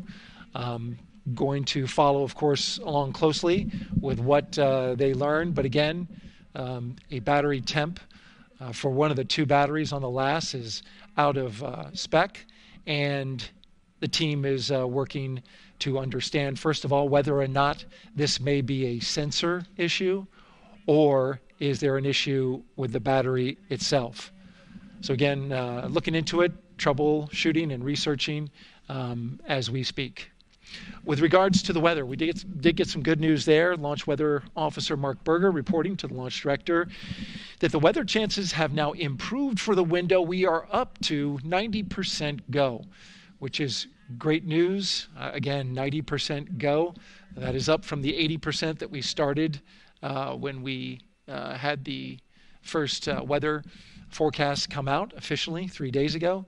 And so that is great. And for anybody who's here in the launch area knows that is certainly viewable. They can see that by just looking up.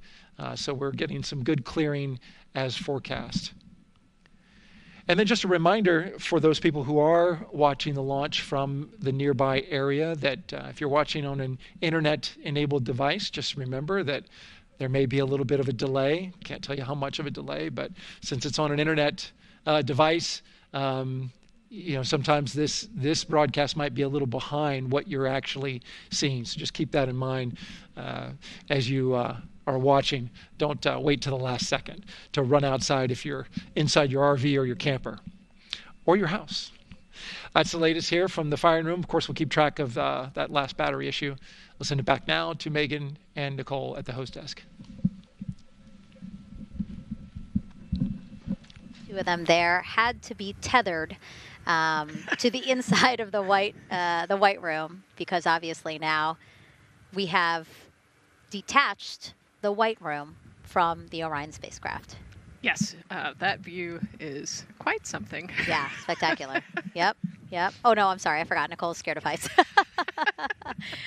An astronaut afraid of heights is actually not uncommon, as we've learned today.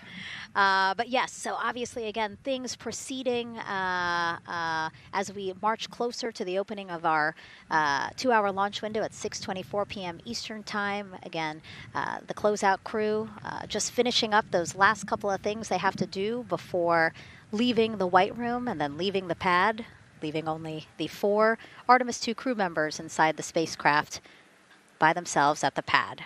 Yeah, and then we'll be curious to follow the battery issue on the LAS as well. I think sometimes it's just a sensor issue, sometimes it's a battery issue. So hopefully they figure that out quickly. Mm-hmm. And so if we can take a shot of the crew inside the capsule, if one's available, why don't we talk a little bit more about each of them? So we have Artemis II Commander Reed Wiseman, Baltimore native, and he's actually, you see his feet in that shot there from inside Orion. He's been in space once before as flight engineer for Expedition 41 aboard the International Space Station from May through November 2014. During the 165-day mission, Reed and his crewmates completed more than 300 science experiments in areas like human physiology, medicine, physical science, earth science, as well as astrophysics. They actually set a milestone for station science by completing a record 82 research hours in a single week. He also served as chief of NASA's astronaut office from December 2020 to December 2022. His 2 daughters were out to wave goodbye to him as he made his way to the launch pad. And again, there's Reed's feet. Reed is the one sitting in the seat to the right, closest to our camera there. So looks like he's relaxed by the body language of his feet. Yeah, I think they're kind of in a holding pattern, if you will, or a waiting period. So it makes sense that he's a little bit relaxed. He's also kind of just a relaxed person in general. He's wicked smart, but has a demeanor that keeps everybody calm. And so I think we're seeing that here today. And so in this shot, Reed is the one sitting on the left, and to his right, Artemis II pilot Victor Glover. NASA selected the California native as an astronaut in 2013, and at the time he was actually serving as a legislative fellow in the United States Senate. His first trip to space, November 2020, pilot of NASA's SpaceX Crew 1 mission. That was the first operational mission of NASA's Commercial Crew program, which resumed launching American rockets from American soil to the International Space Station since the end of the shuttle program. Victor is a U.S. Navy captain and naval aviator who served as a test pilot, racking up more than 3,500 flight hours in more than 40 different aircraft. So again, he probably feels pretty at home in the pilot seat of Artemis II. Yeah, I think he does. He got to say goodbye to his wife and 4 kids. Again, those were the family that he had here at Kennedy Space Center before the 4 of them drove out to the pad. Yeah, and you can see there, we talked about Victor's energy earlier, and you can see him working through, pushing some buttons on the displays. Looked like he was pulling up a procedure, so he's following along and ready to go, looks like. And then mission specialist Christina Cook, sitting on the upper left-hand corner of the screen there, native of Grand Rapids, Michigan, was selected to the Astronaut Corps in 2013, same class as Victor, served as flight engineer on the International Space Station from March 2019 to February 2020. During that time, she set a record for the longest single spaceflight by a woman with a total of 328 consecutive days in space. How cool. She also participated in the first ever all-female spacewalk. And before becoming an astronaut, Christina helped build space science instruments and led scientific fieldwork in some of the most remote environments on the planet. Her hobbies include surfing, rock climbing, and community CDR, service, yoga, and photography. Go ahead, NCD. There's a couple of suppressed overvolt messages. We're going to go ahead and clear those off your screen. We see them and we copy. All right. NASA test director. We're still working here, trying to get through everything. So we're getting close, and then trying to talk that other issue that we just picked up a little bit ago. But I think work-wise, we're doing really well. Sounds good, NTD. We're doing great on board. Glad to hear it. NASA test director giving an update to the crew. Some messages flashed on their displays. Just wanted to say that they didn't have to worry about that. We're going to clear that. And that also just reassuring the crew, again, that they are tracking and working the issue with the launch abort system battery. Yeah. All right. And then first-time flyer, Canadian Space Agency astronaut Jeremy Hansen will fly to the moon as mission specialist on the Artemis II mission. The London, Ontario native, selected as an astronaut in 2009. After that, he worked as Capcom at NASA's Mission Control Center in Houston. Capcom stands for Capsule Communicator and is the sole direct voice communicating with astronauts while in space. Jeremy also participated in training exercises, really cool ones like living on the ocean floor off the coast of Florida to simulate deep space exploration for a week. In 2017, he became the first Canadian to lead a NASA astronaut class. He also enjoys getting out on a sailboat, rock climbing, and mountain biking. He has a wife and 3 children. And he's the one that you see bottom left-hand corner of your screen. I know, I'm trying to see what he's doing there. Christina's looking too. And so there is your Artemis II crew inside the Orion spacecraft. And this is actually the 7th time NASA astronauts will launch on a new NASA spacecraft designed for crew. And if you're wondering about the first 6 crewed test flights, here they are.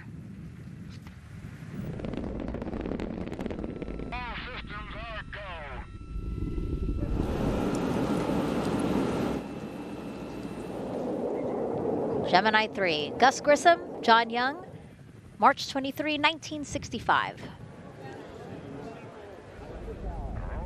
Apollo 7, Wally Schirra, Don Isley, Walt Cunningham, October 11, 1968. Space Transportation System, or STS-1, John Young, Robert Crippen, April 12th, 1981. Then NASA's SpaceX Demo 2, Doug Hurley, Bob Behnken, May 30th, 2020, followed by NASA's Boeing Crew Flight Tests. Butch Wilmore, Sonny Williams, June 5th, 2024. And now, Artemis II with Reed, Victor, Christina, and Jeremy. It is really surprising, honestly, to hear that through all these decades, through all these launches we've had, this is only our 7th new vehicle that we're testing for crew. Yeah, you know, we have so many different missions that we think about and we talk about, but really 7 vehicles that we've tested and that we're flying. You know, I like to think of spaceflight really as a permanent test, right? We have, you know, hundreds of missions or so. You know, an airplane that gets tested and then flown has thousands of data points. And so really spaceflight is always going to be in the test field. And I think it's important to remember that, especially as we put humans on rockets that we never have before, or for the 7th time we start a new vehicle and a new mission. Just getting word now that White Room closeouts are complete. And so the closeout crew is preparing to leave the pad. It's exciting stuff. We are making good time, and the closeout crew is doing really well.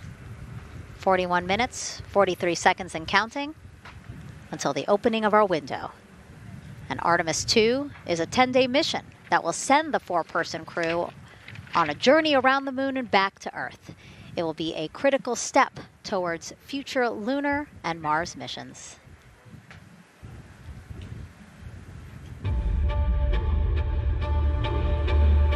We're going back to the moon because it's the next step in our journey to Mars. We need to go explore the moon. There's vast regions of unexplored areas with the coldest, darkest places in our solar system. This is a test mission, and when we get off the planet, we might come right back home. We might spend 3 or 4 days around Earth. We might go to the moon. That's where we want to go, but it is a test mission, and we are ready for every scenario as we ride this amazing space launch system and the Orion spacecraft. But another reason we're going back to the moon is to fulfill NASA's mission, which is to explore the unknown in air and space, to innovate for the benefit of humanity, and to inspire the world through discovery. And when we succeed and when we accomplish the things that we set out to accomplish, that inspiration not only can set up new things to happen, but it also is a reminder in tough times that we're capable of doing great things when we work together. The thing I love about the moon is that it's not just a beacon for exploration and this platform of possibilities for incredible missions like this, but it has benefits. That's actually why we're racing towards it. Those benefits are really wide in nature. You have everything from innovation, technology development, not only for future missions going deeper into the solar system, but technologies that come back to Earth. You have inspiration, a whole generation of people starting this pipeline of STEM workers and manufacturers and operators that are excited to see what you can do when you work hard and you come together as a team. When I think about the 4 of us flying around the far side of the moon, seeing that Earth rise, taking images and video and sending them back to you, the feeling that I have inside is hope. We know that Artemis II is not the solution for humanity on planet Earth, but it is a contribution in the positive column. We hope that just for a moment that people will pause and say, wow, it's extraordinary when you look back upon the Earth with over 8 billion people. And you see this concrete example of what humanity can do, this extraordinary thing when we set big goals. And CDR entity.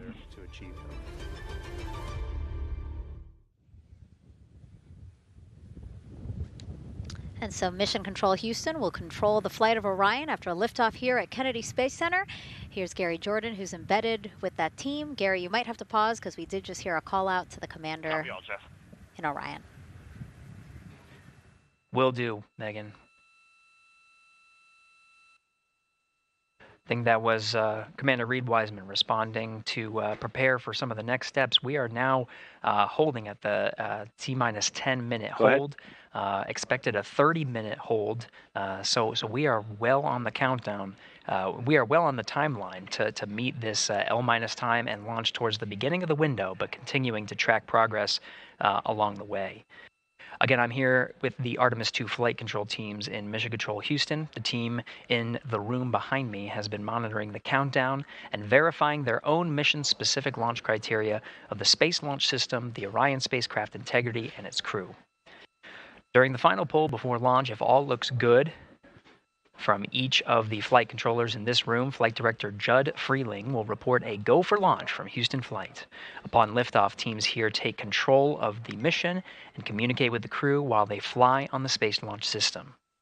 This phase of flight is highly dynamic, and each console position has a dedicated and important role of looking after critical systems. You'll hear calls from Capcom and NASA astronaut Stan Love in this room to the Artemis II crew as milestones are reached during the more than 8 minutes of powered flight on the core stage.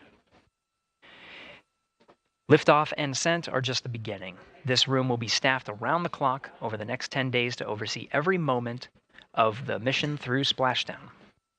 Here from the Johnson Space Center, we'll be streaming the mission live 24/7 so anyone can follow the crew's journey, take peeks inside the spacecraft, and share the experience of a lunar flyby with astronauts looking down at the moon's surface. Teams here have been rehearsing tirelessly in simulations to throw every conceivable and inconceivable scenario their way. We are ready and eager to begin the Artemis II mission. Still milestones to come as we continue the countdown, but we'll be right back with you during the Ascent phase of today's flight. With that, Megan, I will send it back over to you at the Space Coast. Thanks so much, Gary. Under 37 minutes until the opening of our 2-hour launch window, 6:24 p.m. Eastern. I've never been more excited for a time. But why don't we send it back over to Megan Carter with the moon board to learn more about what happens after Ascent. Absolutely. I am definitely also getting excited. Things feel like they're starting to pick up a little pace here. A lot is about to happen within the first 10 minutes of launch, but what happens after those first 10 minutes? Let me take you over here to my mission map so we can kind of jump ahead and let me explain a few things. So, our main engine cutoff is going to stand for MECO, and that is essentially where the rocket's job is done, and it is then going to turn the propulsion duties over to our ICPS. That stands for Interim Cryogenic Propulsion Stage. Don't try and say that too many times fast, but the ICPS is going to be right here, and that's our in-space propulsion. About 50 minutes into, after about 50 minutes into launch, it is going to conduct that first burn, and that's going to be the perigee raise maneuver. Essentially what that is going to do is going to raise the spacecraft from a lowest point of Earth just a little bit higher into space, and then they are going to conduct that nice path that's going to set them on that nice circular path around the Earth. That's when they're going to start to be able to really check out the spacecraft. The Orion spacecraft is going to be able to, like we've talked about, be maneuvered by the crew. They're going to check out those life support systems, and communication checkout's going to be vital at that point as well, obviously. Then they will be conducting that another burn, and that's going to raise them just a little bit higher again. And then they will, it'll be about time for the ICPS to separate, and they will start another lap around the Earth as well. Now, the ICPS, but even after it separates, its job will not be done because they will have the opportunity to conduct something called the Proximity Operations Demonstration. And this is going to be really important for our future lunar missions because the ICPS actually has a target on it, and the crew is going to have the opportunity to manually maneuver these spacecraft like we've mentioned and practice those docking maneuvers. Now, obviously, they will not be docking for this mission, but that is, again, going to be critical for those lunar missions in the future. Now, all right, after that ICPS has separated and they've done that second lap, they're going to conduct 2 more burns. And what these burns are going to do is set them up to the high enough orbit and a fast enough speed in order to conduct the translunar injection. This is going to be that critical moment and that critical milestone where they are going to produce about 6,000 pounds of thrust.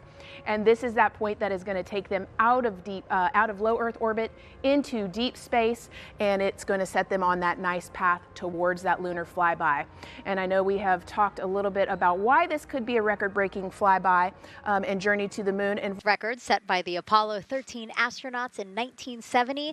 They were 248,655 miles away from Earth, and this Artemis II crew might surpass that on flight day 6 when they fly around the moon by more than 4,000 miles. Yeah, it's a long ways.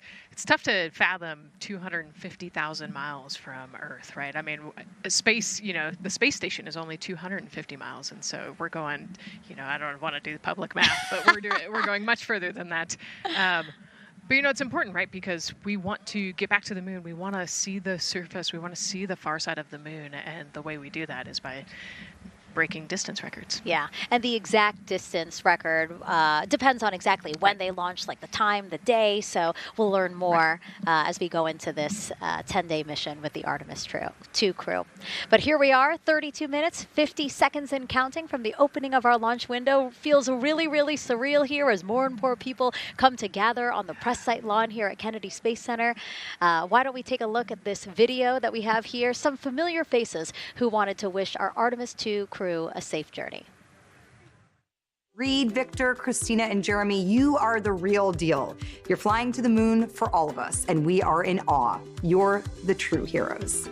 You are not just astronauts.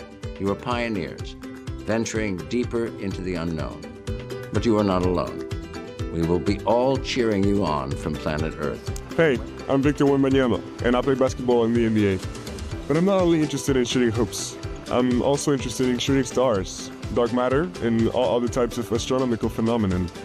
And to the Artemis II astronauts who are shooting for the moon, I wish them good luck and Godspeed. Hi everybody, I'm Ryan Gosling and I play a biologist who goes to space to save the planet in the film Project Hail Mary. But the Artemis II astronauts are going to space for real, and they will travel farther from Earth than any humans in history. Sending all our best wishes to the Artemis II crew. I just want to say how proud I am of each of you and how inspired you make me. But it's not just about me. Your mission is going to inspire future generations of scientists, engineers, athletes, and dreamers to do something that they never thought possible. Hey, it's Roy Wood Jr., and I want to wish the Artemis II crew a happy and safe journey to the moon, well, around the moon, to go around. I know what you're doing. You got to look for a parking space. This is to go around the moon, make sure it's somewhere to park, and then you park journey. Good luck. It's actually a really good way to explain what how this mission builds. Again, we are hoping to land astronauts on the surface of the moon in maybe 2 years. So yes, we are looking around the moon on this lunar flyby mission to see where we might park. Thank you, Roy Wood Jr. Okay, and as we look at this live view of the rocket on the pad, there is a spectacular place here at Kennedy Space Center to watch launch from, and that's the Banana Creek viewing area. Why don't we go back there where the crowd is excited, and Leah has the best assignment ever talking to people who are super excited about being here for Artemis II. Oh my gosh, Megan, you talk about the excitement being palpable. I'm telling you, everybody here on pins and needles as we get just about half an hour away from launch. I've been walking around talking to people, and I'm just struck again and again by how many people are here from across the agency. I want to introduce you to just a small portion of the people across NASA who have been supporting this mission.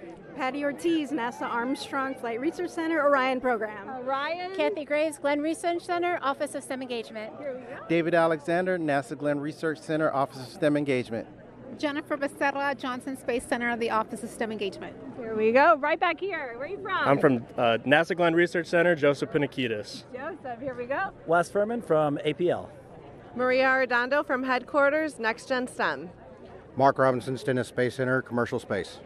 Amira Flores, Armstrong, Office of the STEM Engagement.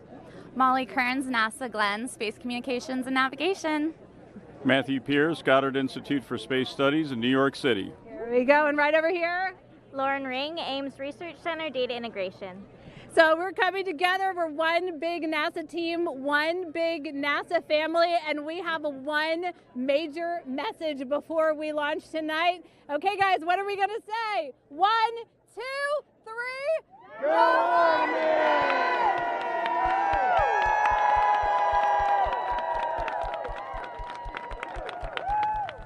Oh my gosh, that made me so emotional. That was so inspiring to see. I mean, wow, yeah, that was great. I mean, just to hear everybody say their position, what they're doing to support this mission is amazing. And I'm sure this was something that really rang true and resonated with NASA's Administrator Jared Isaacman, again, to see the workforce come together to do the work and then to be here for launch. So why don't we actually go over to him now with our Jasmine Hopkins at one of our other viewing locations. All right, Megan, thank you so much. The energy here on the balcony is honestly becoming electric as we get so close to launch, and now we are thrilled to welcome NASA Administrator Jared Isaacman.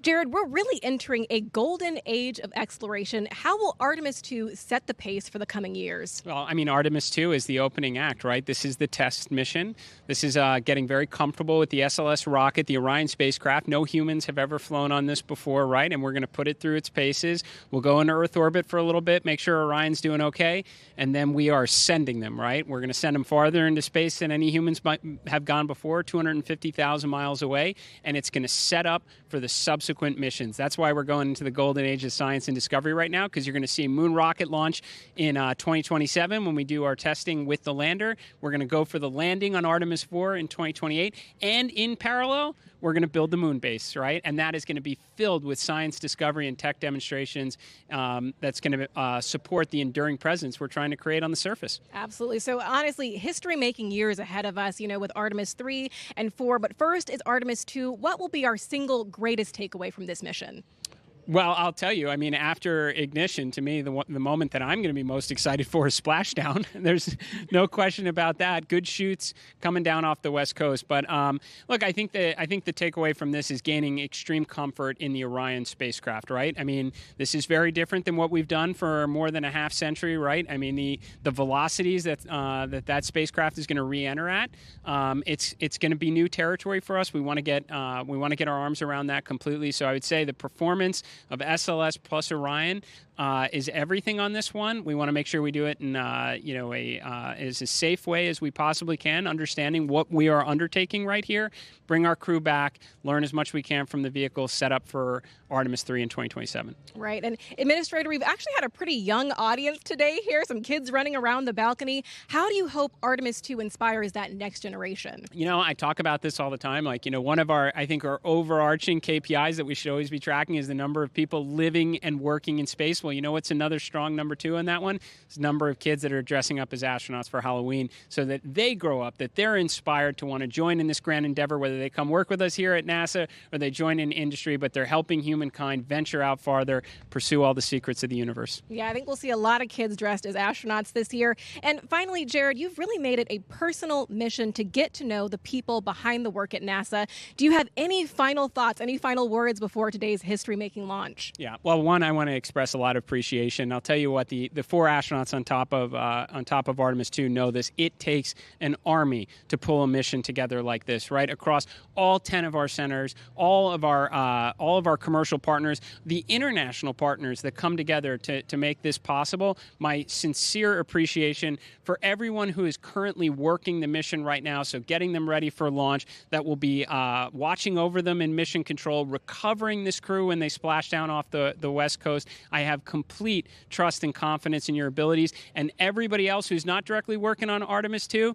Artemis 3 is coming up next year. When this mobile launcher gets back in the VAB, we're going to start stacking. Wow, plenty of excitement ahead of us. Jared Isaacman, thank you so much for being here. Thank you. Thanks for being here. Of course. All right. And with that, let's get back to the countdown with NASA's Megan Cruz.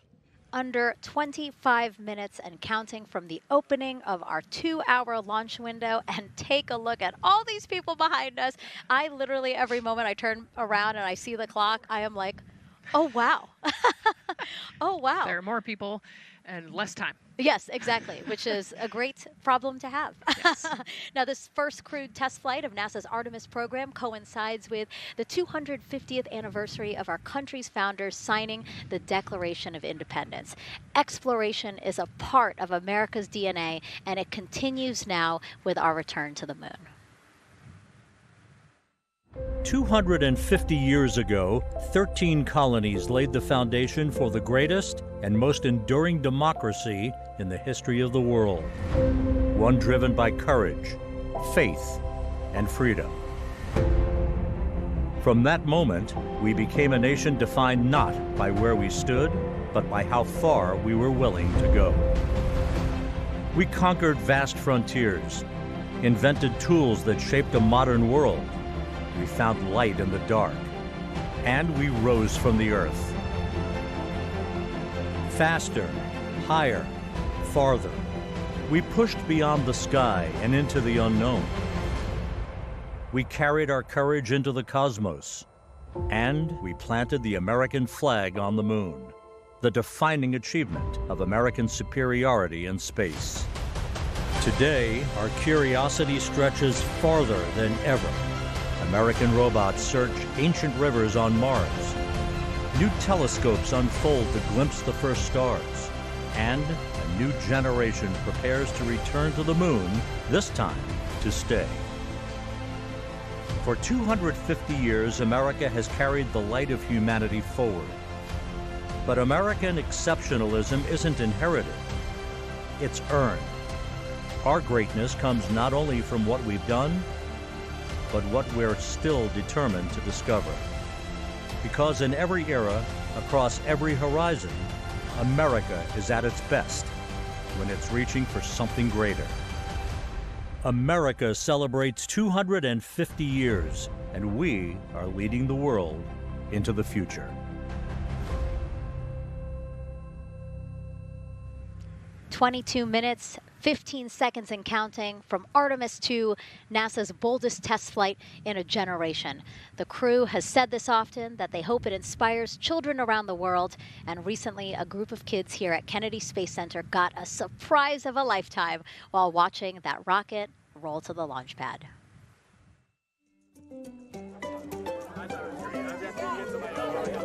So tell me what color it is.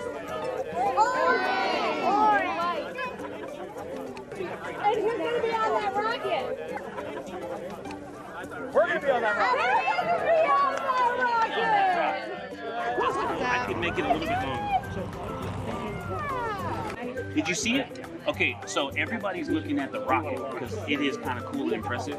One of the coolest things happening over there right now, though, is it's on top of a giant tractor. Doesn't all food come in like tubes? It's in these like little plastic bags. You have to like rehydrate it. Sushi. There's not. I haven't seen sushi in space. It's probably hard to keep that back. Constructed sushi mashed together. My favorite part was this one little girl. She had a question. She had patiently held her hand for a long time, and Christina turns to her and says, "Okay, what's your question?" She just goes, "I forgot." It was like, that's a perfect little kid moment. I just love it. Wait, are you my mother's cartoon astronauts? What? Say that again? Never mind. It's a little hard to say. Go Artemis! These two? Yeah. Look at this one! Yeah. There you go. I like your dabbing astronaut back there. It's just so fun to see the enthusiasm, the energy, and a little bit of chaos. 3, 2, 1. Wasn't that so cute? I love kids and their excitement and, you know, even just being real. Like, I don't remember what I I was know, gonna he ask. goes, but I'm glad you're here. Now here we are, Space Center Houston. The crowd has exponentially grown throughout the day. We started showing you live shots from in there probably an hour ago, and now take a look at all the people there getting ready to witness history together. It's something really special to be able to witness something like this together. Yeah, you know, we've heard from celebrities and officials and kids, and, you know, it's amazing. People from all around the world came here today to Florida to watch, so it's something, it's hard to put into words, just how much support for this mission we're seeing today. And great news, too. Remember, the team was tracking an issue with the launch abort system battery. They appear to have cleared that issue, so we are go for launch. Yes, it's exciting.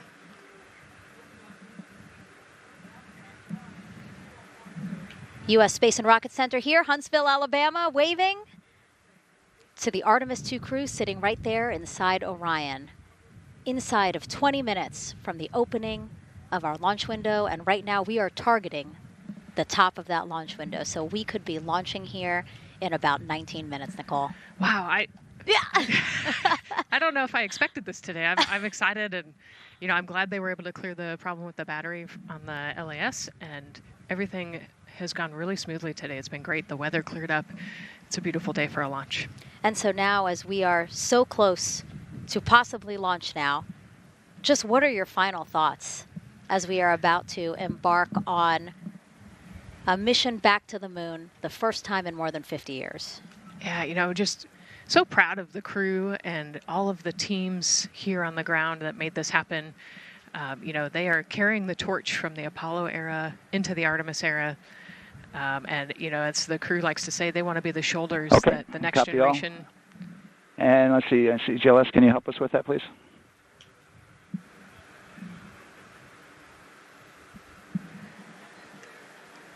They want to be the crew wants to be the shoulders that the next generation can climb on. 001. I think it's in their patch. We're going for all. It's in the name of their capsule, integrity, representing humility and the professionalism of everyone that got them there today. So proud of them. We love them. We're excited for them. And we cannot wait to see what they see.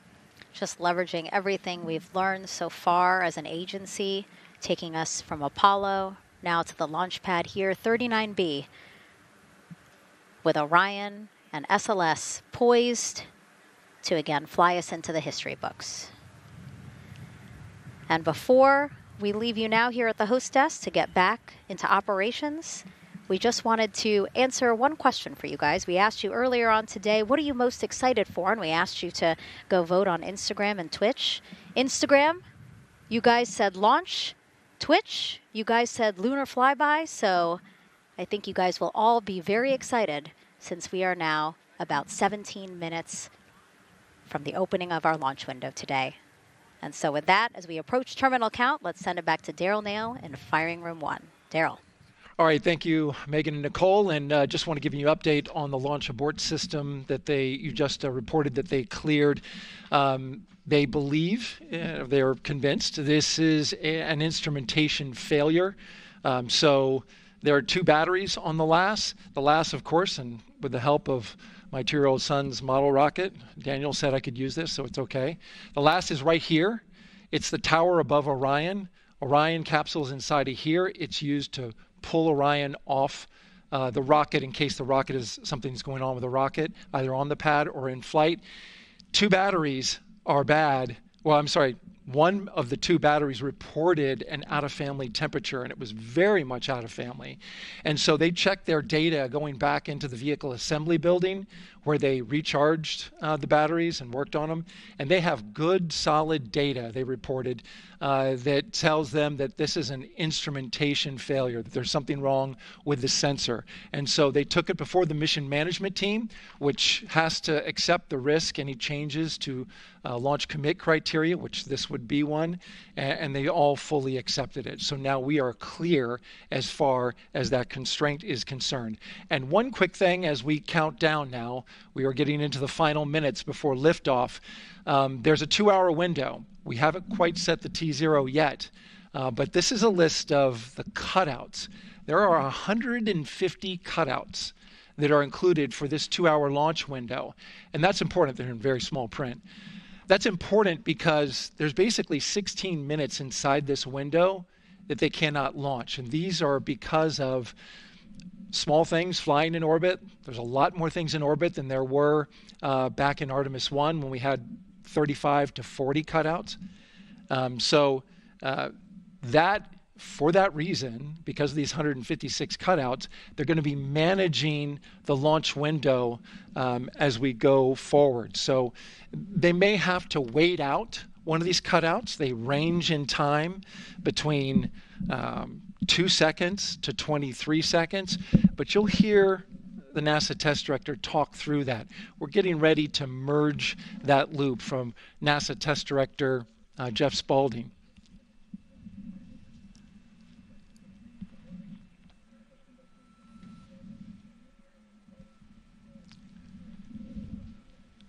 And so now I'm listening to the launch team get ready to merge their operational channel.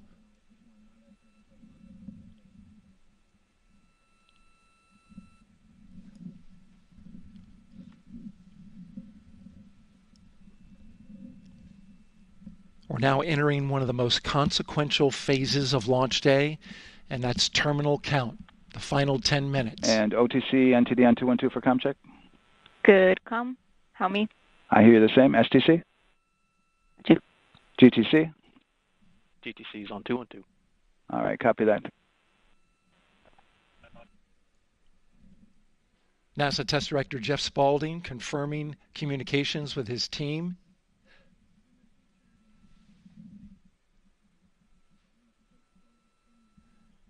There will be 2 polls that we'll hear. One from Spaulding, the NASA Test Director, confirming the ground systems and the launch team are ready to proceed. At this point, we have a clear board, no constraints, but we need confirmation from each individual on the NASA Test Director team. So we'll hear him poll his team. The other poll that we're waiting for is the poll from Launch Director Charlie Blackwell Thompson, who will take that final status from NASA management before giving the go to come out of a hold. And you're seeing the clock count down at L minus 12 minutes. CCL, OTC, Orion, RS1. CCL. Yes, sir. Reconfigure ARS primary loop ISO valves. Copy, that's in work. And CDR, OTC, Orion, RS1. Go. ARS loop ISO valves are being closed at this time. Integrity copies. NGDLP.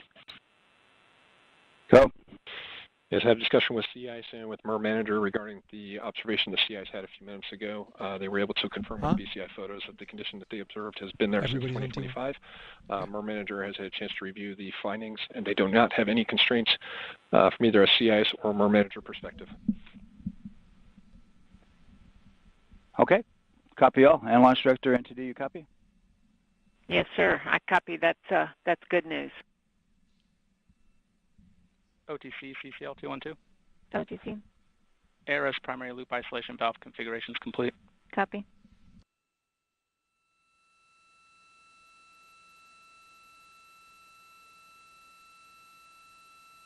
And CGLS NTD, cancel pending, please. GLS copies, and that's complete. All right, and for all personnel, we got a little bit more work to do before we pick up the clock, and we're about a little over a minute from getting to T-minus 10 minutes.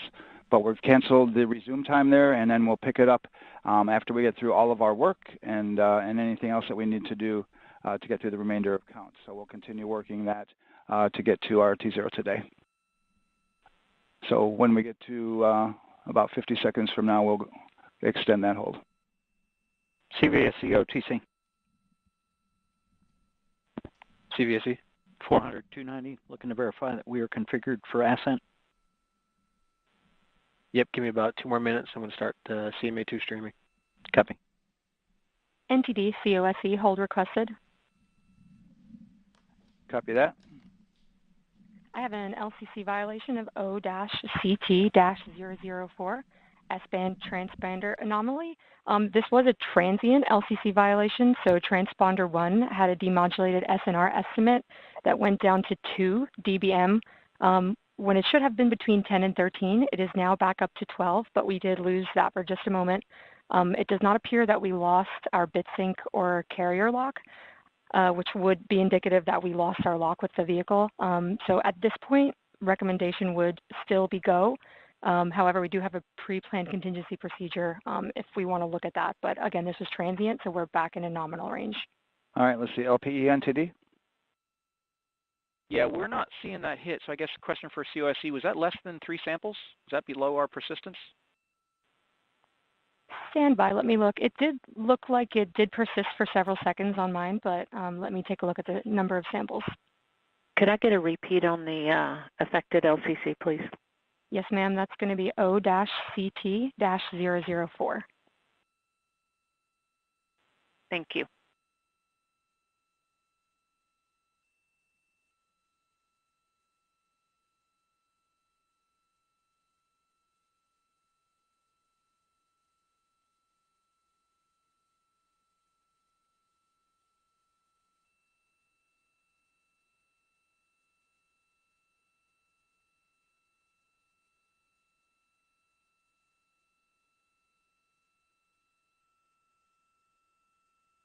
Yeah, us taking a look at the data right here, looks like that was a single sample.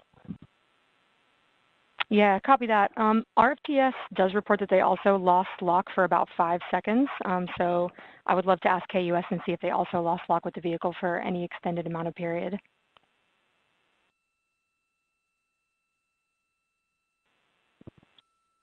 And COSE, while we're doing that, these are 1/10 hertz measurements, correct? So we would have had to lose it for over 10 seconds to get a second sample? Yes, sir, that's correct. It is 1/10 hertz. Yeah, so from our perspective, the allowance is effectively up to 30 seconds, up to 3 samples based on the 1/10 hertz. This is not an LCC violation, I believe. Yes, sir, I would agree with that at this point. Copy that. We're checking with KUS on 232. I don't think they have 212 access. We're trying to verify, but it sounds like they have a loss of lock as well. About 2 seconds. Okay. And I guess for both KUS and COSE, do we have lock now? That's affirmed. We do have lock for COSE.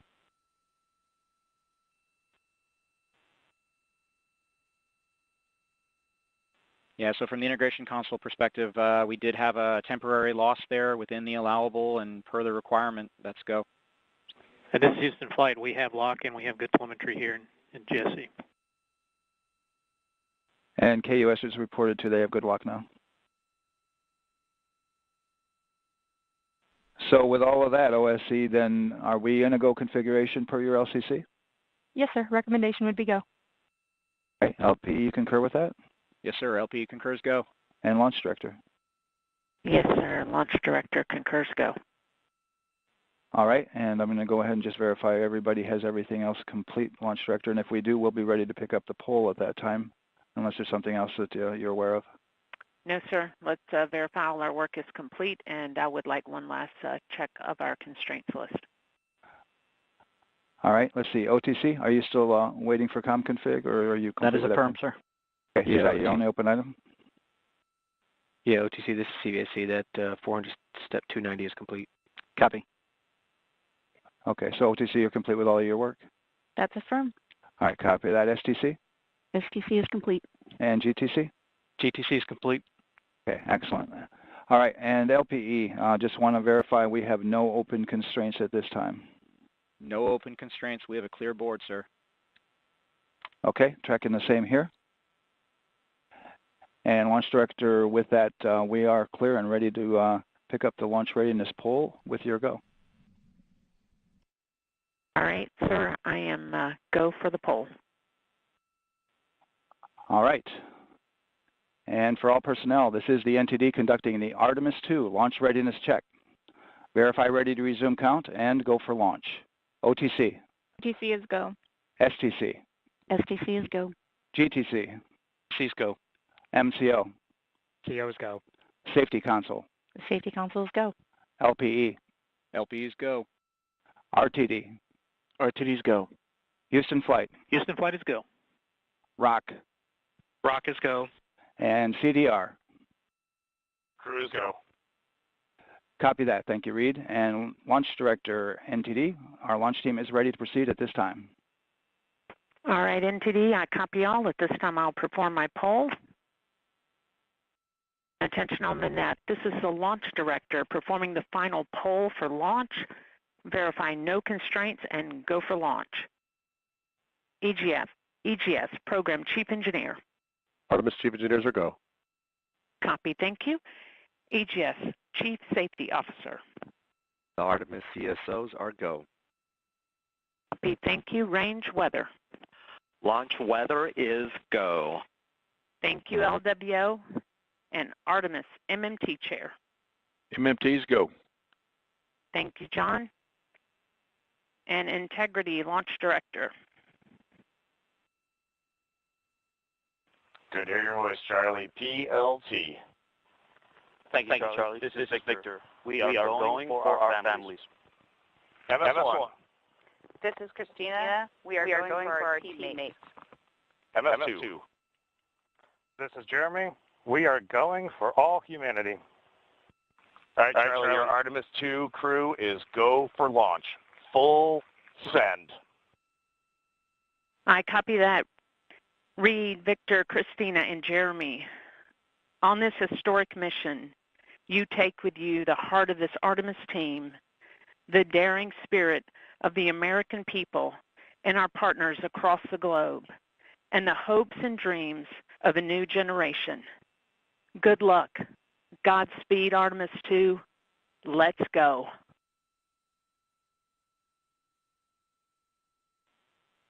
And NTD Launch Director. Go ahead, Launch Director. Yes, sir. You have a go to proceed with countdown. Copy that. I'll put it in work. CDR, NTD. Go. Your visors and initiate short purge per your EPROC 10.1.1, steps 8 and 9. 10.1.1, 8 and 9 going to work.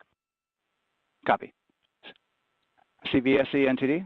Start and verify recordings of our Orion cameras. Copy. Okay. Well, there you heard it. RSR, NTD. RSR. They're getting ready to start terminal count. arm rotation enable at this time, please. It's currently at T-minus 10 minutes. Once we wrap up this last bit of work, SNA arm rotation enable complete. we're going to start that clock. Copy that. Thank you. Integrity crew, close and lock visors.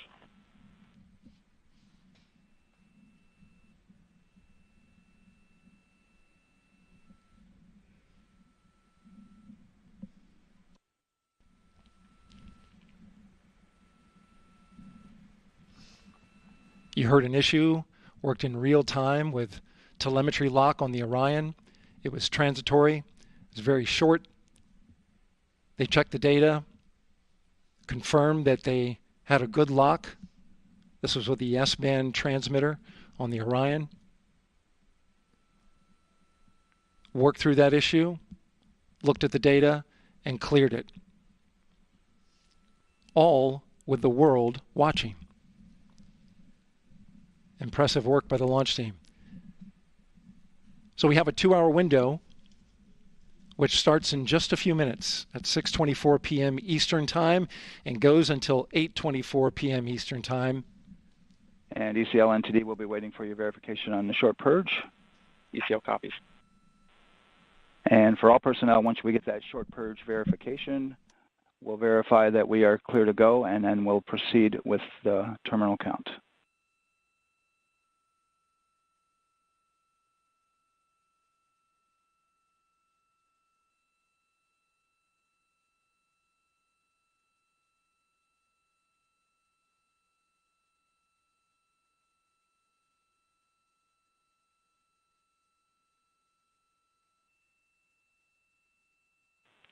ECL time estimate? About a minute. Copy.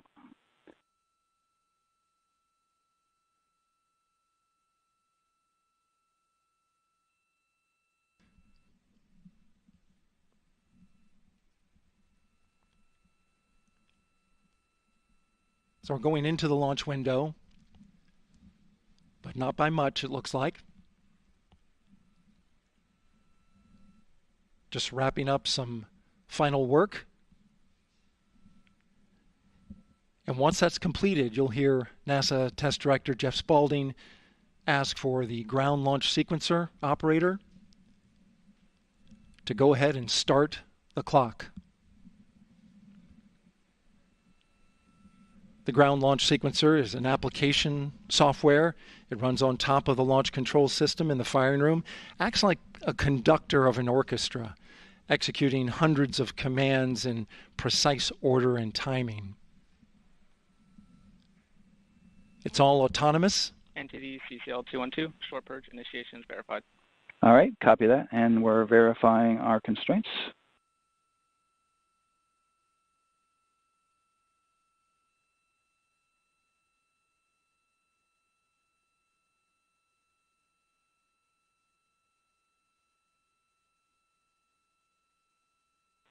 All right, and we're clear from cutouts.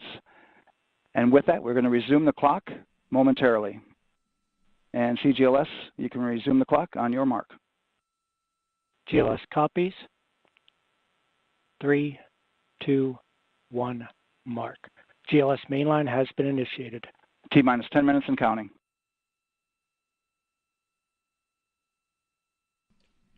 And that begins terminal count. Our new T0 is 6:35 p.m. Eastern Time. 6:35 p.m. Eastern Time. We are now counting down to liftoff of Artemis II.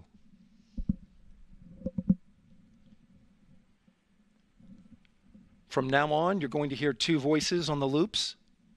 If everything goes nominally, NASA Test Director Jeff Spaulding, who's directly managing the launch team, and Alex Bendelos, the GLS operator who closely monitors the software. He has the ability to stop and restart the countdown.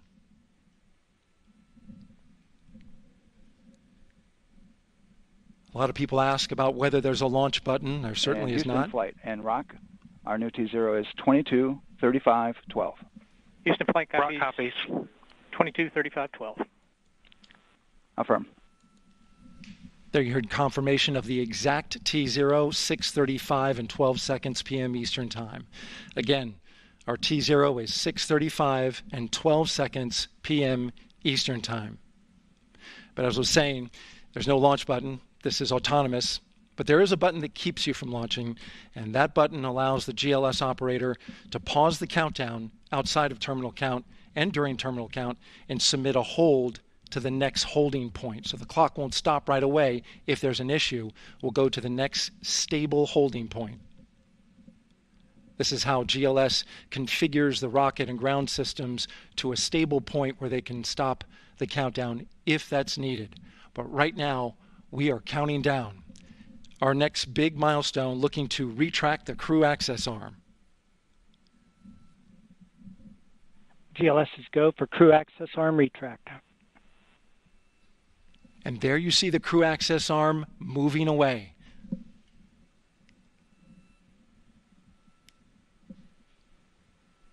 That's the path that the astronauts took to ingress into the rocket.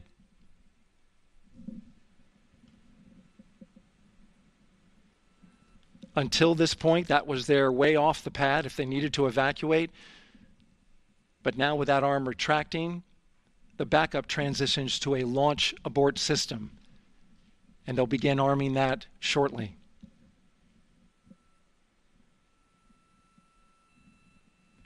Of course, the launch abort system, great shot there of the crew access arm retracting away. The launch abort system is the tower at the top, and that's what would pull Orion and its crew off the top of the rocket in case of an emergency, whether it's on the ground or in flight. This is critical safety hardware that protects the lives of the astronauts.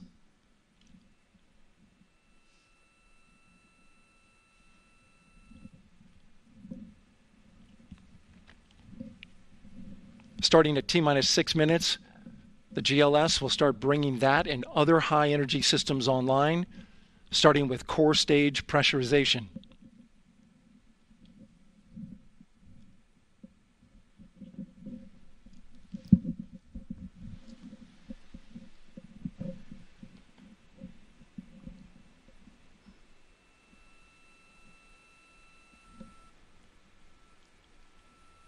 Weather is 90% go. The range is go. All systems are go.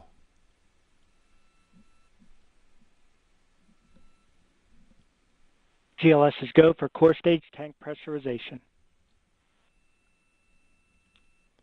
That means the replenish valve for the liquid hydrogen tank has now closed, and that tank is beginning to pressurize to flight levels because that hydrogen is naturally boiling inside the tank.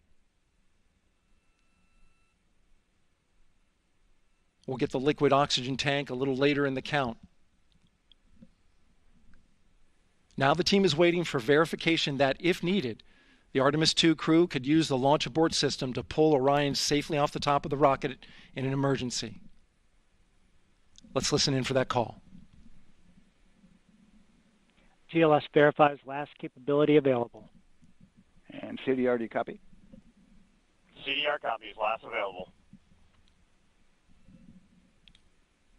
That's great news, and you heard the NTD verify that with the commander of the mission. GLS is go for FTS arm. Now work is being done to arm the flight termination system. This is so the range safety can send a flight termination command if the rocket flies too far off track. There's a brief built-in delay so the launch abort system has time to pull the astronauts to safety go for first. LH2 high flow bleed check. All right, the high flow bleed check. That's so the cryo team gets verification that the RS-25 engines, all 4 of them, are in the proper temperature range for launch.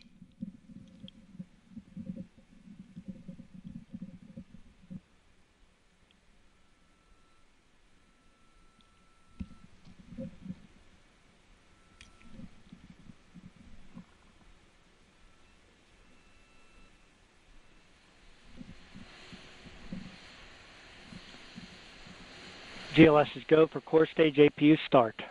Core stage APUs start. Those are auxiliary power units, high-speed turbines which provide pressure to hydraulic pumps that steer the RS-25 engines. We're going to see a gimbal test a little later at T-minus 2 minutes and 30 seconds. This is what allows that to happen.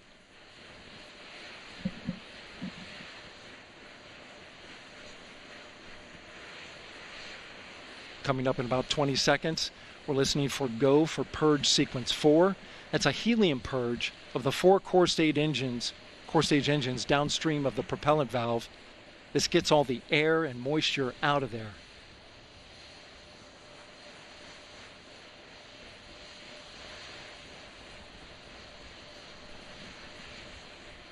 GLS is go for purge sequence 4. Moving through the milestones. All is looking good.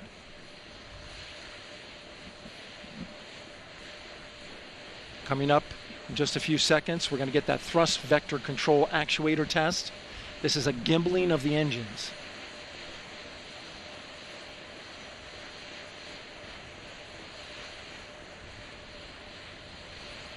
There are the 4 RS-25s, 3 of them shuttle heritage, 1 of them built from shuttle parts. And there you see them moving.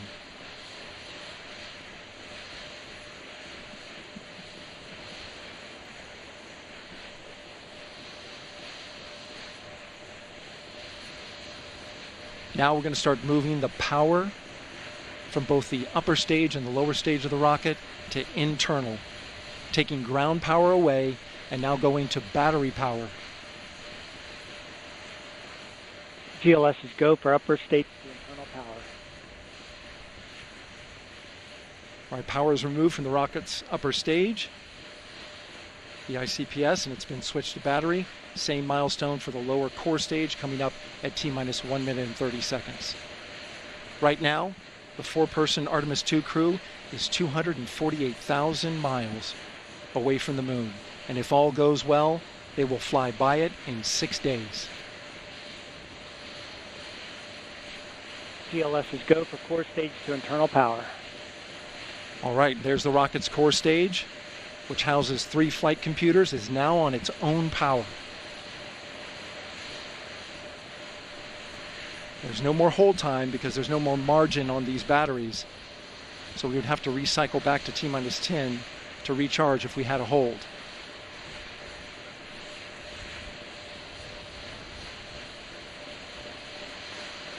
One minute. Right now the rocket does not know what the T0 is, but coming up at T-minus 33 seconds, control shifts from the ground launch sequencer to the rocket's onboard autonomous launch sequencer, or ALS. The rocket will count itself down, but honor any holds that could come from the ground. Now, shortly after liftoff, Houston will take control of the rocket, and my colleague Gary Jordan will take over commentary. GLS is go for ALS. Great call out. The rocket is on its own. 4 brave explorers ready to ride the most powerful rocket NASA has ever launched. Sound suppression water is flowing. 15. And here we go. 10, 9, 8, 7. RS-25 engines lit. 4, 3, 2, 1. Booster ignition. And liftoff. The crew of Artemis II now bound for the moon. Humanity's next great voyage begins. Good roll pitch. Roger, roll pitch. Houston now controlling the flight of Integrity on the Artemis II mission around the moon. Integrity, AMT high. AMT high. On time, passing 30 seconds into the flights. Integrity passes the ultimate MECO. Target milestone. Mission Control Houston seeing good performance on the 4 main engines. Space Launch System core stage. Integrity, 3 miles in altitude. Traveling more than 1,200 miles per hour.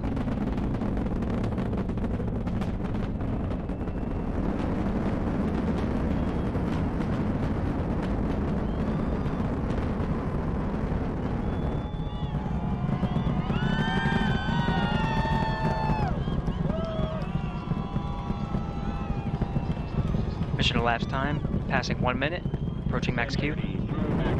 On, Ponce de Leon. Stan, we have you loud and clear on Ponce de Leon. Have you the same. Communication signal transfer confirmed as Integrity and its crew go supersonic. Approaching 90 seconds into the Artemis II mission. Integrity is 14 miles in altitude, 8 miles downrange, traveling more than 2,600 miles per hour.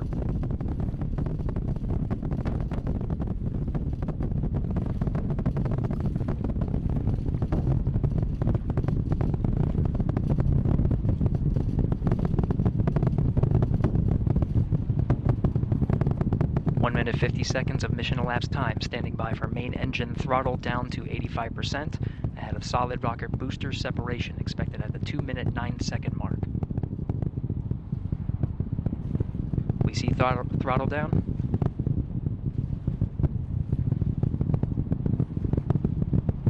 Confirmed separation. Main engines throttling up, guidance converged.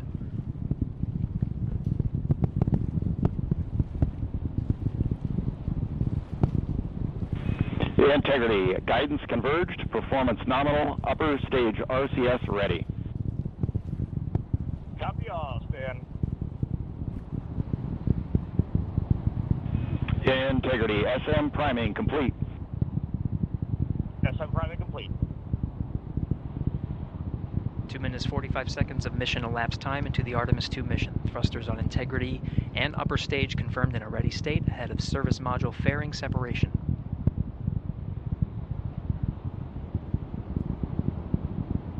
3 minutes into the flight. Integrity, 49 miles in altitude, 78 miles downrange, now passing 5,000 miles per hour.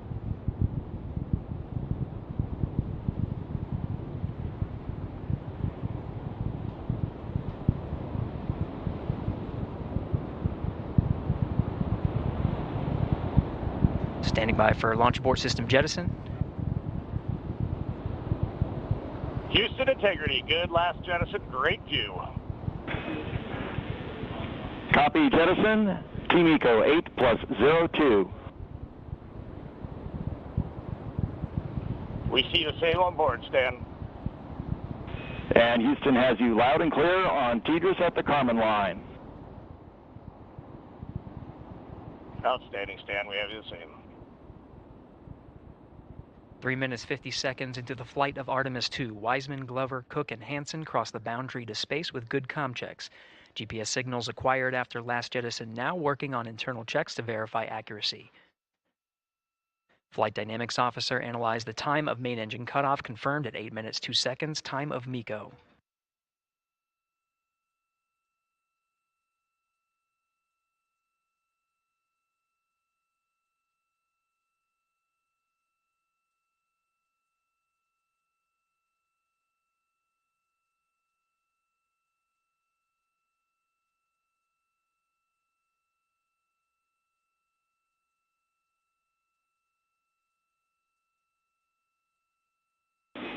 Integrity, GPS processing.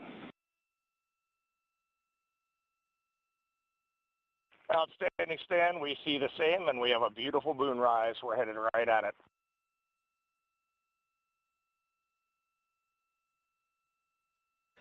Approaching 5 minutes into the flight, Commander Reed Wiseman confirms he has visuals of his destination. GPS guidance, navigation, and control software finishes internal checks and sends to navigation channels. Integrity, 3 engine press. 3 engine press.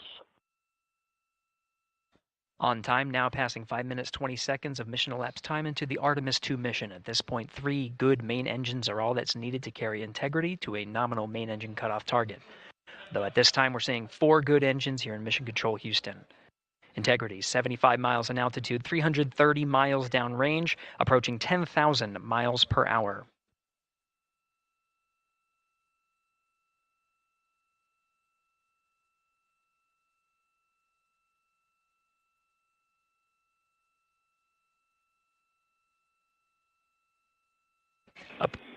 Integrity, looking good at 6 minutes.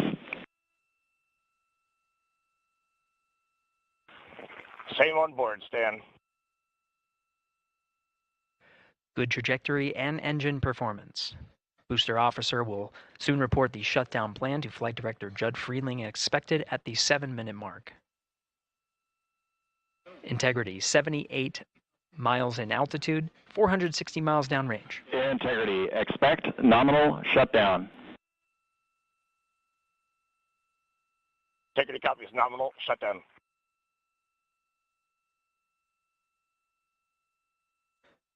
Six minutes 40 seconds of mission elapsed time. Shutdown plan is as expected. Again, the time of MECO was confirmed at 8 minutes 2 seconds into the flight.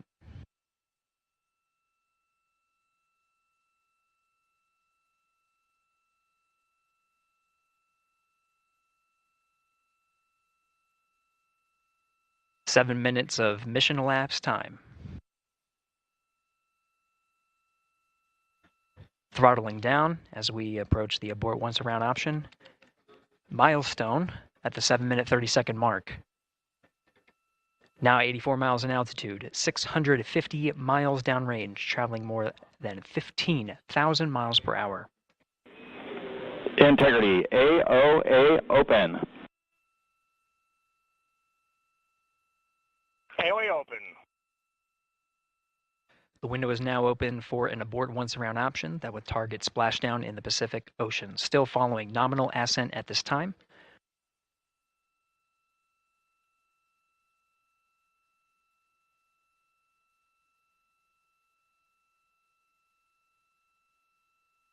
About 10 seconds remaining until the main engine cutoff of the Space Launch System core stage. Standing by for confirmation of MECO and core stage separation.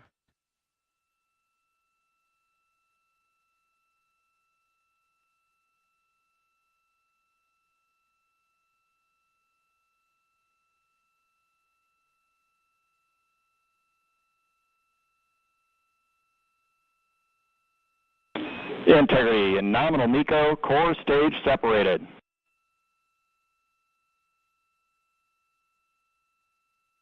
We see the same on board, Stan.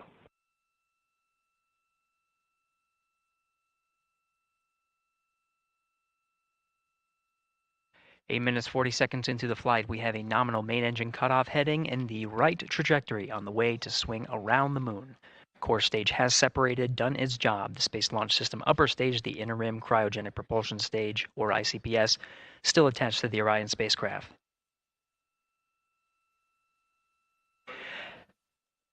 Nine minutes of mission elapsed time. Integrity crew of Reed Wiseman, Victor Glover, Christina Cook, and Jeremy Hansen now in orbit around the Earth at the beginning of their journey to the moon.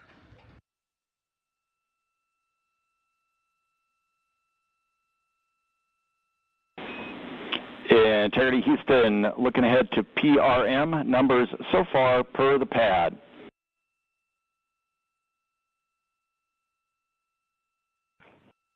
Copy that, Stan. Numbers for the pad.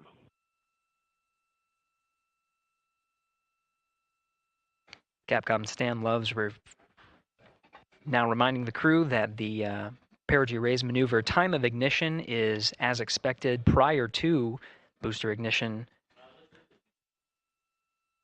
That time being 49 minutes, 50 seconds of mission elapsed time.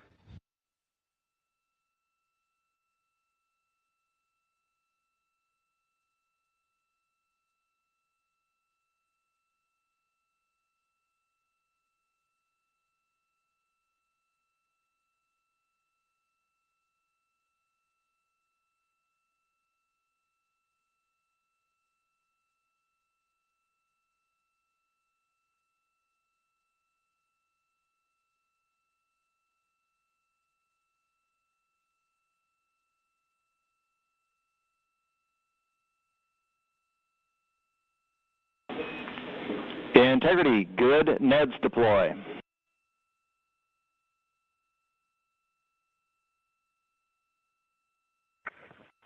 Copy that, Stan. Good, Neds.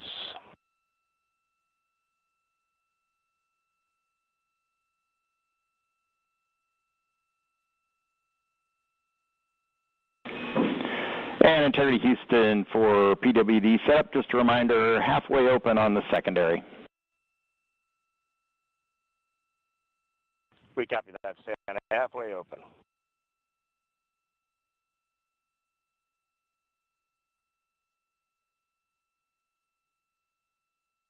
Passing 11 minutes of mission elapsed time. Here, overhearing the conversation between Capcom Stan Love and Commander Reed Wiseman, already passing some milestones. We have a good nozzle extension deployment system. That is confirmed, complete. We also have the visors are confirmed up. Now past the dynamic phase of flight, that is Ascent.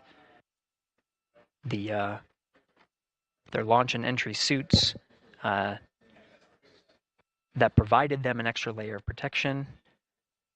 Now not as needed. They're going to raise those visors. And later in today's mission, they will begin to egress or get out of the suits to begin some of their initial tasks of activating some of the systems aboard in the Integrity spacecraft. It's passing 12 minutes of mission elapsed time. Again, the perigee raise maneuver that's targeted near 50 minutes of mission elapsed time, 49 minutes, 50 seconds. That's what the crew is going to be working towards. The Commander Reed Wiseman, pilot Victor Glover will focus on preparing for that milestone. In the meantime, mission specialist Christina Cook and Jeremy Hansen will start some of the activation of environmental control life support systems. You may hear confirmation of their activation over the Orion to Earth communication network.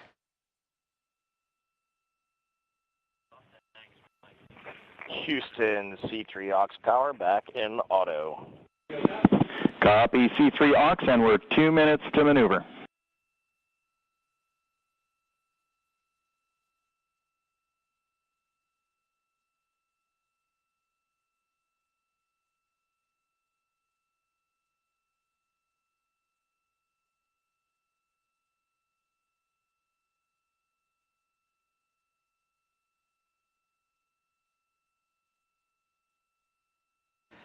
"13 minutes and 30 seconds of mission elapsed time. We're going to continue to follow the crew of the Artemis II mission.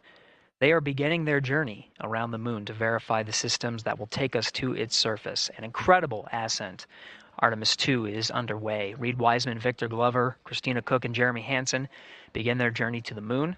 Still milestones to come up as we await solar array deploy and the critical burns that will get Integrity into high Earth orbit around the Earth before engines are fired to get us around the moon. We'll keep tabs on Integrity and its crew from here in Mission Control Houston. But for now, we're going to send it back to you, Megan and Nicole at the Kennedy Space Center. Very jealous to hear how the launch experience was over on the Space Coast. Yeah, Gary, if people are just joining us, welcome back to the Space Coast, where we just saw Artemis II lift off 14 minutes ago. And wow, what an amazing launch, and an emotional one too. As soon as the rocket lifted off, Nicole, you had tears in your eyes, I had tears in my eyes, and we had all these people around us cheering. It was amazing. Yeah, the energy was wonderful. I mean, it was a beautiful launch. You know, we've got 4 friends and family members headed to the moon. It's pretty amazing. Yeah, how does that make you feel as someone who, you know, is an astronaut as well, but also, as you said, friends? Yeah, so proud of them. You know, man, we don't have the words in the English language to describe this kind of an event, and pride, love, so many emotions. You know, they are truly breaking some barriers, and hopefully, you know, as Gary just said, they've got a long day ahead of them, so wishing them well on everything. But so far, what a beautiful launch to watch. Yeah, to be returning to the lunar orbit in more than 50 years. Maybe they go farther from Earth than any other humans before them. Maybe they see parts of the moon that we've never seen before. I mean, what a great start to what could be all of these milestones that we break in just a 10-day mission. Yes, what a way to welcome in the Artemis generation. Yeah, how do you feel? I mean, we saw some beautiful shots we were covering of course, the rocket, of course, the Earth falling away as we continued up into our ascents, but also some of those crowd shots where we saw young and old just emotional, overcome by this history-making moment. Man, we are going back to the moon for all, and we saw that today. We saw that in all the crowds. And yeah, you guys just saw that view, the sunrise or sunset, I guess. They just made it over the crest of the Earth, and you could see the sun peeking over. One of my favorite views from space, and I can't imagine what they're looking at now, and I can't wait to see what they're looking at in about 5 or 6 days. Yeah, and you know, I know a lot of people are like, you know what, I'm surprised this launched on the first try, because we know, like any little thing, we have to be keeping safety in mind, and we want to make sure we're ready to go. But we were ready to go, and I think it surprised a lot of people. What a wonderful surprise on this Wednesday evening. It did, you know, and it kind of surprised me as well. But, you know, it's just a testament to the team here that has been working so hard on Artemis. You know, Artemis 1, we learned a ton of lessons. We learned a ton from the wet dress for Artemis 2. We were able to go in, fix those things. We even had a couple mishaps today, not mishaps, but a couple, you know, anomalies today that the team creatively came up with solutions for. It's just a testament to the teamwork that gets us to the moon. And so we can continue to watch Christina, Reed, Victor, and Jeremy on their way now to the moon in Earth's orbit and awaiting the next in-flight milestones, deploying Orion's solar arrays. So why don't we get back in with Mission Control and Gary. Hey, thank you, Megan. Again, we're following along in the action. It is a long day. They have a number of procedures they need to get to immediately in their timeline. And Integrity Houston, cross-tie is on board per the ETSI-DEM. We copy, Houston. Thank you.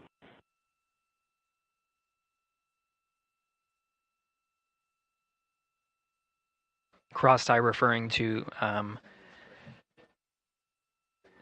flight controllers here initiating a connection between some of the batteries aboard the Orion spacecraft,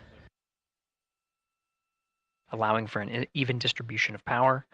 This is the flight control teams that took us through Ascent of the Artemis II mission today.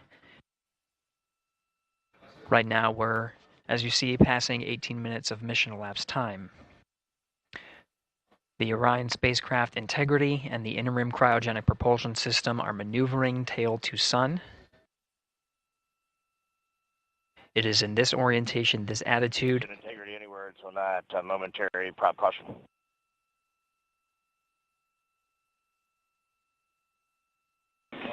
And Reed, no action. We're looking at it.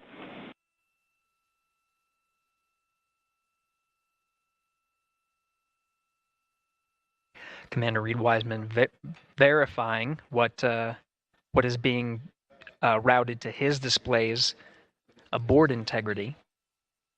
Propulsion engineer confirming that no action is needed at this time. They're pressing through with their nominal procedures to prepare for the perigee raise maneuver. And of course, the solar array wing deploy ahead of that. The solar wing deploy is a critical milestone. We'll continue to have our coverage follow the mission until that deployment. A successful launch is just the beginning. The deployment of the solar arrays and successful confirmation that those solar array wings are drawing power is a significant milestone, and says to the flight control teams that we will continue on today's mission. Power needs to be drawn to continue through some of the next milestones. Until then, the AOA open option that was called up upon Ascent, the aboard once around, is the current option, and abort to orbit option ATO will be switched to a preferred mode at the time that the solar array wings are deployed and latched. It gives the flight control teams a little bit more flexibility. Integrity Houston, update on TDRS handover for your pad.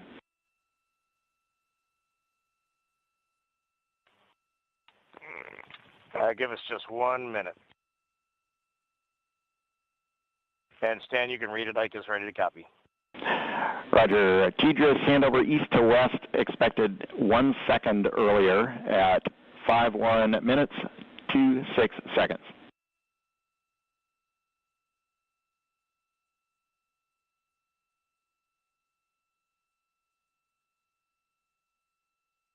Hi, Stan. We copy 1 second earlier for 5126 Tejas east to west, and saws are starting to deploy. Thermal knives are firing. We concur. Thanks for the report.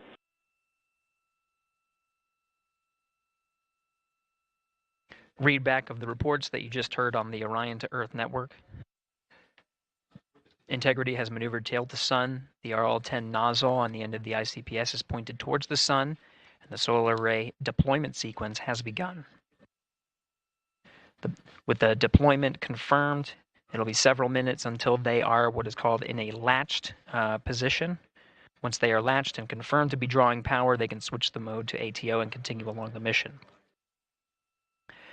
The teacher's handover at the pad, that message meant the crew was provided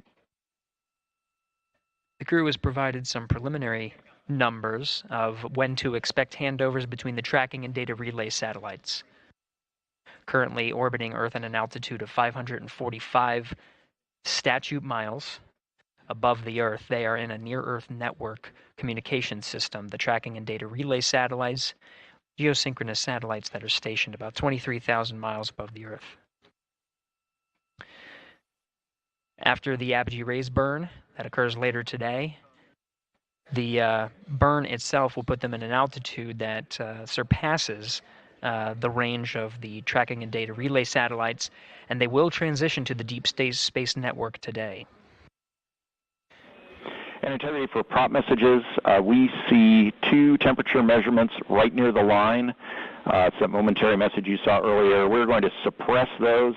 It's CM helium heater 2 T1 and heater 1 T1. They're going suppressed. Integrity, thank you. We see the same.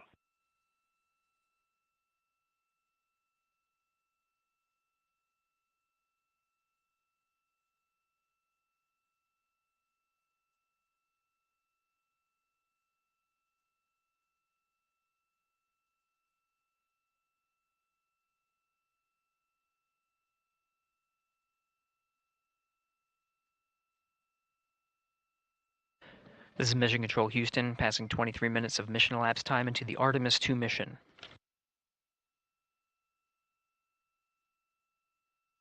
This is after a launch that began at 5:35 and 12 seconds Central Time, 6:35 and 12 seconds p.m.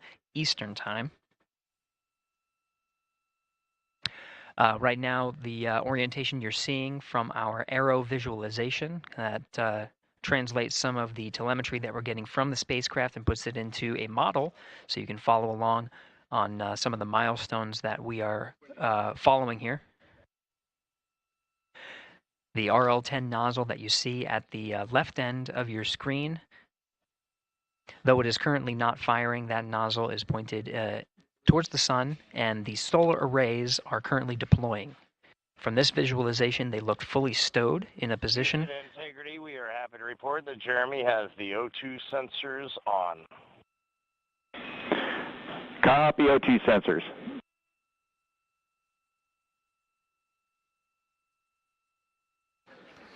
Again, Commander Reed Wiseman and pilot Victor Glover overseeing the deployment of the solar arrays. And we'll follow the attitude maneuver changes ahead of the first burn of the ICPS engine, the perigee raise maneuver. Integrity Houston, we see 4 saws deployed and latched, ready for ATO preferred. Yeah, we're almost there in the procedure stand, and we see the same thing. And Integrity Houston, we are seeing a 7-second miscompare between the MET on Orion and ICPS. We'd like you to read us the MET from your center status bar and for the ICPS on StackSum.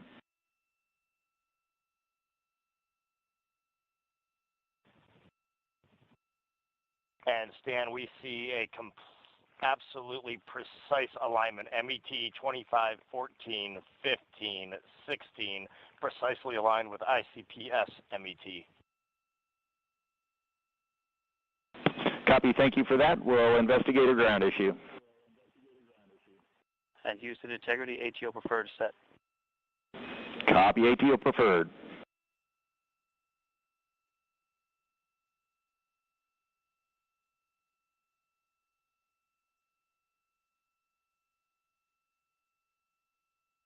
This is Mission Control Houston, 25 minutes, 45 seconds into the flight of Artemis II. We have confirmation that all 4 solar array wings are deployed and latched.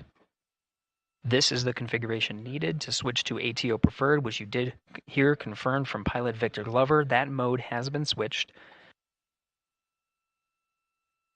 There's also a discussion with Capcom Stan Love and Commander Reed Wiseman about the alignment of the MET clocks on the Orion spacecraft and the ICPS. Commander Reed Wiseman confirmed the clocks are in sync, no issues, they're going to investigate it on the ground.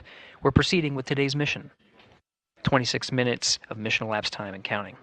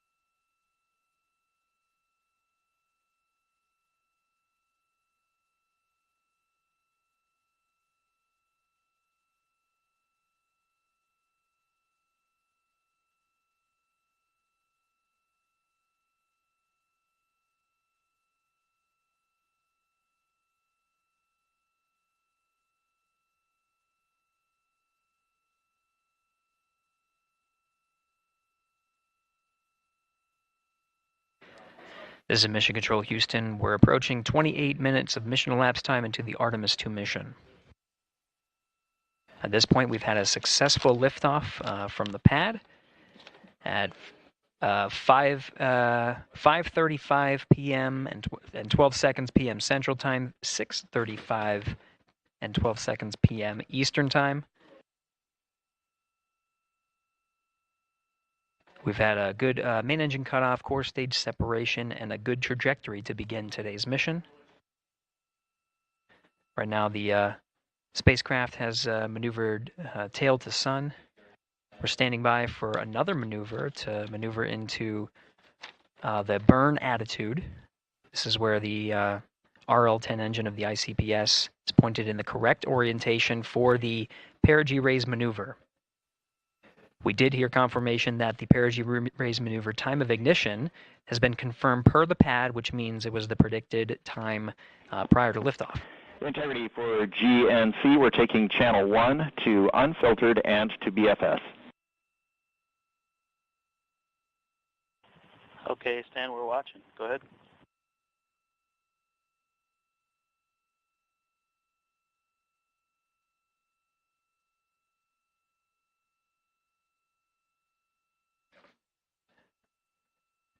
Capcom Stan Love reading up to the crew of Integrity.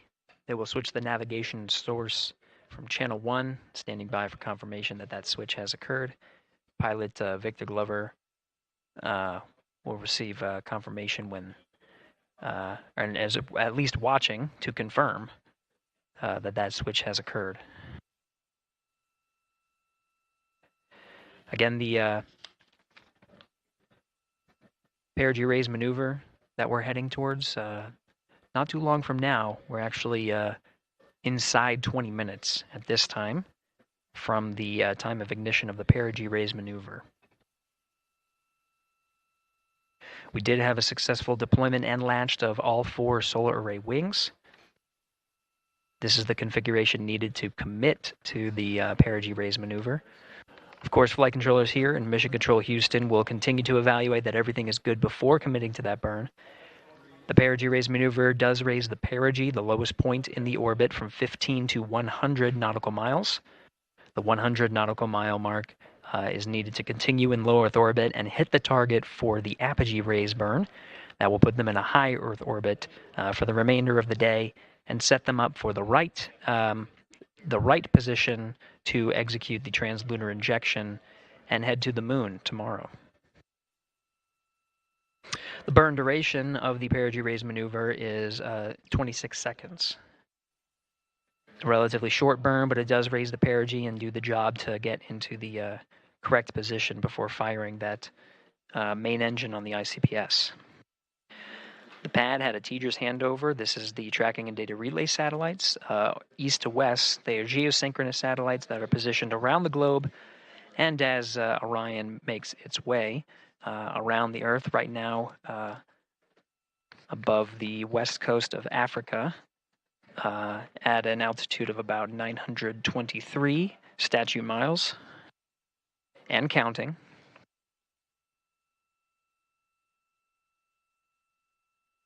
The perigee raise maneuver is not executed at the perigee. It is rather executed on the, actually closer to the apogee. But what it does is it raises the perigee on the other end of the orbit to 100 nautical miles.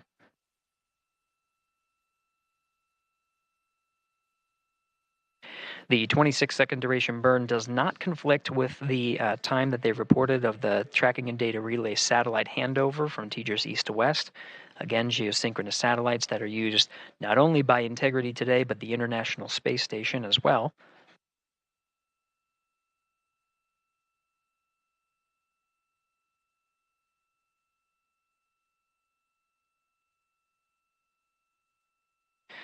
That time of handover is 51 minutes, 26 seconds.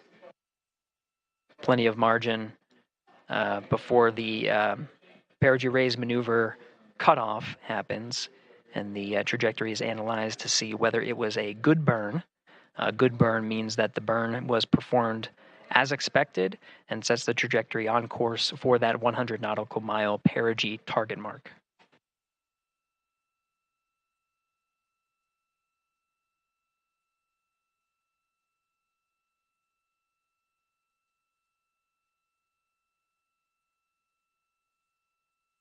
Again, for those sticking with us on NASA Plus and following along on our coverage, we will continue to follow and to cover the mission until, actually, we'll continue to cover the mission 24/7.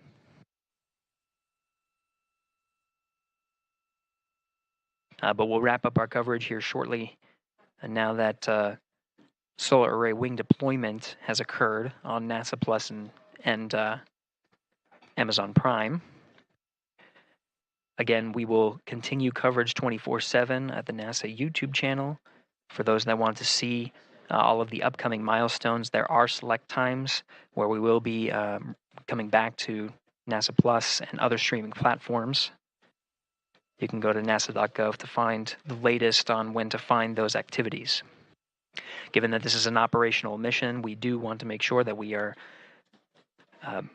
maintaining transparency in the mission and providing you all the information on what's happening in space as Reed Wiseman, Victor Glover, Christina Cook, and Jeremy Hansen head on their mission around the moon.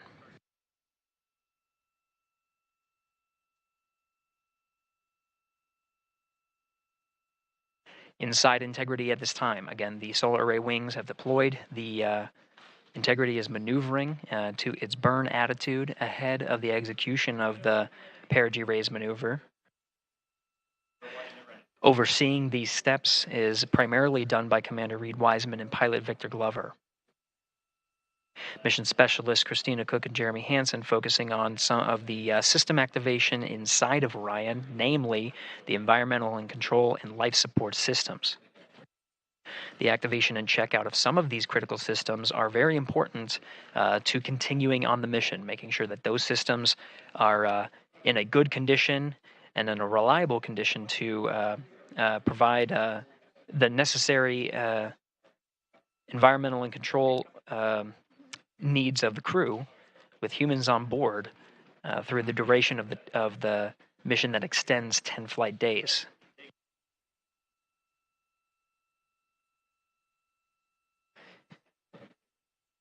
Standing by for an update to the perigee raise maneuver time of ignition. Should be read up to the crew very shortly. Integrity Houston, updated PRM numbers when you're ready to copy. All right, Houston, we are ready to copy. TIG is 2 seconds earlier at 4 minutes, 48 seconds. TIGO unchanged at 26 seconds. 49, 48, TIGO 26.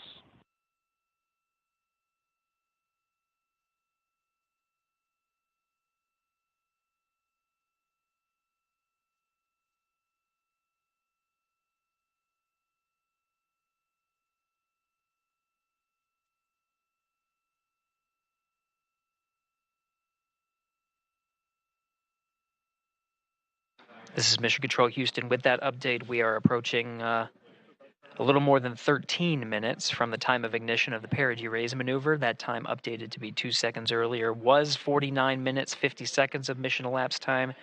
We'll now move to 49 minutes, 48 seconds. The duration of the burn, that's what was referred to as the TGO, will still remain at 26 seconds. Relatively short duration burn, again, just raises the perigee of the orbit today.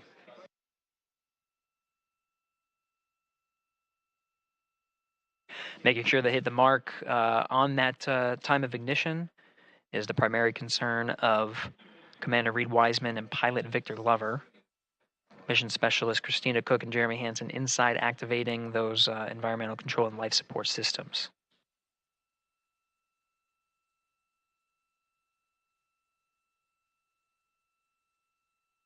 At this time, all 4 crew members are wearing the launch and entry suits. Integrity Houston, for Optimus on the PCD, we have time update instructions when you're ready.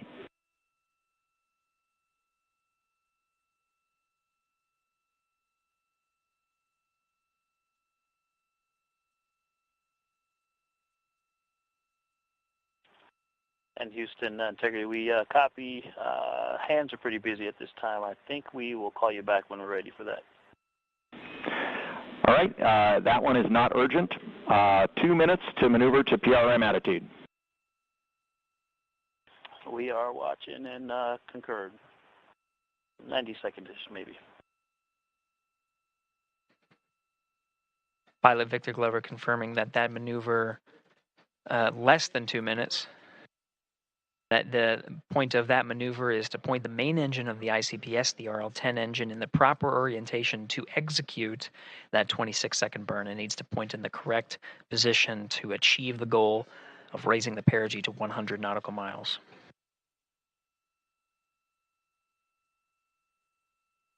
You heard some of the environmental control system activations over Orion to Earth.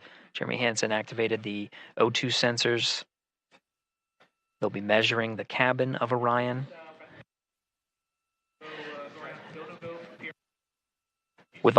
During all of the activations here on the ground in Mission Control Houston, Flight Director Judd Freeling is doing a poll with all flight controllers in the room to see if we are in a go position to go ahead and execute the perigee raise maneuver. Once concluded, Stan Love will report it back up to the crew, and we'll stand by for that.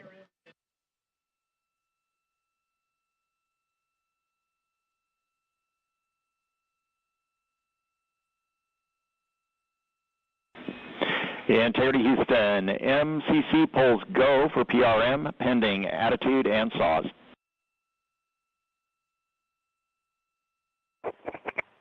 Okay, we copy. MCC is go. Maneuver starting.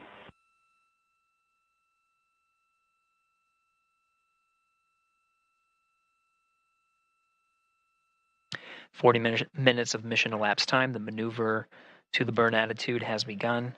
The maneuver also is paired with reorientation of the solar array wings that have been deployed. They will have various positions throughout the duration of the flight. Of course, solar array is meant to maximize the draw of power from the sun. So when deployed, we're in a biased solar array wing configuration that was called solar normal. This allows for the greatest surface area of the solar array wings to be drawing power and powering up those batteries of integrity. of which a cross tie was enabled between the 4 batteries, the 4 battery buses that are inside of Orion.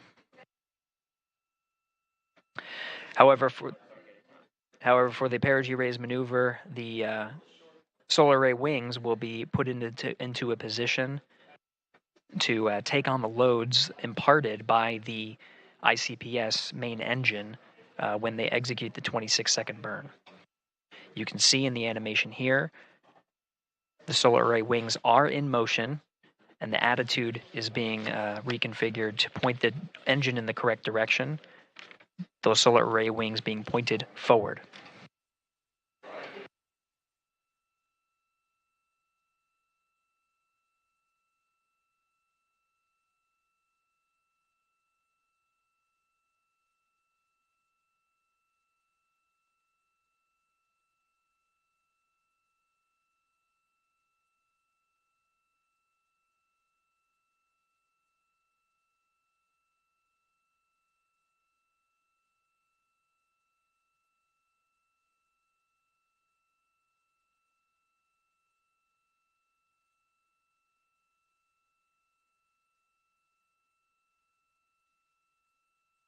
You're getting a live look inside the Artemis II mission flight control room. The team you see here oversaw the ascent of our 4 astronauts inside Integrity, launching at 6:35 and 12 seconds p.m. Eastern Time. Now again, this room will be occupied 24 hours a day, 7 days a week, with flight controllers shifting on 3 shifts to oversee 24/7 operations of Artemis II while in flight.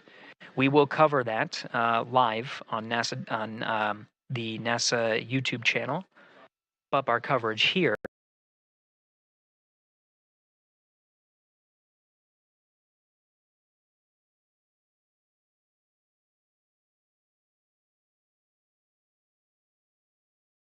On NASA Plus. Before I do want to send it over to our colleagues at the Kennedy Space Center. And to my colleagues, it was a pleasure to join the teams at the Kennedy Space Center and be a part of such a historic launch. Here in Houston, again, we're turning our attention to the mission. And for now, we'll say farewell and thank you to our colleagues there for today's launch coverage. We'll see you again soon for Splashdown. This is Mission Control Houston, sending it back over to Megan and Nicole at the host desk. Thank you, Gary. And yes, it was such a pleasure to be a part of this historic mission that started right here at Kennedy Space Center. It was such an amazing sight to be a part of. And now, as Reed Wiseman, Victor Glover, Christina Cook, and Jeremy Hansen begin their journey, we here at the Kennedy Space Center are about to wrap our broadcasts. We'll, of course, though, have 24/7 coverage with our colleagues at Johnson Space Center starting as soon as we sign off, so don't worry. You can follow along our 4 astronauts every minute of their nearly 10-day journey to the moon and back. Nicole, I'll definitely be watching it, and I'm sure you will, too. Yes, of course. You know, they just started, right?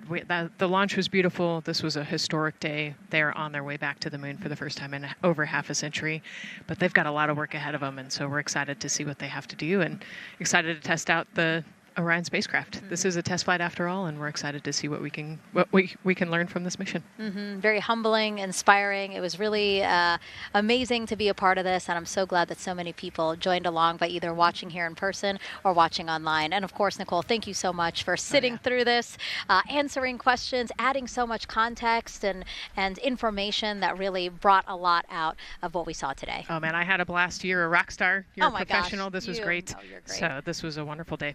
Well, again, thank you so much, and thank you to you for watching at home. You know, tonight we didn't just launch a rocket, we launched the next chapter of human exploration. Our Artemis II crew now on their way back to the moon, and we're taking you with us. So thank you again for watching, and go Artemis II.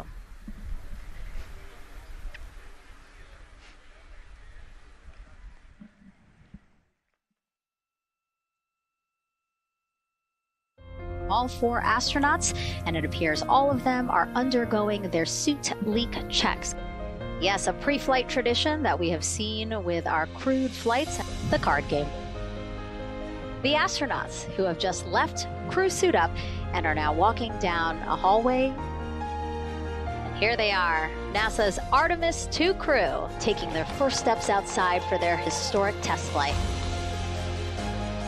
And the four of them step into their astrovan. And off they go. Oh, this must feel so special to the crew to see all of these people here. Watching the crew walk across the crew access arm, getting a beautiful view. Everybody configured with their suits, so in we go. The closeout crew has closed the launch abort system hatch. 3, 2, 1, booster ignition, and liftoff. The crew of Artemis II now bound for the moon. Humanity's next great voyage begins.